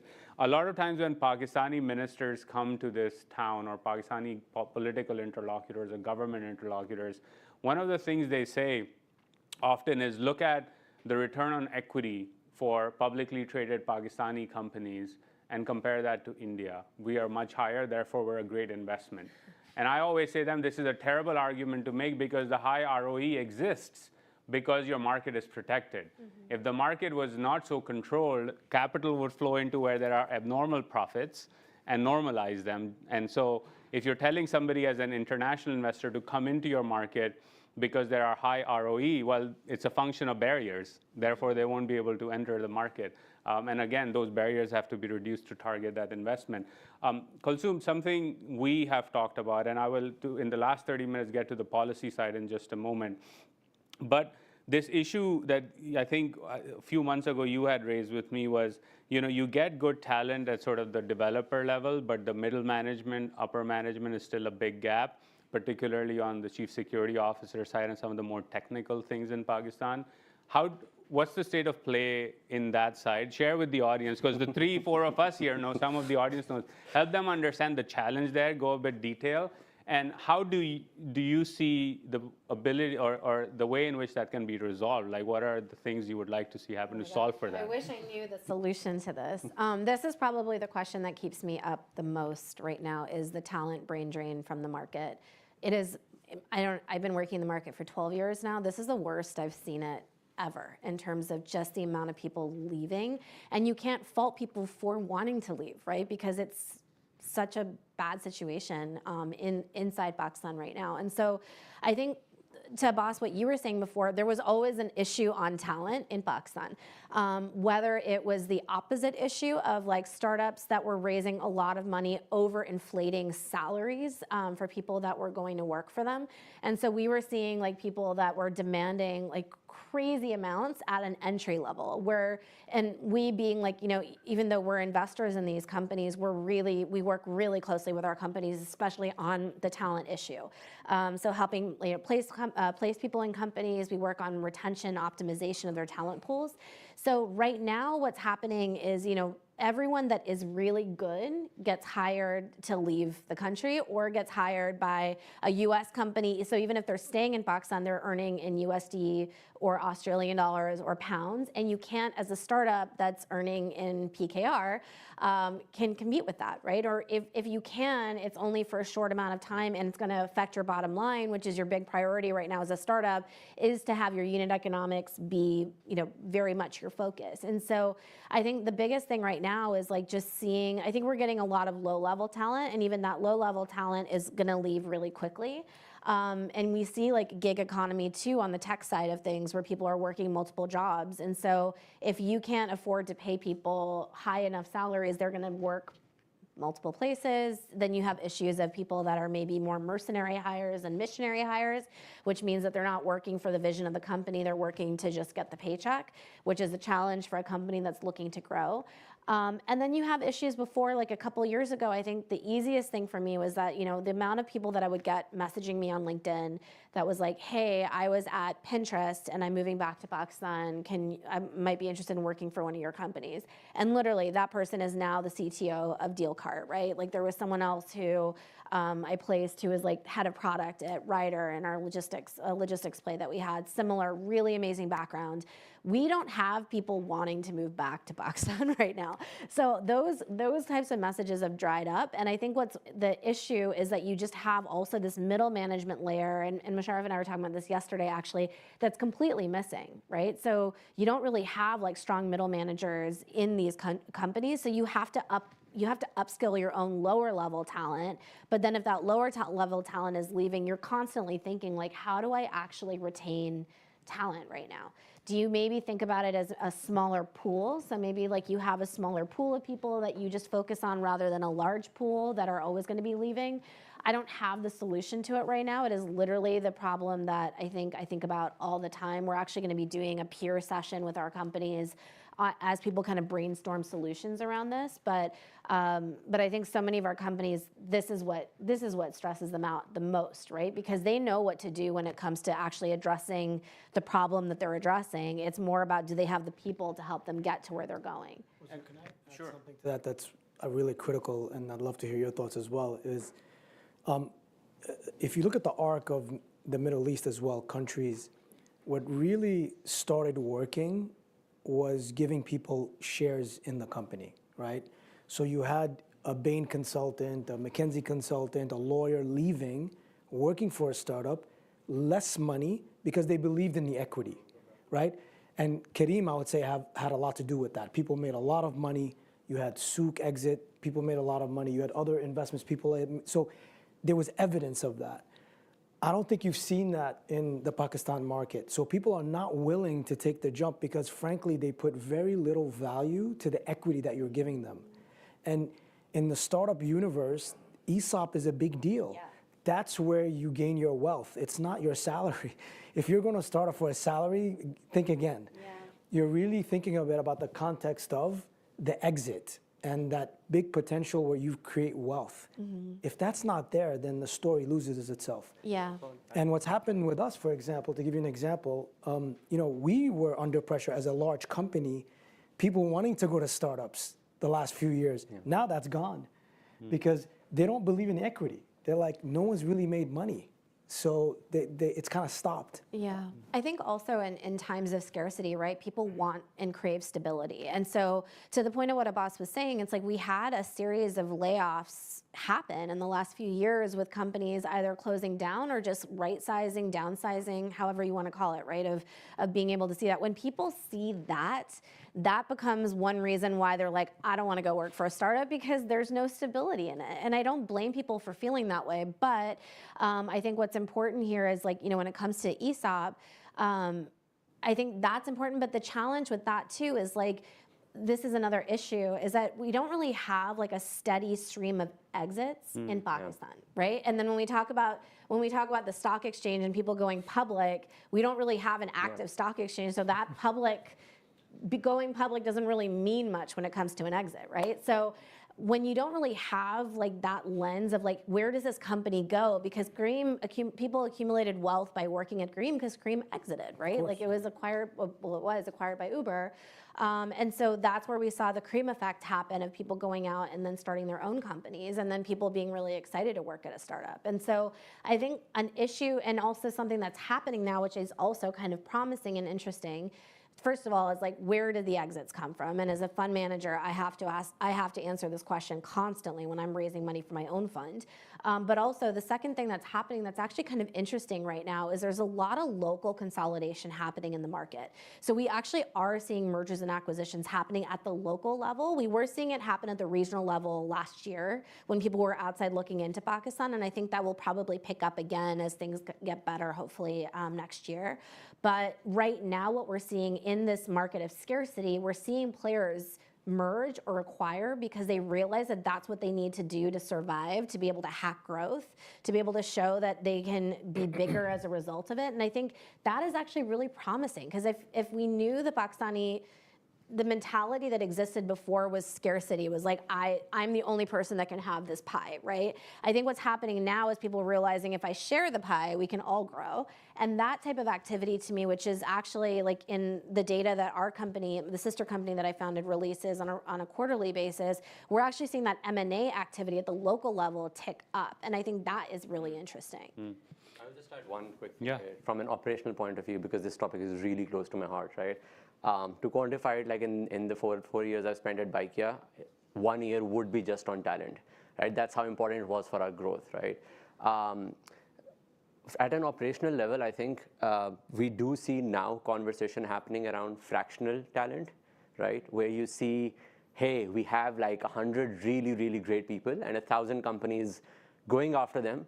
Can we sort of fractionally divide those people as, for their expertise, right? And they sort of create the talent pool that is emerging from the grassroots level, what you call training. Because what is happening is also very tricky at a startup level. If you're an early stage startup, I know Kulsoom mentioned, like, you have to train your lower levels because there is no middle level that exists. Startups that are at Baikia stage may be able to do that, but companies that are 1 or 2 years in cannot afford to coach. You cannot afford to coach. You're not a school. If you start coaching, you're going to die down, right? Because you absolutely don't have time as a founder or a co-founder to invest that much in your first 2 years. And I know it sounds all great when people talk about it, but ask any founder who's in the first 2 years of their time, and they will not be able to do it, which is why we see a lot of cultural problems start arising in the 4th and the 5th and the 10th year. But that cultural problems are a natural consequence of surviving, right? So I think that fractional talent is starting to exist. I myself was what we in Pakistan call a Wapistani, right? I was living and working in New York, and I went back and joined Uber when they were launching in Pakistan. But so I understand that, and that has shrunk completely, like Kulsoom said, right? It's actually the other way around. So like Kulsoom said, I don't know what the answer to the problem is. We all understand that the problem exists, but it is a tough problem to solve. And whichever founders have been able to sort of retain that talent, right, especially at a leadership level or a senior level, are the ones that are surviving right now. And perhaps it's not a problem that should be or ought to be solved by the startup ecosystem on its own, right? Again, I would connect back to the first keynote or the fireside chat with Dr. Khwaja. The education system matters, and the incentives in that system matter. Are you investing in incubators at that university level? And again, I think, at least from my point of view, there's this disconnect in terms of, the people think of a handful of universities or places of higher education that count in the ecosystem in Pakistan, IBA, LUMS, a couple of others. But is it translating into sort of the second tier, third tier of universities and colleges as a innovation opportunity, right? If it's not, then there is a role for policy to be that market maker, I would argue. I think there are, the Higher Education Commission right now, I mean, they've had these ORIC centers, right? These research commercialization centers that existed. They have actually started to invest a lot more money in actually improving and upskilling these programs and innovation programs at the university level. Still a lot to be desired, but there's at least that effort that's happening. Before I ask my last series of questions, if you want to ask questions, go to askac.org and post it, and I will ask the group here. Just so it's easier for me to keep a track of the flow. I will switch to policy, which again, actionable roadmap is what we're trying to get out of this conference. I won't ask the 3-month or 6-month outlook, but let's assume elections happen on time, and let's assume there's a government that has some level of mandate. Like let's ignore the political dimensions, which we'll talk about in just the next session. What would the three of you like to see happen with a new government in charge that is perhaps a wish list of 3 to 4 things that give you more confidence to go into meetings, whether abroad or internally in Pakistan, and say, you know what, things are coming back to life. There's an interesting development. The government is serious and has some credibility that it's trying to restore. And more importantly, related to that, that then gives you the confidence to say, you know what, the sentiment that has shifted is going to go back to the, not maybe the boom years of 2020, 21, but to a level where the sustained growth can occur. What would you like to see happen? And maybe I'm start with you, and then we'll go. Yeah, I'll tell you from my experience of being on a board of a company. I think one of the issues that you hit on, for example, is this import of goods. I think they forget that importing goods means productivity within the country to be able to produce product. You know, we've had huge problems just getting LCs opened to bring in imports. So things that simple are not working. So for me, this entire framework of how to be business friendly, to allow companies to have a little bit more freedom to operate and to actually create, I think is super critical for the country's well-being. You know, I think it was said earlier, there's so much talent and potential locally, whether it's startups, frankly, or big companies. For example, we would love to expand abroad.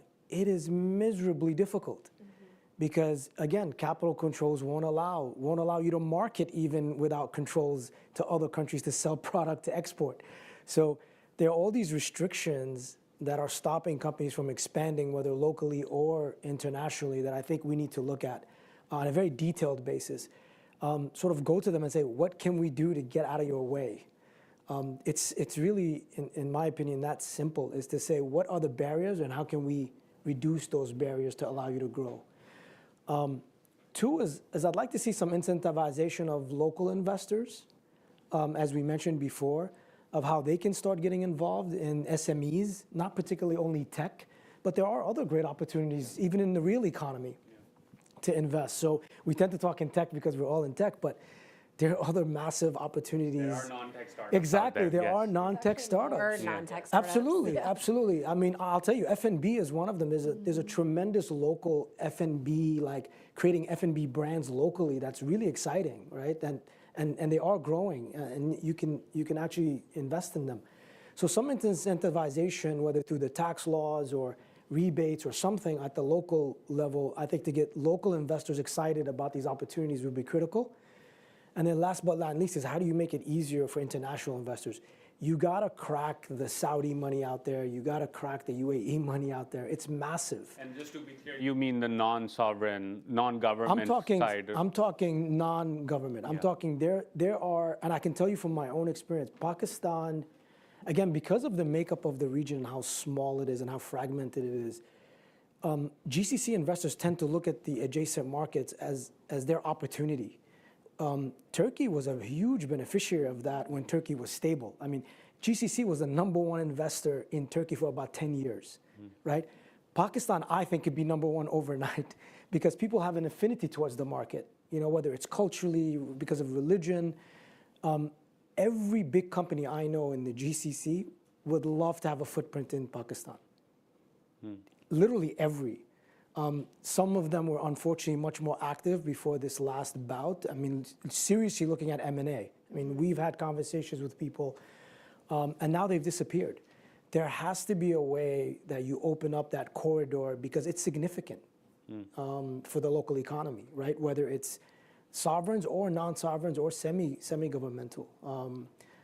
You know, I mean, I'll give you a prime example. There's a government backed by the Abu Dhabi sovereign wealth fund called Agathia. They're a food company. They're buying up everything in sight around the region. They're dying to get into Pakistan, right? And we're talking big checks here. We're talking hundreds of millions of dollars, right? Backed by the sovereign government. It's a public company, by the way. You can look it up. They've done acquisitions in Egypt and in other locations. They'd love to do business in Pakistan, but they just, at this stage, they're just not willing to. Abbas, from your point of view, what's the wish list? I think one of the key things I'll come to is what Amjad actually said in a different way. He said, you know, the government should go to these people who are doing it and ask, how do we get out of the way, right? There are a few examples of it, right? For example, where you see the intent of the government just playing out in a way that you don't want to see, right? You saw the intent when they were creating these tax-free zones for tech companies, right? In areas where they thought were slightly yes, right? And the Special Technology Zones Authority. Yes, where if you would register, you would get tax breaks and all kinds of incentives and set up offices, and similar to what Abu Dhabi's been trying to do after seeing the success of Dubai, right? So, however, the amount of consulting that went into it and the outcome that came out of it was very, very different, right? The tech startups, the tech industry wanted to see different areas being developed, different kind of incentives being given, and what was developed was mostly a ministerial project to show that we've done this, right? Or a real estate play, right? As always, for most things. Similarly, you see how M-Pesa sort of boomed up in Africa, right? It's a massive success story around the world. It's why a lot of fintech started popping up with mobile money. But you see, if mobile money is being taxed at 27% in Pakistan, that is insane, right? Because mobile money is something that all people should have access to, and this is actually disproportionate amount of taxes for people who are actually more vulnerable. And therefore, you will never see an uptake of mobile money being transferred into their fintech wallets and being used. Everyone's tried a wallet play. They're just not succeeding because of government interference and how it's taxed, right? And there are a bunch of other things you can do, right? So one is get out of the way. Two is give tax breaks, not just at an industrial level, but also at an individual level, right? And maybe something I'm thinking of right now arbitrarily, based on your thoughts, is maybe don't just give tax breaks to companies or areas, maybe give them to individuals who are working in these companies, right? Because like you guys said, there's no recent demonstration of ESOPs having any real value because there's no exits, right? So, in Pakistan, recent taxes for employed people who actually pay them are actually pretty high for emerging markets, right? So can you incentivize people who are wanting to go into tech space and sort of help the tech space get that talent by giving those individuals tax break as employees, because that automatically boosts their income, right? So one play is taxes, the other is sort of just understanding what regulations exist that need to be rolled back, right? Up till very, very recently, you could not, as a founder who is Pakistani, registered in Pakistan, take money out of Pakistan after an exit, right? For the longest while. And it's only the founders and investors sort of getting together and sort of pushing that regulation that it worked out to a certain extent. So most of the blockers that we see at a policy level are actually just government having unnecessary regulations, unnecessary taxes that could be reverted into collecting taxes from elsewhere, or the untaxed economy. Repeal, if you really want to raise money, and this is going beyond the scope of it, but repeal some of the subsidies you give to sugar and agriculture and all of that stuff, and sort of reinvest that back into the tech startup space. Because if you look at your neighbors in India, their tech economy is bigger than your entire economy, right? That is massive. That's the opportunity that exists in Pakistan that still has a massive population. So the opportunity is clearly there. I think it's just getting out of the way, repealing some of the regulations, repealing some of the taxes, giving more tax breaks, and sort of helping understand the importance of the tech industry or even the startup industry in the real economy, and sort of help them get established before you start, making money off them as a government. Kulsum, before you jump in, let me ask you a separate, not a separate, but added question to this, because we worked on this earlier this year, is the need for more transparent, more inclusive policy making. And of course, our conversations were in the context of internet bans, data localization norms, things that, you know, we heard, and we remember in those, it came up in those conversations, a lot of time policymakers would say, well, India's pursuing data localization or have certain norms that the EU has, so therefore we want those too. Or there are certain things that we need more control over the internet because there are social reasons for that, and that obviously casts a dark shadow. And our sort of conclusion in that conversation was policy should be biased towards innovation and entrepreneurship, not towards protection or other side effects, because the dynamics of the Pakistani economy, as you just said, are very different than India. It's a much larger ecosystem with much larger pools of capital and much more attractive. So they can afford some of the headwind creating policy measures that perhaps Pakistan can set itself apart from in the region and say we do things differently. So I wanted to add that context before you share your wish list, because I know it has come up a lot through the summer on the issues of internet bans and controls and regulations. And the personal data protection bill. Yeah, I mean, I agree with everything that has already been said, and I think just as context as well, our fund, IDI Ventures, is one of the founding members of the Pakistan Venture Capital Association, which technically was announced in 2018 and then kind of stayed dormant for a little while.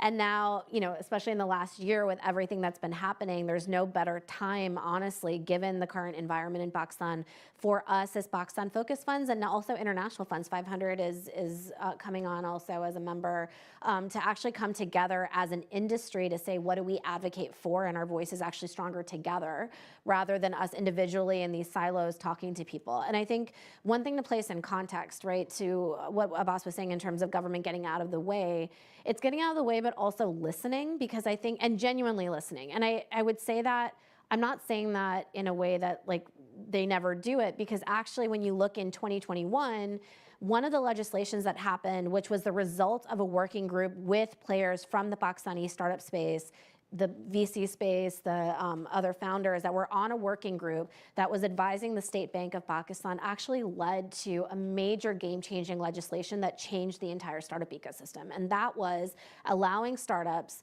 to be able to set up holding companies abroad legally in order to be able, and that automatically, before you'd have, startups would have their entity in Pakistan. If they set up outside of Pakistan, it was like, do it, but ask for permission later. Then it was impossible for VCs to say, how do we not only put money into Pakistan, how do we get money out of Pakistan? It became a huge barrier to entry for a lot of these VCs. That legislation, which was literally the result of the State Bank listening to feedback from people, players from the industry, changed everything. It actually said, it allowed VCs to say, oh, I don't have to put my money into Pakistan. I can put my money in this holdco in Singapore, Delaware, Abu Dhabi, Dubai. Immediately allowed that to change and shift everything. So one thing that was really interesting, and this was when Dr. Bakir was the head of the State Bank, and also the SECP has had really good progressive leadership as well. I think it's actually continuing that type of work, right? If we were to say, like, if there is a new government that comes into play, what do you do? It's actually saying, like, not only getting out of the way, but actually really listening to the stakeholders that will benefit from any legislation that happens. And also saying, like, there has been legislation that has benefited us as a result of that, right? And you can point to that. And so not only that, I think one thing is, like, we've always had working groups around the State Bank and the SECP in Pakistan. We've never had the tax regime ever in a room, right? And that is literally one of the biggest, most onerous barriers for startups and SMEs and the growth in this country, to what Amjad was saying earlier. So how can we actually create tax benefits for people that are, you know, building these companies and not actually suck them dry, which is what's happening right now. If you are a founder building a company and try to be legal in the country, you will die just based off of taxes alone sometimes, right? And so those are things that I think are really important. When it comes to things like the data protection bill and all of this stuff, it's really important for these bodies that are being set up, like VCAP, if we are successful as a group, is to actually say, how do we advocate together, right? How do we actually, as a result of, like, you pointed to a really important thing, which is that if you are a fund, you have to be, most Pakistan-focused funds, there's 7 of us. I think outside of 2, everyone is set up outside of Pakistan. that sucks. Like, we should actually be set up in Pakistan, but it's impossible to raise money from outside of Pakistan into our fund vehicles, and then we can't access the liquidity in Pakistan. It's like just a total, and when you were saying this, I was getting PTSD from like every lawyer that I spoke to where we tried to figure out a solution around this.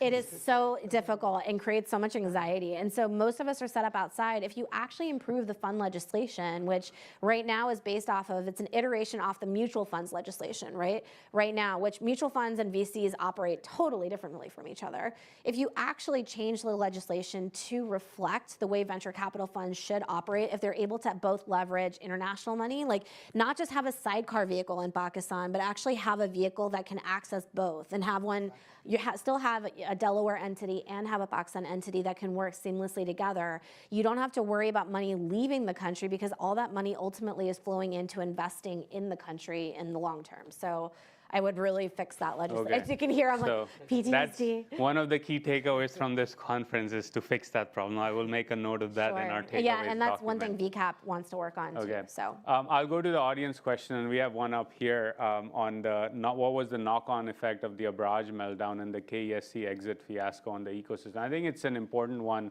particularly because that exit would have changed the dynamics, at least in my opinion, on the way PE money operated in Pakistan. But any of you can take, but I think you're the prime candidate for this question. Unfortunately, I had a front row seat to this because I was actually running a private equity firm at the same time. So no, Abraj had a really significant impact on fundraising in the region for a long time, and even till today, I would argue. You know, you went from a position where people started feeling like emerging markets were so interesting. A lot of institutional money started coming in. I think it's important to note that before Abraj, you saw very little institutional capital come into these markets. What I mean by institutional are large endowments, pension funds, specific US and more developed market ones. They were able to attract that capital into emerging markets. Before that, it was very light. So when they sort of became the bad example, all of these funds retreated. And Abraj was actually the first investment for a lot of these guys into emerging markets. So it just scared them. I mean, I can tell you a prime example of I won't mention their name, but there's an LP, a large one that sits in the DC area. And I went to talk to them like a couple of years after Abraj. The minute they heard Middle East, the guy started laughing. And he said, we're not touching anything in that area. And he told me that Abraj was their first emerging market investment and that they're not doing emerging markets for quite some time. And we're talking about a significant asset allocator. So it hurt. It hurt the market. People felt like there was no trust in the market and the GPs, that they weren't built effectively. There was no corporate governance. So I think it really caused a lot of issues that are continuing until today. I mean, the PE industry in the region, I would argue, doesn't really exist today. I mean, there is no structured PE industry. VC is actually better. Yeah. There's more VCs. There are a lot more VCs. Even So in Pakistan, there's not that many PE firms. I mean, PE firms have been obliterated, and it's unfortunate, but I think the ripple effects were significant. Got it. I think this will be the last question before we wrap up because we have 10 minutes to go. And I would ask all three of you, maybe starting with you, Kulsum. Dr. Khwaja raised the issue of friction. When thinking of retaining talent, what are some of the biggest complaints you're hearing from young educated graduates in the tech sector? I would broaden it just to the broader real economy as well, because not just a tech sector issue, at least in my opinion. And what equivalent safety nets would need to be in place, or is it more about removing frictions for young men and women? So maybe start with you, and then we'll go to Abbas and Amjad. I think this is a really good question. There was a tweet that went viral a couple weeks ago that was really interesting in terms of the conversation that it led to. And it was a conversation by a friend and colleague of mine actually in the space, because he was saying that one of his portfolio companies was like, these tech graduates are working at multiple companies and how can this happen, and this is not okay. And then when someone asked him how much was that graduate making, I can't remember the number, but it was something like criminally low, right?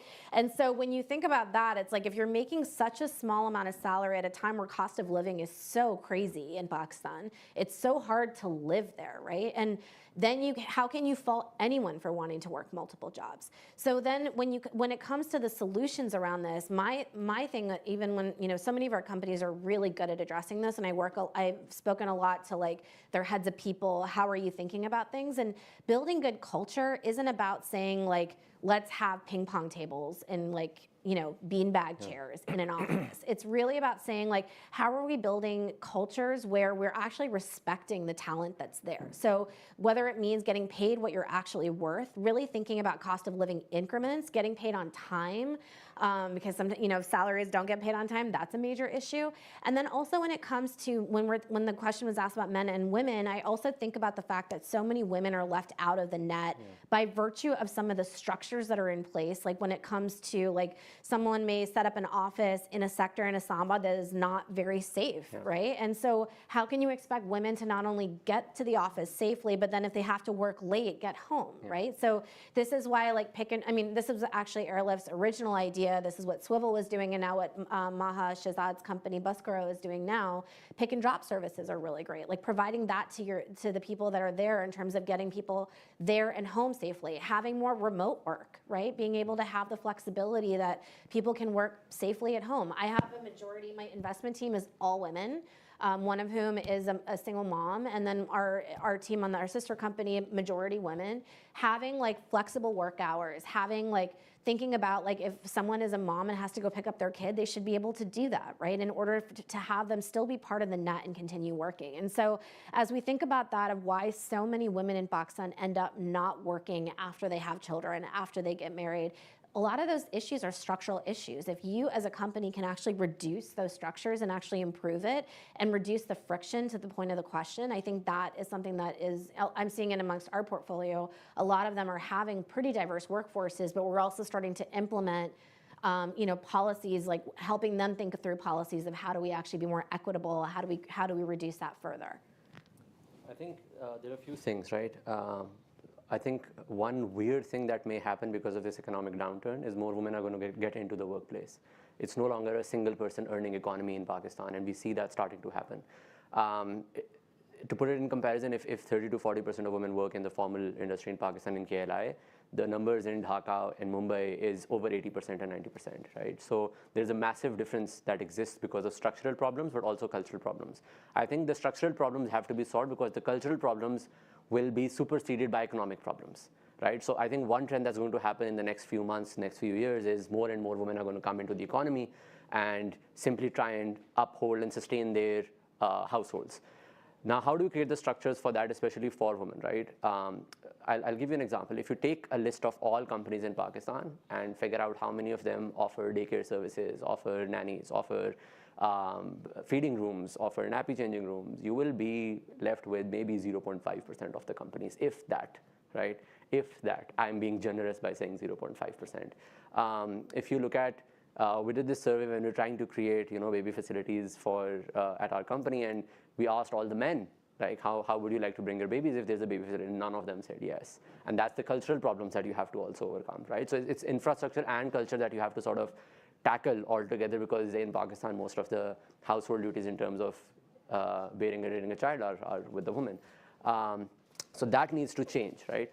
Similarly, apart from just the infrastructure, I think there are a few things that you can do. For example, in Pakistan, a lot of salary negotiations happen in bad faith, right? HR has this weird concept that if we sort of lowball a candidate and save money for the company, we've succeeded, right? Which is absolutely insane, right? In Toronto, in New York, in a lot of countries, you're not allowed to ask for your last salary. In Pakistan, all your negotiations happen based on your last salary, right? So if you've been lowballed once, you're going to be lowballed for the rest of your life, right? It's a vicious cycle that you have to get out of that can be solved by regulation. That's ethics, yes. If you're a good company operating ethically, yes. But regulation should be blanket across all companies that you shouldn't be allowed to do those things, right? If I may interrupt, I think this is a very important point, because you'd rather have a workforce, whether you're a startup or a large company or a mid-sized company, that is not worried about day in, day out about what their true worth is as talent, because you'd rather have them use that mind space to actually contribute to the mission, vision, and goals of the company. So I would say, yes, regulation is very important, and lawsuits need to be filed after that regulation is passed. But at its core, it's about the ethics of a company as well that says, you know what, I'd rather have 40 people that are happy working for me, as opposed to all 40 of them going and having chats about how they're being lowballed and then trying to find a way out because it's unproductive. I think at the same time, tech startups right now, especially the slightly more mature ones, have a responsibility to build a bridge with the educational institutes as well. Because I think there's a massive discrepancy in a lot of educational institutes and what is actually required by the tech industry, right? A lot of the talent pool that comes out is just coming out with skills that the tech companies do not need, right? I'll give you an example. I was taking a course, teaching a course, or going to teach a course at Punjab University, and I went in with a, like this is what product management looks like and all of that, and they redid all of it and said, the students that are going to come out of here, if you can teach them that there is an institution called Tech Startups and Entrepreneurship, that will be a win, right? And that made me realize how little work has gone from the tech startup or the entrepreneurship side to sort of universities, yes, but if we take the onus on, right, to build that bridge, to sort of make sure that the talent comes out with the right expectations, with the right skill sets, to also expect these things, to also know their worth, right? And at the same time, sort of a few companies leading the way on that ethics, because I don't think that works. Like if you put the onus of ethics on the companies, I don't think that works anywhere in the world, right? There will be, like I said, 0.5%, 1%, maybe 5% doing that, respecting the talent, right? But most of them just have to be beat into it, right? So, and like I said, it's not a Pakistan-specific problem. You see that across the world, right? You're going to try and save money. So I think there's infrastructural problems we need to solve specifically for women. I think there's educational institutes linking that we need to do a little bit better. I think ethics, obviously, and regulations play a big role into all of this. And I think maybe that goes a little way into solving this problem. I do think an interesting trend right now is, I don't know if you guys are doing this at Baikia as well, is that rather than people hiring, the trend is moving away from HR to people, right? And that's what I find really interesting, because it's a very US and Western, you see that over here, is that you never have like you have a head of people and culture in American companies, right? And Pakistan, it was always like an HR officer, which was like very tactical, like let's do the job, someone's hired, the lowballing that happens. I think the most common thing I help our companies hire for right now, and has been a head of people. And like that, finding that skill set of someone who really understands that it's less than HR, it's more the people and person as like a whole. That type of approach, I think, is becoming like a really important skill set to hire for right now. And that in itself is tough. It's so hard. It's so hard finding the right head of people in Pakistan. Yeah. Right. Like I said, I moved into that role I moved into that role for Baikia for a year, for 8 to 10 months, just so that we could figure out a way to restructure the company from a business perspective, to get people into the habit of, the leaders have to hire, right? The HR will help and assist and find you but the leaders need to take on the responsibility of building their teams. And I think that mindset is just very hard to find in Pakistan. Totally. Closing words on this question? I have a slightly different take just from the experience I saw in other markets and from the experience that I've had in Pakistan in the last 6 years, because we've gone through a major corporate restructuring and transformation from an owner-led company to a professional-led company. And what we saw was when you brought in best practices, when you brought in transparency, we upgraded everyone at all levels. And frankly, we have to compete for talent in a very strong sector. As you know, consumer goods is a big sector in Pakistan. And we've done such a good job because of that, because of these practices that all of you are mentioning. And to relate that back to some of my other experiences in Saudi specifically and Egypt, what you saw, and it was mentioned, I think, in the earlier session this morning, is bringing competition in changes everything.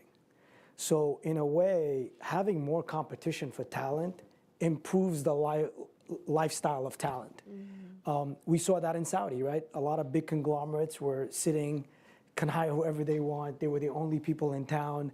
The minute you saw more companies coming in, both international and local startups coming in, everything changed. They're paying more. Mm-hmm. They used to pay their CTOs nothing. Today, CTO is the highest paid guy in the entire company because he has other options. So I think when you create other optionality for talent and more competition, everybody rises. So policy can work to some degree, but I think policy that increases competition is the game changer in my opinion. Got it. Well, with that, please join in thanking the panelists for this wonderful session. We will take about a 10-minute break and then start with our final session for the day. Thank you. Thank you so much.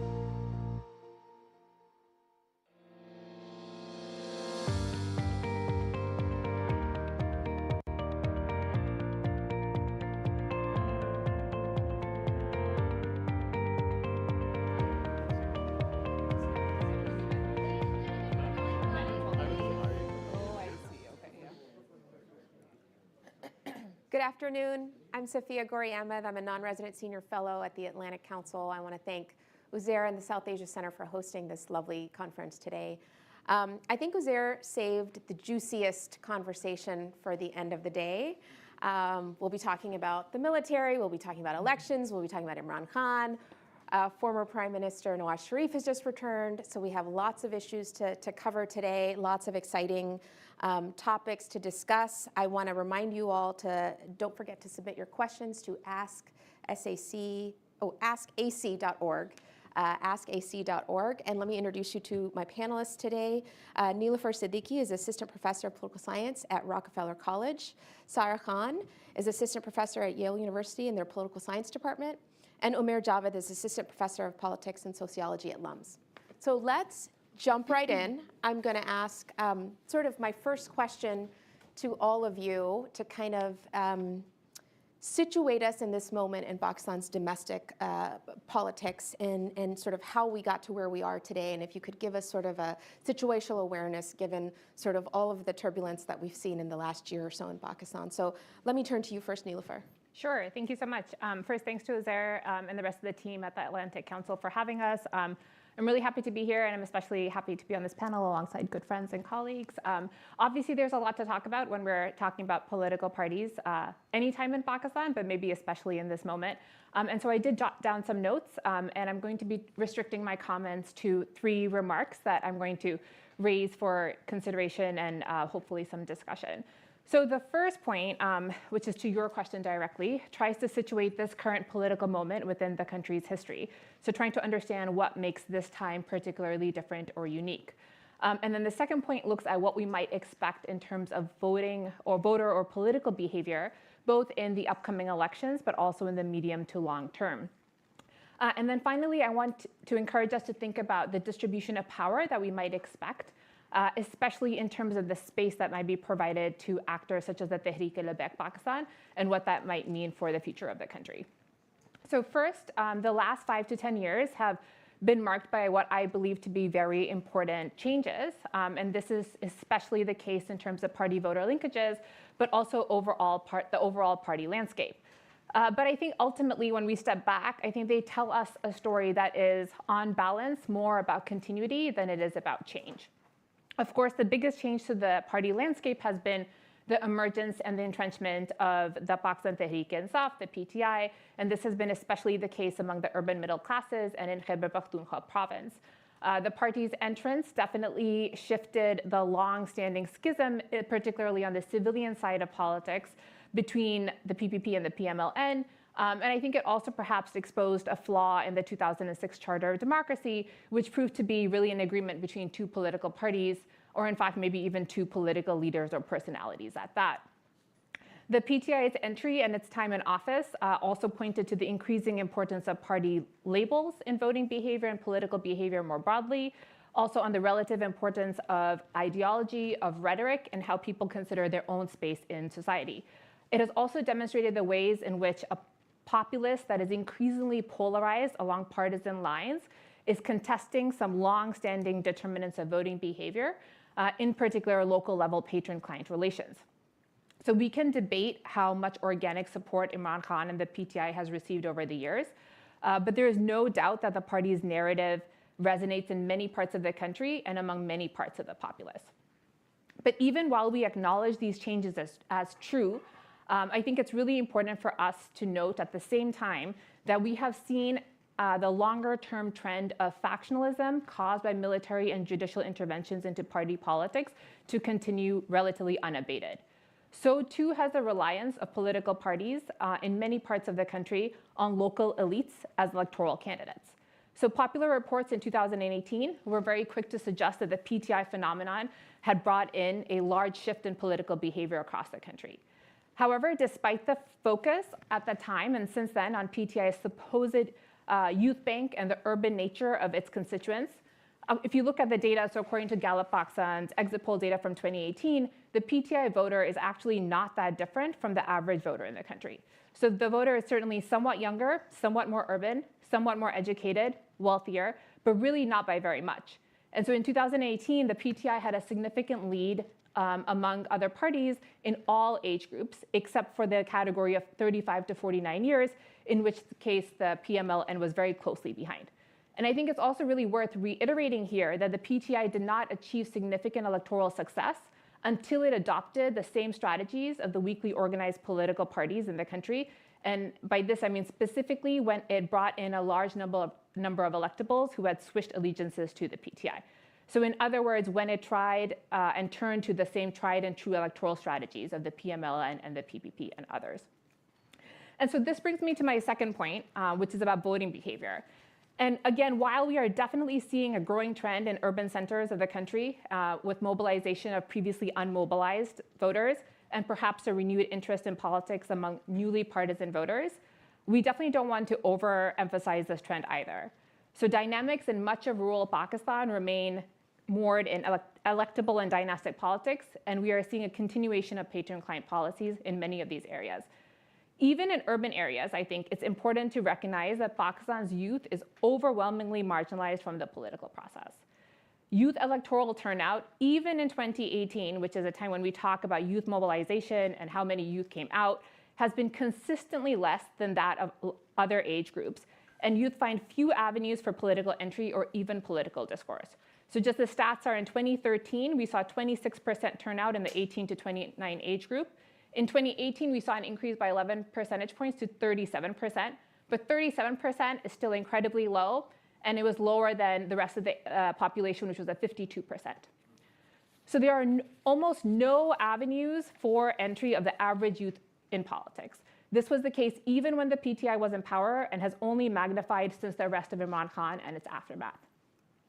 And so third and finally, in this vein of this discussion of continuity versus change, it's worth looking at new actors, those that are gaining local influence and in the process becoming important either allies to mainstream political parties or challengers to these same political parties. So I suggested that the power of the electables has had remarkable staying power, and I think that is true, again, particularly in some parts of the country. But I also think it's important to look at the ways in which these traditional power dynamics are starting to feel pressure. So we are seeing important changes in the relative autonomy of the individual voter in making demands of their politicians, of their electoral candidates, of the local elite. We are also seeing the role of the local electable change, and this has happened as urbanization has severed the economic link with feudals or landed elites, but also as increasing Islamist influence has challenged traditional kinship or biradari ties. So in my book, which is about political parties in Pakistan, I have talked about how this has permitted space for sectarian local actors to gain influence, which can also help explain why political parties often engage with strategic alliances with the Ahl Sunnat wal Jamaat and other anti-Shia parties in the country. So I expect such alliances to continue in the next election, and we're also likely going to need to contend with the rise of the far-right Tehreek-e-Labbaik Pakistan, again, the TLP. The party has largely run on a one-issue platform of blasphemy, but it has served to fulfill a number of functions simultaneously. So first, it has recognized that there is a need for Barelvi religious activism in a space which has, in the year since 9/11, largely ceded space to Deobandi groups. Second, it is tapping into a young, largely underemployed group of mostly men who are seemingly in search for a place of belonging. And third, in its strong grassroots level organizational structure, it has been able to fill local gaps. This has been the case in Karachi, where we have seen in the relative absence of the MQM or the Muttahida Qawmi movement, the TLP increase in influence. And it is likely to be the case in other parts of the country, especially in Punjab, with the PTI likely operating in a diminished fashion in next year's elections. So I'm going to stop here, and I look forward to more discussion. Thanks, Niloufar. I'm going to dig into some of the data that you presented on electoral politics. But let me first turn to Sarah and ask you for your opening remarks and to kind of situate us in this domestic political moment in Pakistan. Fantastic. Thank you so much to the Atlantic Council and Safia for moderating, and to my co-panelists. Thank you, Niloufar, for such a comprehensive review of the political landscape. So I'm going to focus my remarks on 3 areas that I think are especially important for thinking about the stability, the legitimacy, and the quality of democracy in Pakistan. I want to start with the question of political inclusion. Which groups and actors have been systematically marginalized from the political landscape? And I want to focus here specifically on the gender dimensions of inclusion, but I hope it opens up a broader conversation about democratic inclusion. The second is the question of public opinion about democracy and state institutions, and about military intervention into the political landscape. And then finally, the third is about the upcoming elections, and specifically the process and procedure leading up to the elections, and where I think we should focus our attention.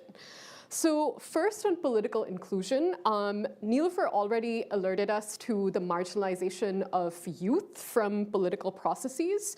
When we think about some of the key building blocks in democracy, so party-voter linkages, political candidacy, voter participation, political appeals, what's also patently clear is that these are very much dominantly all-male affairs. And women are systematically marginalized at each step.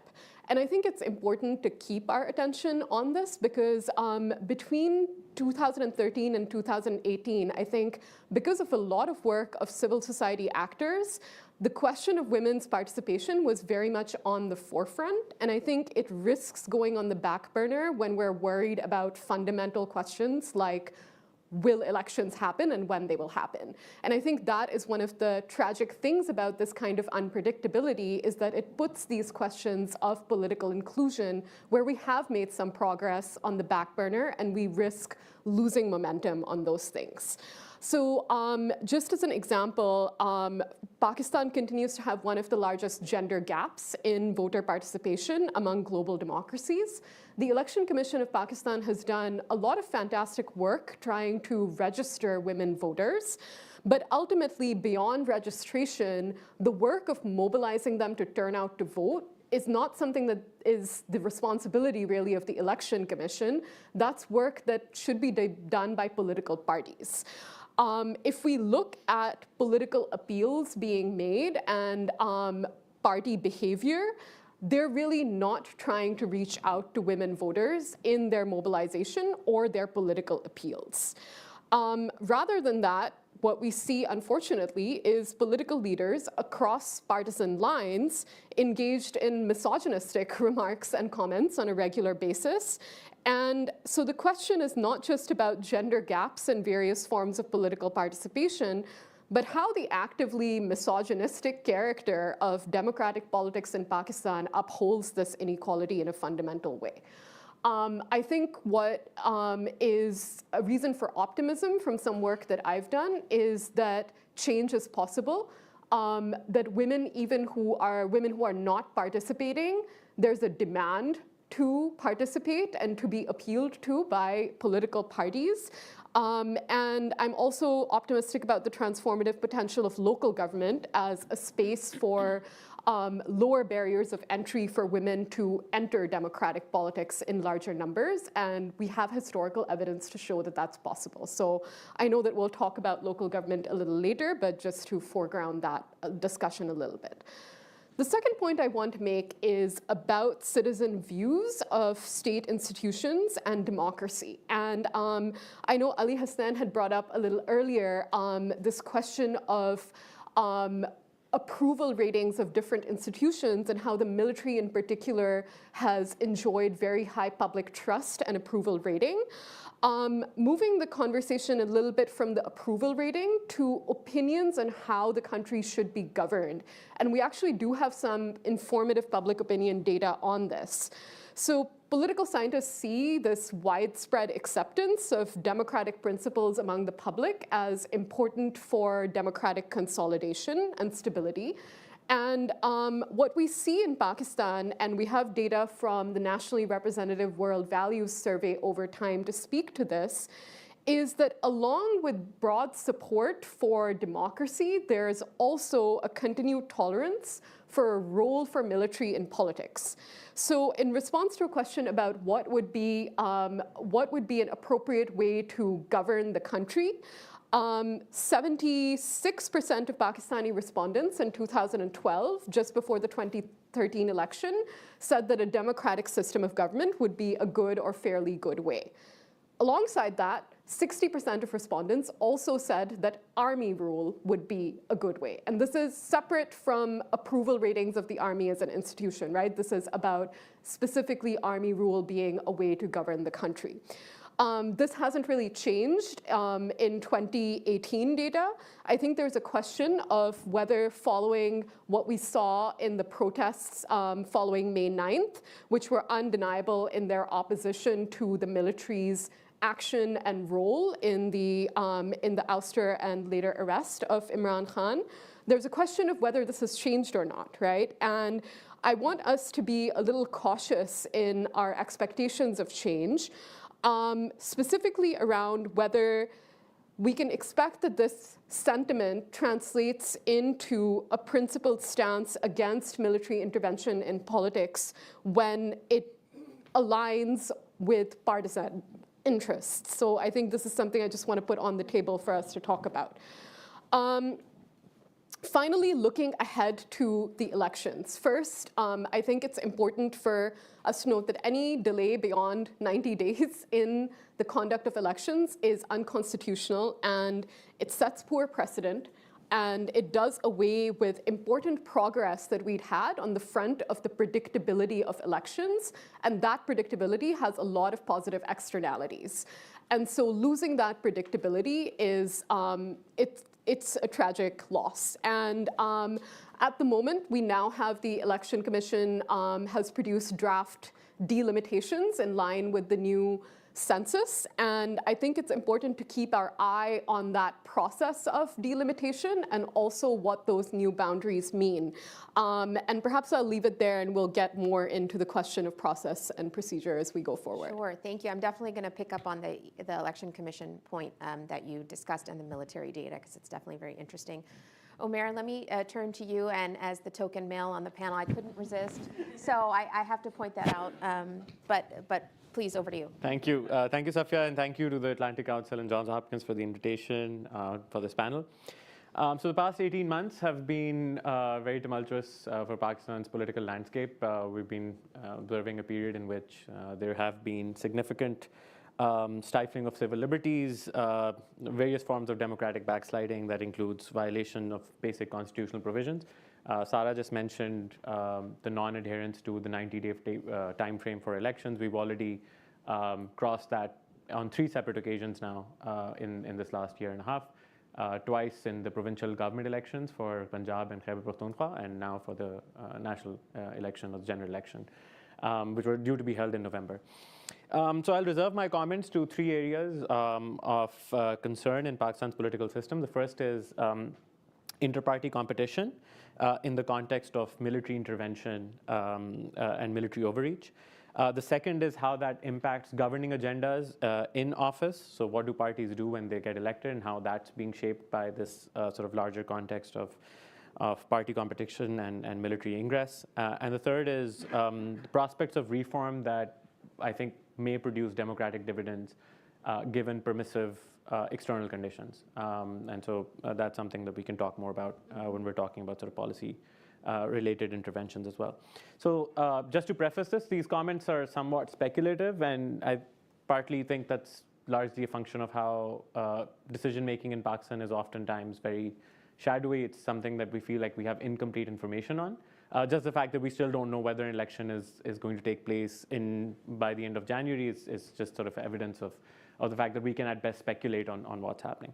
So I want to take Nawaz Sharif's return as sort of as an interesting hook to point out one particular aspect of of how sort of inter-party competition in Pakistan works. So what we're seeing is that there's an improved chance of PMLN returning to power. They were leading the coalition in the previous 18 months, and there's a chance that Nawaz Sharif's return signals that the PMLN is likely going to form the next government, or they will be allowed to form the next government. And broadly speaking, this shows that the military's political interventions revolve around two major aspects. The first is what we call candidate selection, and the second is government curation. And while there has been, there have been agreements to limit the role of the military in the past, the Charter of Democracy was mentioned, there are similarly a range of diverse attitudes towards the military's involvement in politics. But, and again, sort of outbursts and protests in the last 18 months, but it still shows that the military obtains and retains a high level of potency as far as government curation is concerned, that it can put together or cobble together a government according to sort of its requirements or according to its wishes. And I think part of this is largely down to the coercive practices that the military, the military has and sort of intervenes with in the political sphere. So that includes legal and extra-legal coercion. We see politicians oftentimes being confronted with a range of cases and sort of being mired down into the judicial process, oftentimes leading to disqualifications and so on. And so I think there are other and sort of the related aspects to this as well. These include facilitating pathways into the political system for favored parties and candidates. And both the vote of no confidence in 2022 and the way that the government was managed in the 18 months since are examples of how this political curation work actually functions, right? Just as the 2018 election and the operations of the previous government were as well. So if scholars of democracy, I know Sarah has mentioned that permissive attitudes towards democracy within the citizenry is important, but another aspect that's often looked at is something that makes democratic consolidation possible is elite consensus, right? So do parties have a consensus on what we call are the minimum rules of the game? And it's quite clear that the prospects of such an agreement or consensus emerging in Pakistan in the short run appear to be quite low. The military is unlikely to voluntarily cede space as far as its role in political curation and candidate selection is concerned. And party leadership then, and party leadership strategy then is geared towards obtaining short-term advantage in a system or in a framework that's characterized by the military's or a dominating role in the polity, right?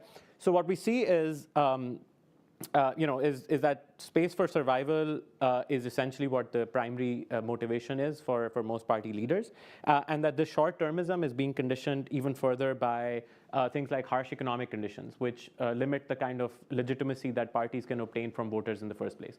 So the example that we often see is with the PMLN is that in a free and fair election today, it's unlikely that the PMLN would be able to return to power simply because it is deeply unpopular due to the existence of high inflation and economic conditions as it is. So that conditions a party strategy to look towards the military as an option in order to obtain survival.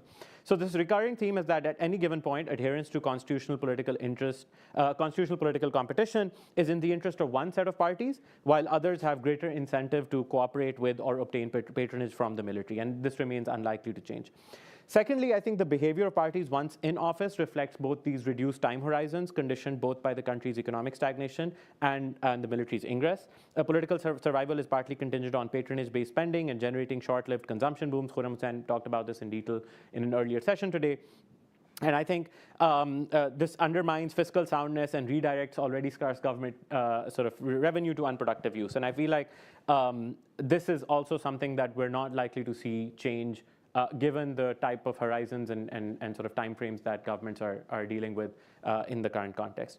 I take Nilofer's point, and it's an important one, that programmatic and ideological linkages between parties and voters have improved and have increased, especially over the last 5 years.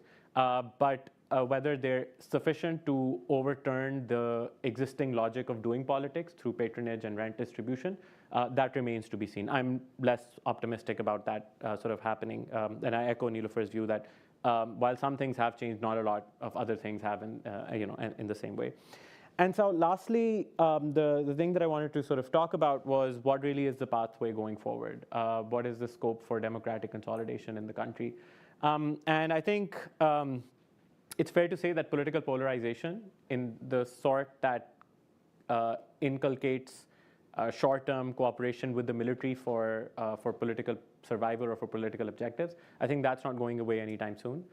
Political polarization between parties is also unlikely to change given the coercive interventions that we have seen pretty much from 2018 onwards in various forms. And so I feel like anything that any sort of green shoots, so to speak, that we should be looking at are largely on the societal side of things, not so much on the way that political, on the way that the state, for example, is structured. So I feel like there are things that are cause for some optimism. There is greater citizen engagement on a range of issues, claim making around municipal services, for example.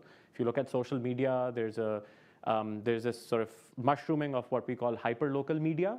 So media that's reporting literally on neighborhood level issues about what kind of things that people genuinely face, the kind of frictions that Asim also talked about on a daily basis. I feel like that kind of claim making is crucial for the way that democracies function. And I think that's something that we see increasingly because of, again, technological sort of ease and generally sort of a more informed electorate. I also think that there are aspects of the way that the judiciary intervenes in politics that could produce outcomes that are positive for democratic consolidation in some form. Local governments have been an area where the judiciary has generally maintained a principled position and has encouraged sort of governments to abide by, provincial governments to abide by local government regulations and timelines. So yeah, so I feel like there's, again, it's not a particularly optimistic note that I'm striking here, but I feel like there are things that are happening which are demographic, deeper structural things which can produce improved outcomes. And I think those are, given permissive conditions at the macro level, that they might enable greater democratic deepening or consolidation. But in the short to medium term, the two issues that I'd mentioned earlier, which is short-termism as far as political survival strategies are concerned, and party polarization amongst political elites, I don't think that's going to improve anytime soon. Thanks, Omer. So let me jump right into questions. My first question has a little bit to do with the data that you spoke about military, the public approval for the military, a little bit about the implications for Nawaz Sharif's return to Pakistan and what that means for the election.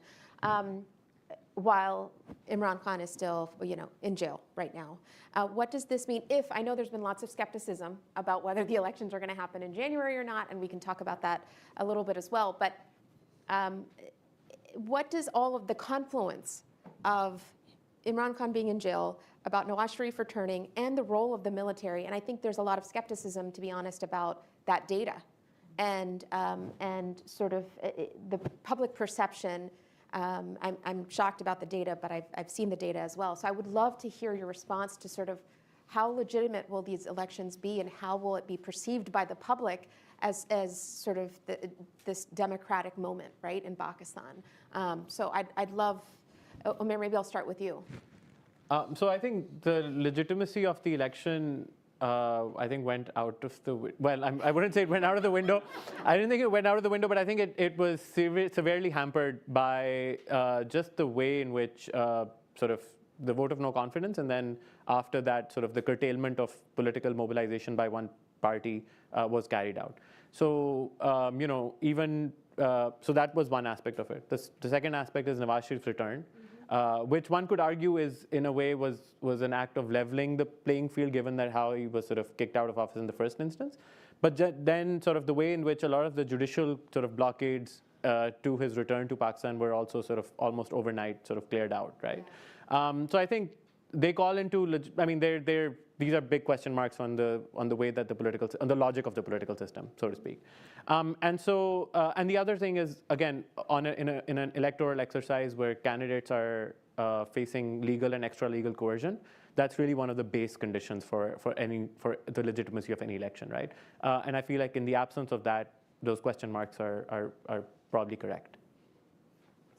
Yeah, so I'll just add to that by saying that, I think there's been a loss of legitimacy already, as Omer has identified. And I think along with that, not just thinking about the jailing of a leader or the arrests of party workers, I think what's also problematic is that the space for dissent and expression has steadily waned over time. And this was something that, the PTI government was very much heavily criticized for. We saw a lot of quashing of journalists' freedom during that time. It's also something that absolutely did not change under the PDM government. So we saw a lot of those similar trends. And so when we, thinking about also the data on attitudes towards the military, I think that's not surprising to me because while approval ratings can be about, those can be about the military's function in other arenas, right? So I think speakers today have talked about the military's effectiveness in addressing crises, important crises, for instance, right? And so that approval rating can come from things that are not related to the military's role in politics. But the numbers that I spoke about earlier are specifically about approval for military rule as a form of governance. And so I think that the fact that that idea still has resonance among significant proportions of the Pakistani population is problematic. And it's not a coincidence that there has been so much active effort to quash public expressions of dissent and criticism of the military. So those two things are related, and they're overall damaging to building this kind of public consensus on democratic principles. Thank you. Sure, I don't, thank you. Yeah, I don't have a ton to add. I mean, I agree with Omer and Sarah that the legitimacy of the elections is obviously going to be quite suspect. What I do want to, I guess, highlight is two related things. One is I sometimes feel like in the way we talk about the Pakistani voter, we don't give the Pakistani voter enough credit. And I think what is pretty clear from the survey data was that in the months just prior to the vote of no confidence, the PTI had lost considerable support by that point, and the PMLN was steadily gaining. And I think that should not be surprising to any of us who recognize that the voter is a rational voter who's going to react based on the economy and other tangible issues in front of them. And what is also clear from the survey data is that in the months following the vote of no confidence, and especially as the economy continued to do poorly, that the PMLN especially, but the PDM coalition parties in general, we're starting to feel the impact of that, the economy doing poorly, right? In how voters were reacted to potentially supporting them in the future. So I think an election in which the role of the PTI is still unclear, given the background condition of the economy and other things, I think is, we often use this uneven playing field or not level playing field, and I think it's just one another situation where I don't think it's clear that there's going to be a level playing field, and I think voters recognize that. The other point I think, which is an interesting one, is questioning the data about military approval. And I think it's a good reason for us to question what these numbers are, very large numbers, that's just approval.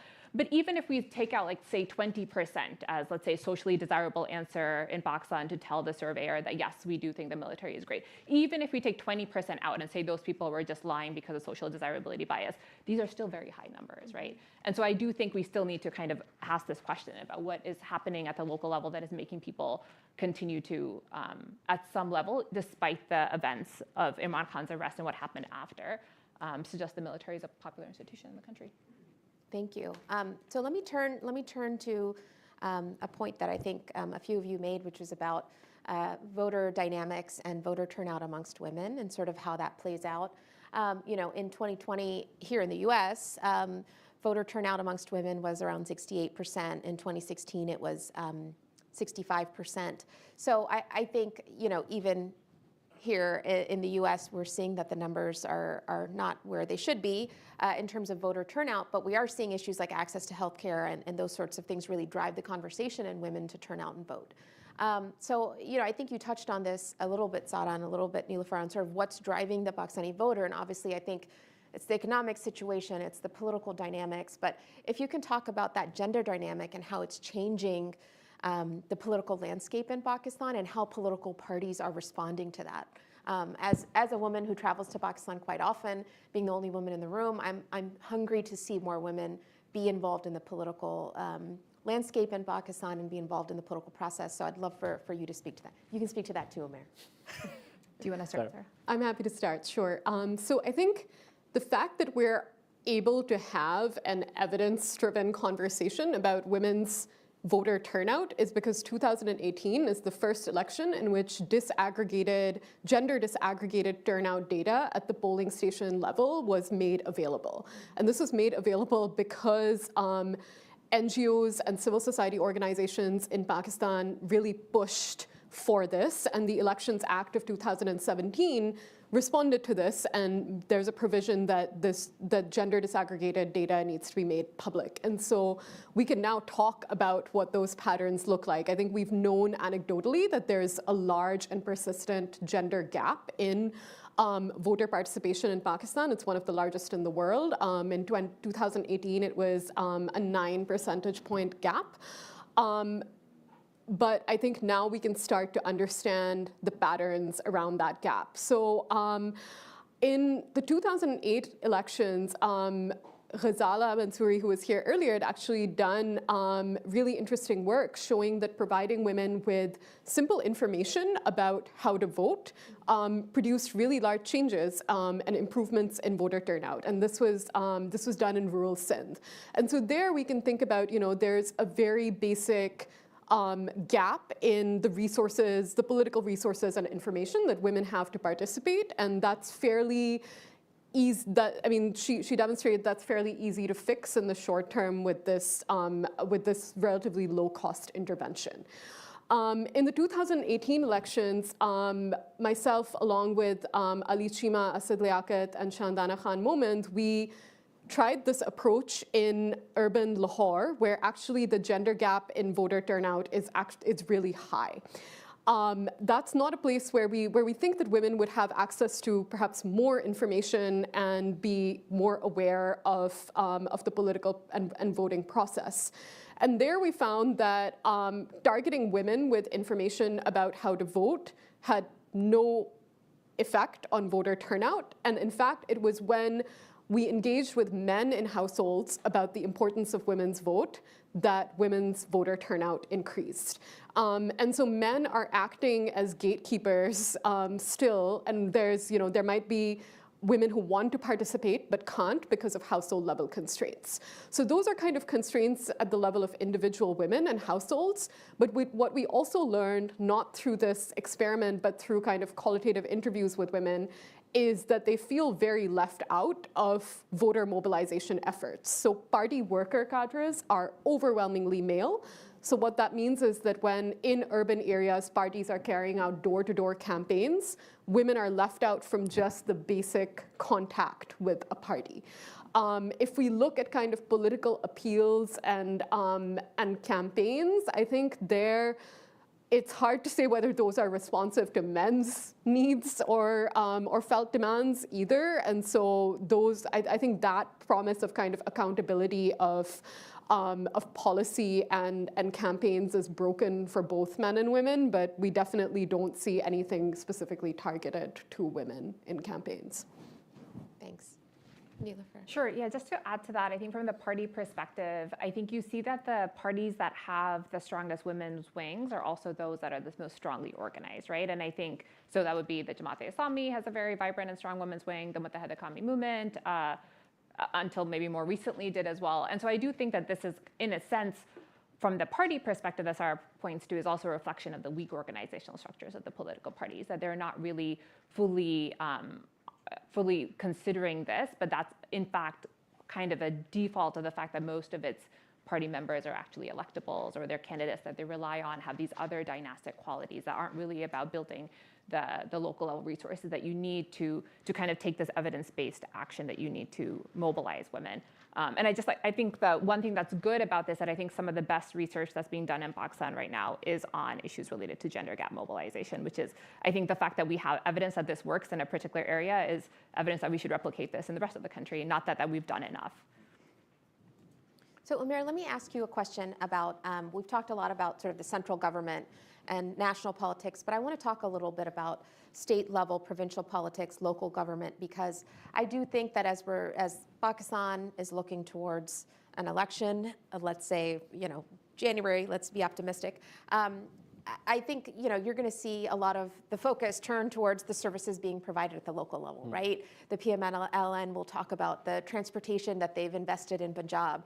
PPP will talk about all the work that they've done in Sindh. And so you're going to see that rhetoric come out in the political process.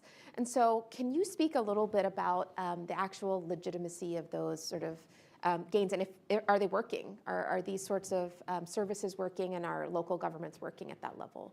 So I think the problem is that local governments aren't working at that level, which is why these issues are essentially national talking points for political parties. Public transport provision should be a source of political competition at the city level, not as source of campaign sloganeering at the federal level, right?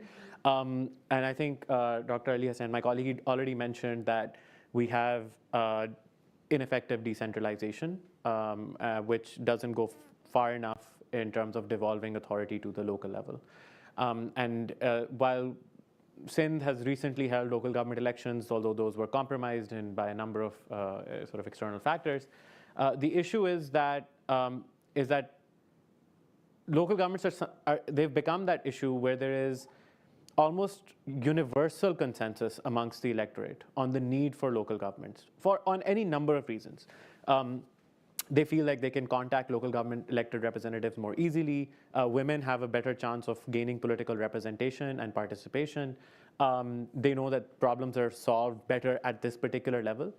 And yet what we see is significant sort of a lack of buy-in amongst political parties to effectively devolve power at that level. And the reason for that is actually very straightforward. The reason is that the politicians who operate at the national and provincial tier of government, they require local municipal services as a way of actually seeking re-election.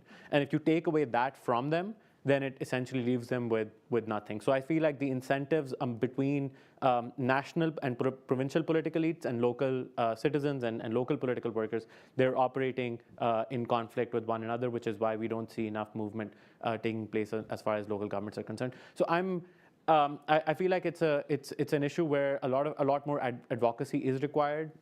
Parties need to be shown that this isn't a zero-sum game, that you can gain, you can improve your legitimacy and standing within the populace by effectively devolving power to the local level. But progress on that has been, it hasn't been great in the last decade or so. Thank you. So let me turn now to some questions that we've received from the audience, and I'd please ask that you all submit your questions to askac.org. This is a really good one that I want to ask all of you. Should democracy even be a goal in Pakistan? Many of Pakistan's partners are not democratic partners: China, Saudi, Russia, etc. Even the US looks less democratic in this moment. Quote, given that, is democracy desirable in Pakistan? Should that be the goal? That wasn't me, by the way. That wasn't Musharraf, okay? That wasn't Musharraf. Anonymous. So, who wants to take it? Yeah, I mean, there's a normative, there's a normative case to be made for democracy, right? Like if you believe in the fact that representation for the sake of representation is also an important end goal for a political system, that people have the ability to express what they hold dear, and that they have a political system in which they're allowed to sort of, whether that's cultural representation or whatever. So yes, we think that it's worth striving for. But then there's a more functional or instrumental reason for democracy, which is Pakistan is an incredibly diverse country. It is an incredibly ethnically diverse and heterogeneous country. I don't see a political system of the sort that the examples that were quoted, China, Russia, effectively being able to solve or work around all of that, or the issue of diversity in the first place. And I just want to sort of point out that we've been engaging in sort of fairly pessimistic rhetoric for the past, at least I have over the past 30 minutes.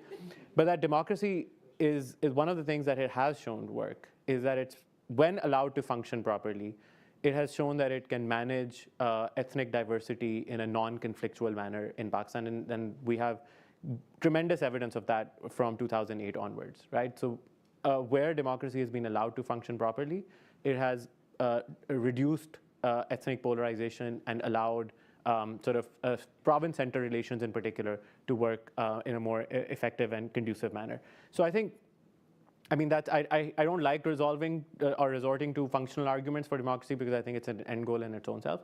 But even as a functional or instrumental argument, I think that's a pretty good one to stick with it. Thanks, Sada.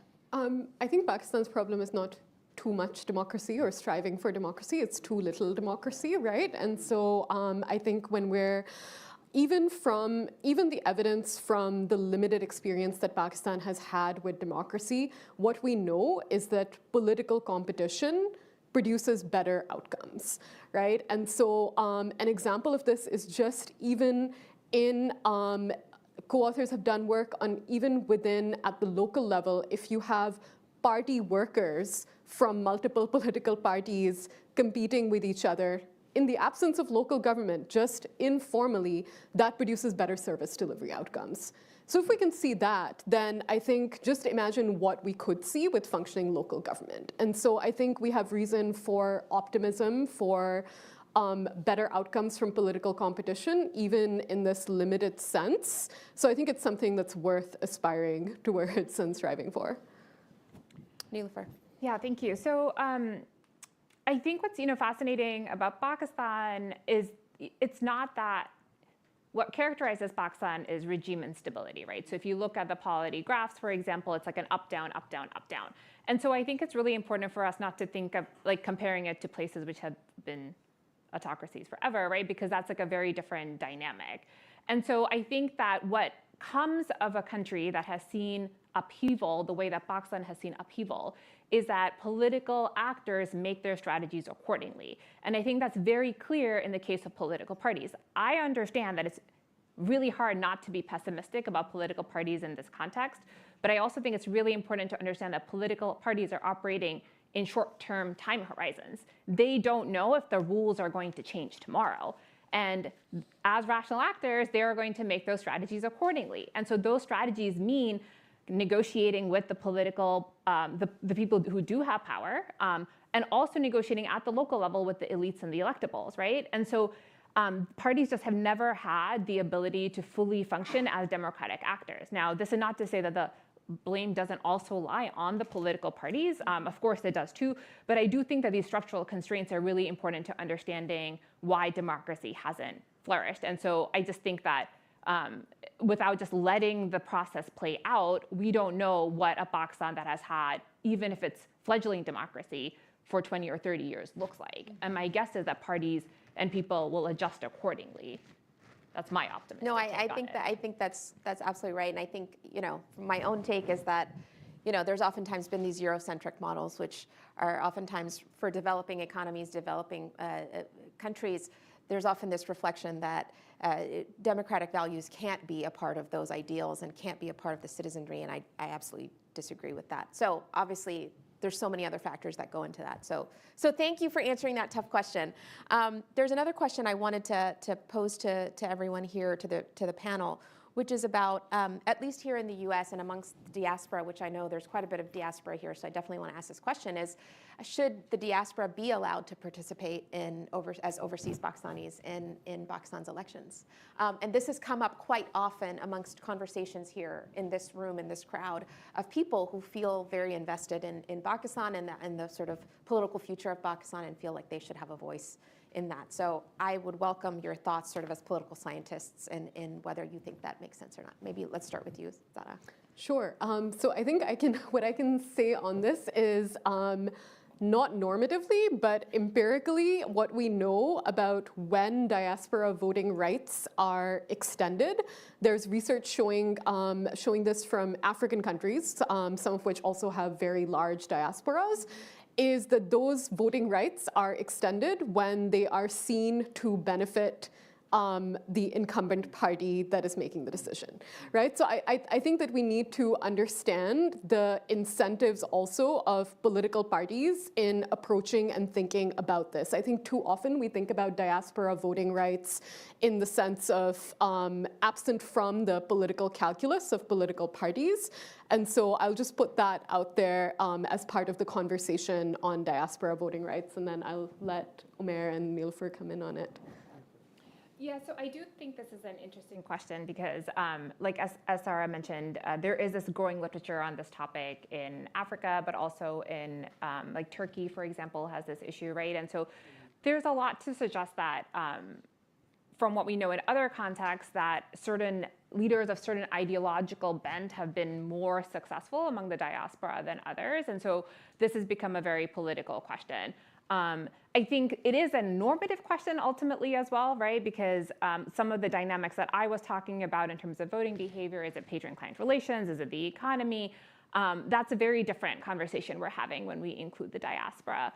I don't know personally where I fall on it, so I'll just say that I don't think Pakistan is an outlier, and I do think that there are some trends that we're seeing across different places where this holds. And I agree with Sarah that there's an empirical reality that we also have to contend with, which is separate from the normative one.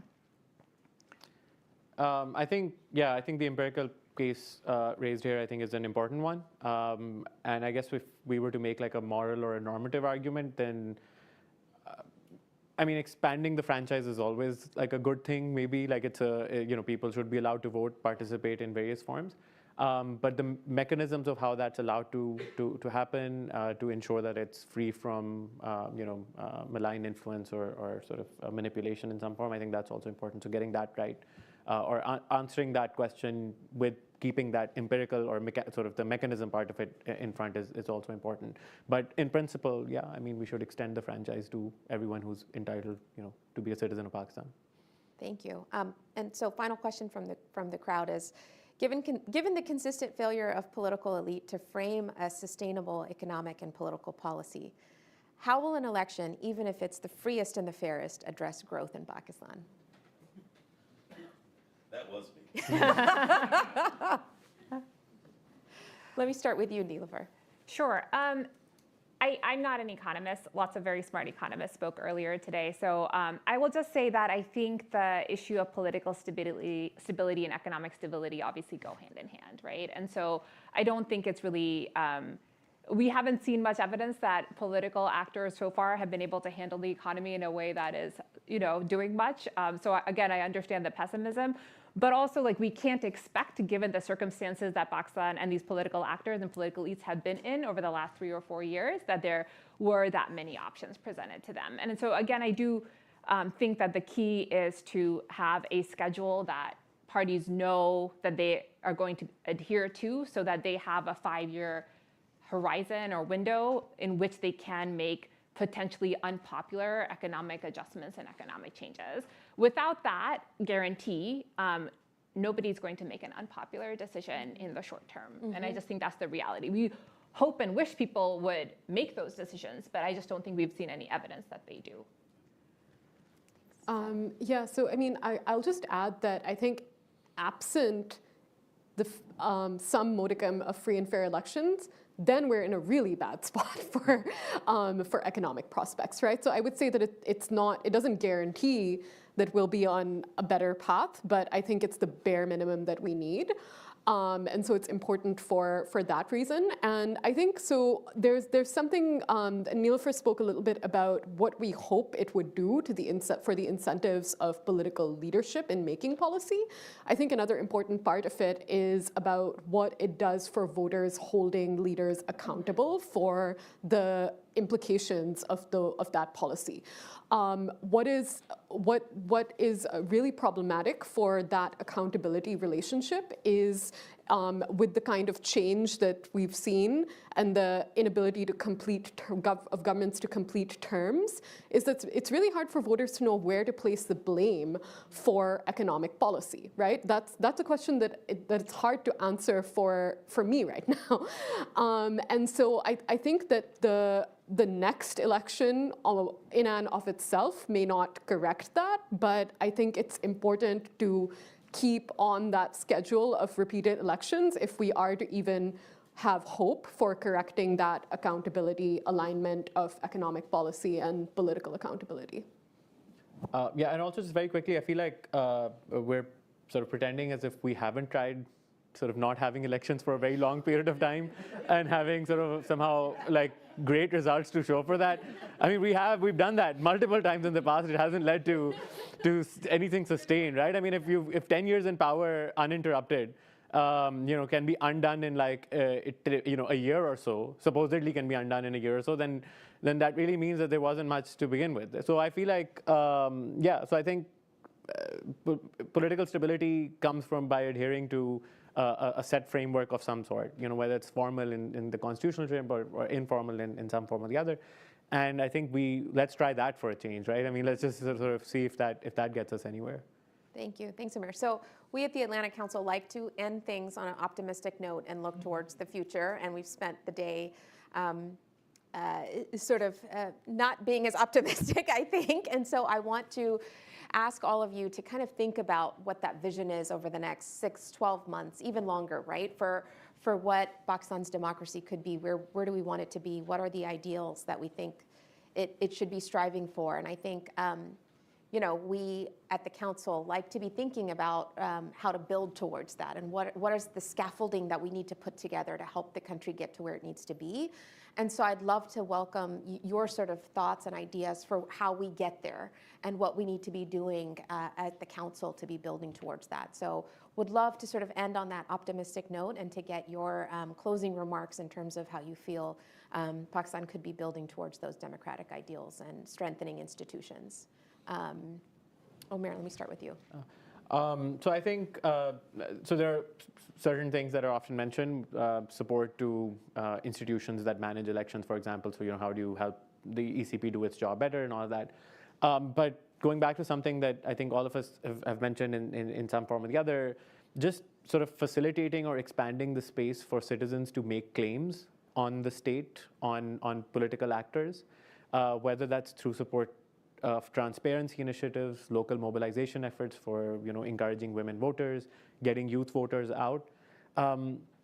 I think these are like they're green shoots. Like as I said earlier, these are green shoots. We've seen things that are moving in that direction. It's not necessarily happening at a great pace, but there are things that point towards improvement as far as citizen participation and claim making is concerned. And I think that's something that should be encouraged and built upon. Because ultimately that's going to determine the quality of democracy or the quality of the political system that Pakistan has. Thank you. Thanks. So I think aspirationally, I would hope that we have space for critique, right? And so I think that this sort of, the quashing of dissent of all forms, be it in the journalistic space, be it the closing space for civic society organizations to operate, I think those things have really bad consequences in the long term. And so I would hope that there's less fear of dissent, right? And so I think something that we often think is something to strive for, which is high levels of trust in political parties and democratic institutions, there's also something to be said for healthy mistrust and skepticism of those institutions and keeping alive critique of them. So I don't think that critique necessarily has to tie in with pessimism about the system as a whole. And so I hope we can kind of continue to make that distinction. And then the second thing that I think is, it's something that Asim spoke about earlier, which is about designing institutions to realign incentives, right? And so even though we're working within these structural constraints about where the military continues to have a lot of power as a political player, I think there are things that can be done with institutional design that can have really important consequences. And so here, for instance, I think we should be paying close attention to the ECP's work on the delimitation of electoral constituencies. Because just as a small example, the ECP has a principle of not breaking administrative districts when forming constituencies. But in order to correct for malapportionment, that was relaxed. And what we know from existing research is that when there is a misalignment between bureaucratic administrative boundaries and electoral boundaries, that creates problems of accountability.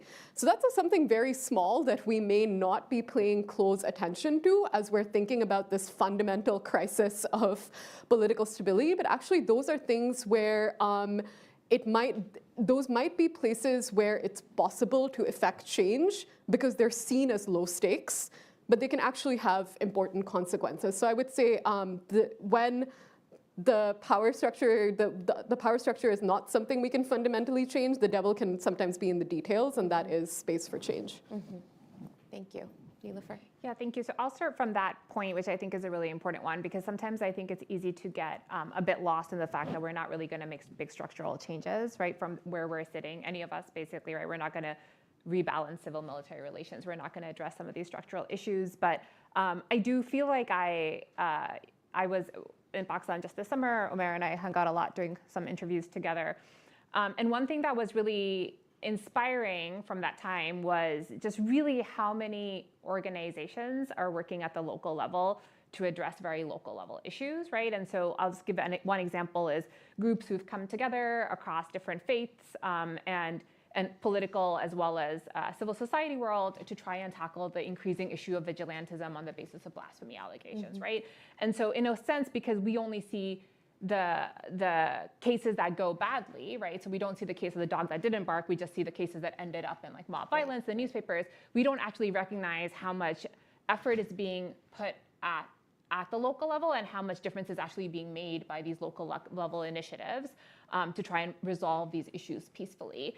So I felt a lot of optimism and confidence that really like if we were to harness some of this potential, and it really is just across the field, right? There's no shortage of people working on these issues. There's no shortage of organizations that are working on these issues. Sometimes I feel like the development sector broadly, think tanks, et cetera, we're kind of reinventing the wheel every time we go in, right? And nobody's really talking to each other. Nobody's understanding what's already happening at the local level.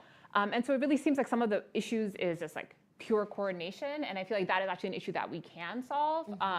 And so I do think that there is a lot of room. And I would say that if I had to choose two things that we could try and focus on, one would be local government, which Omer has already pointed to as being important.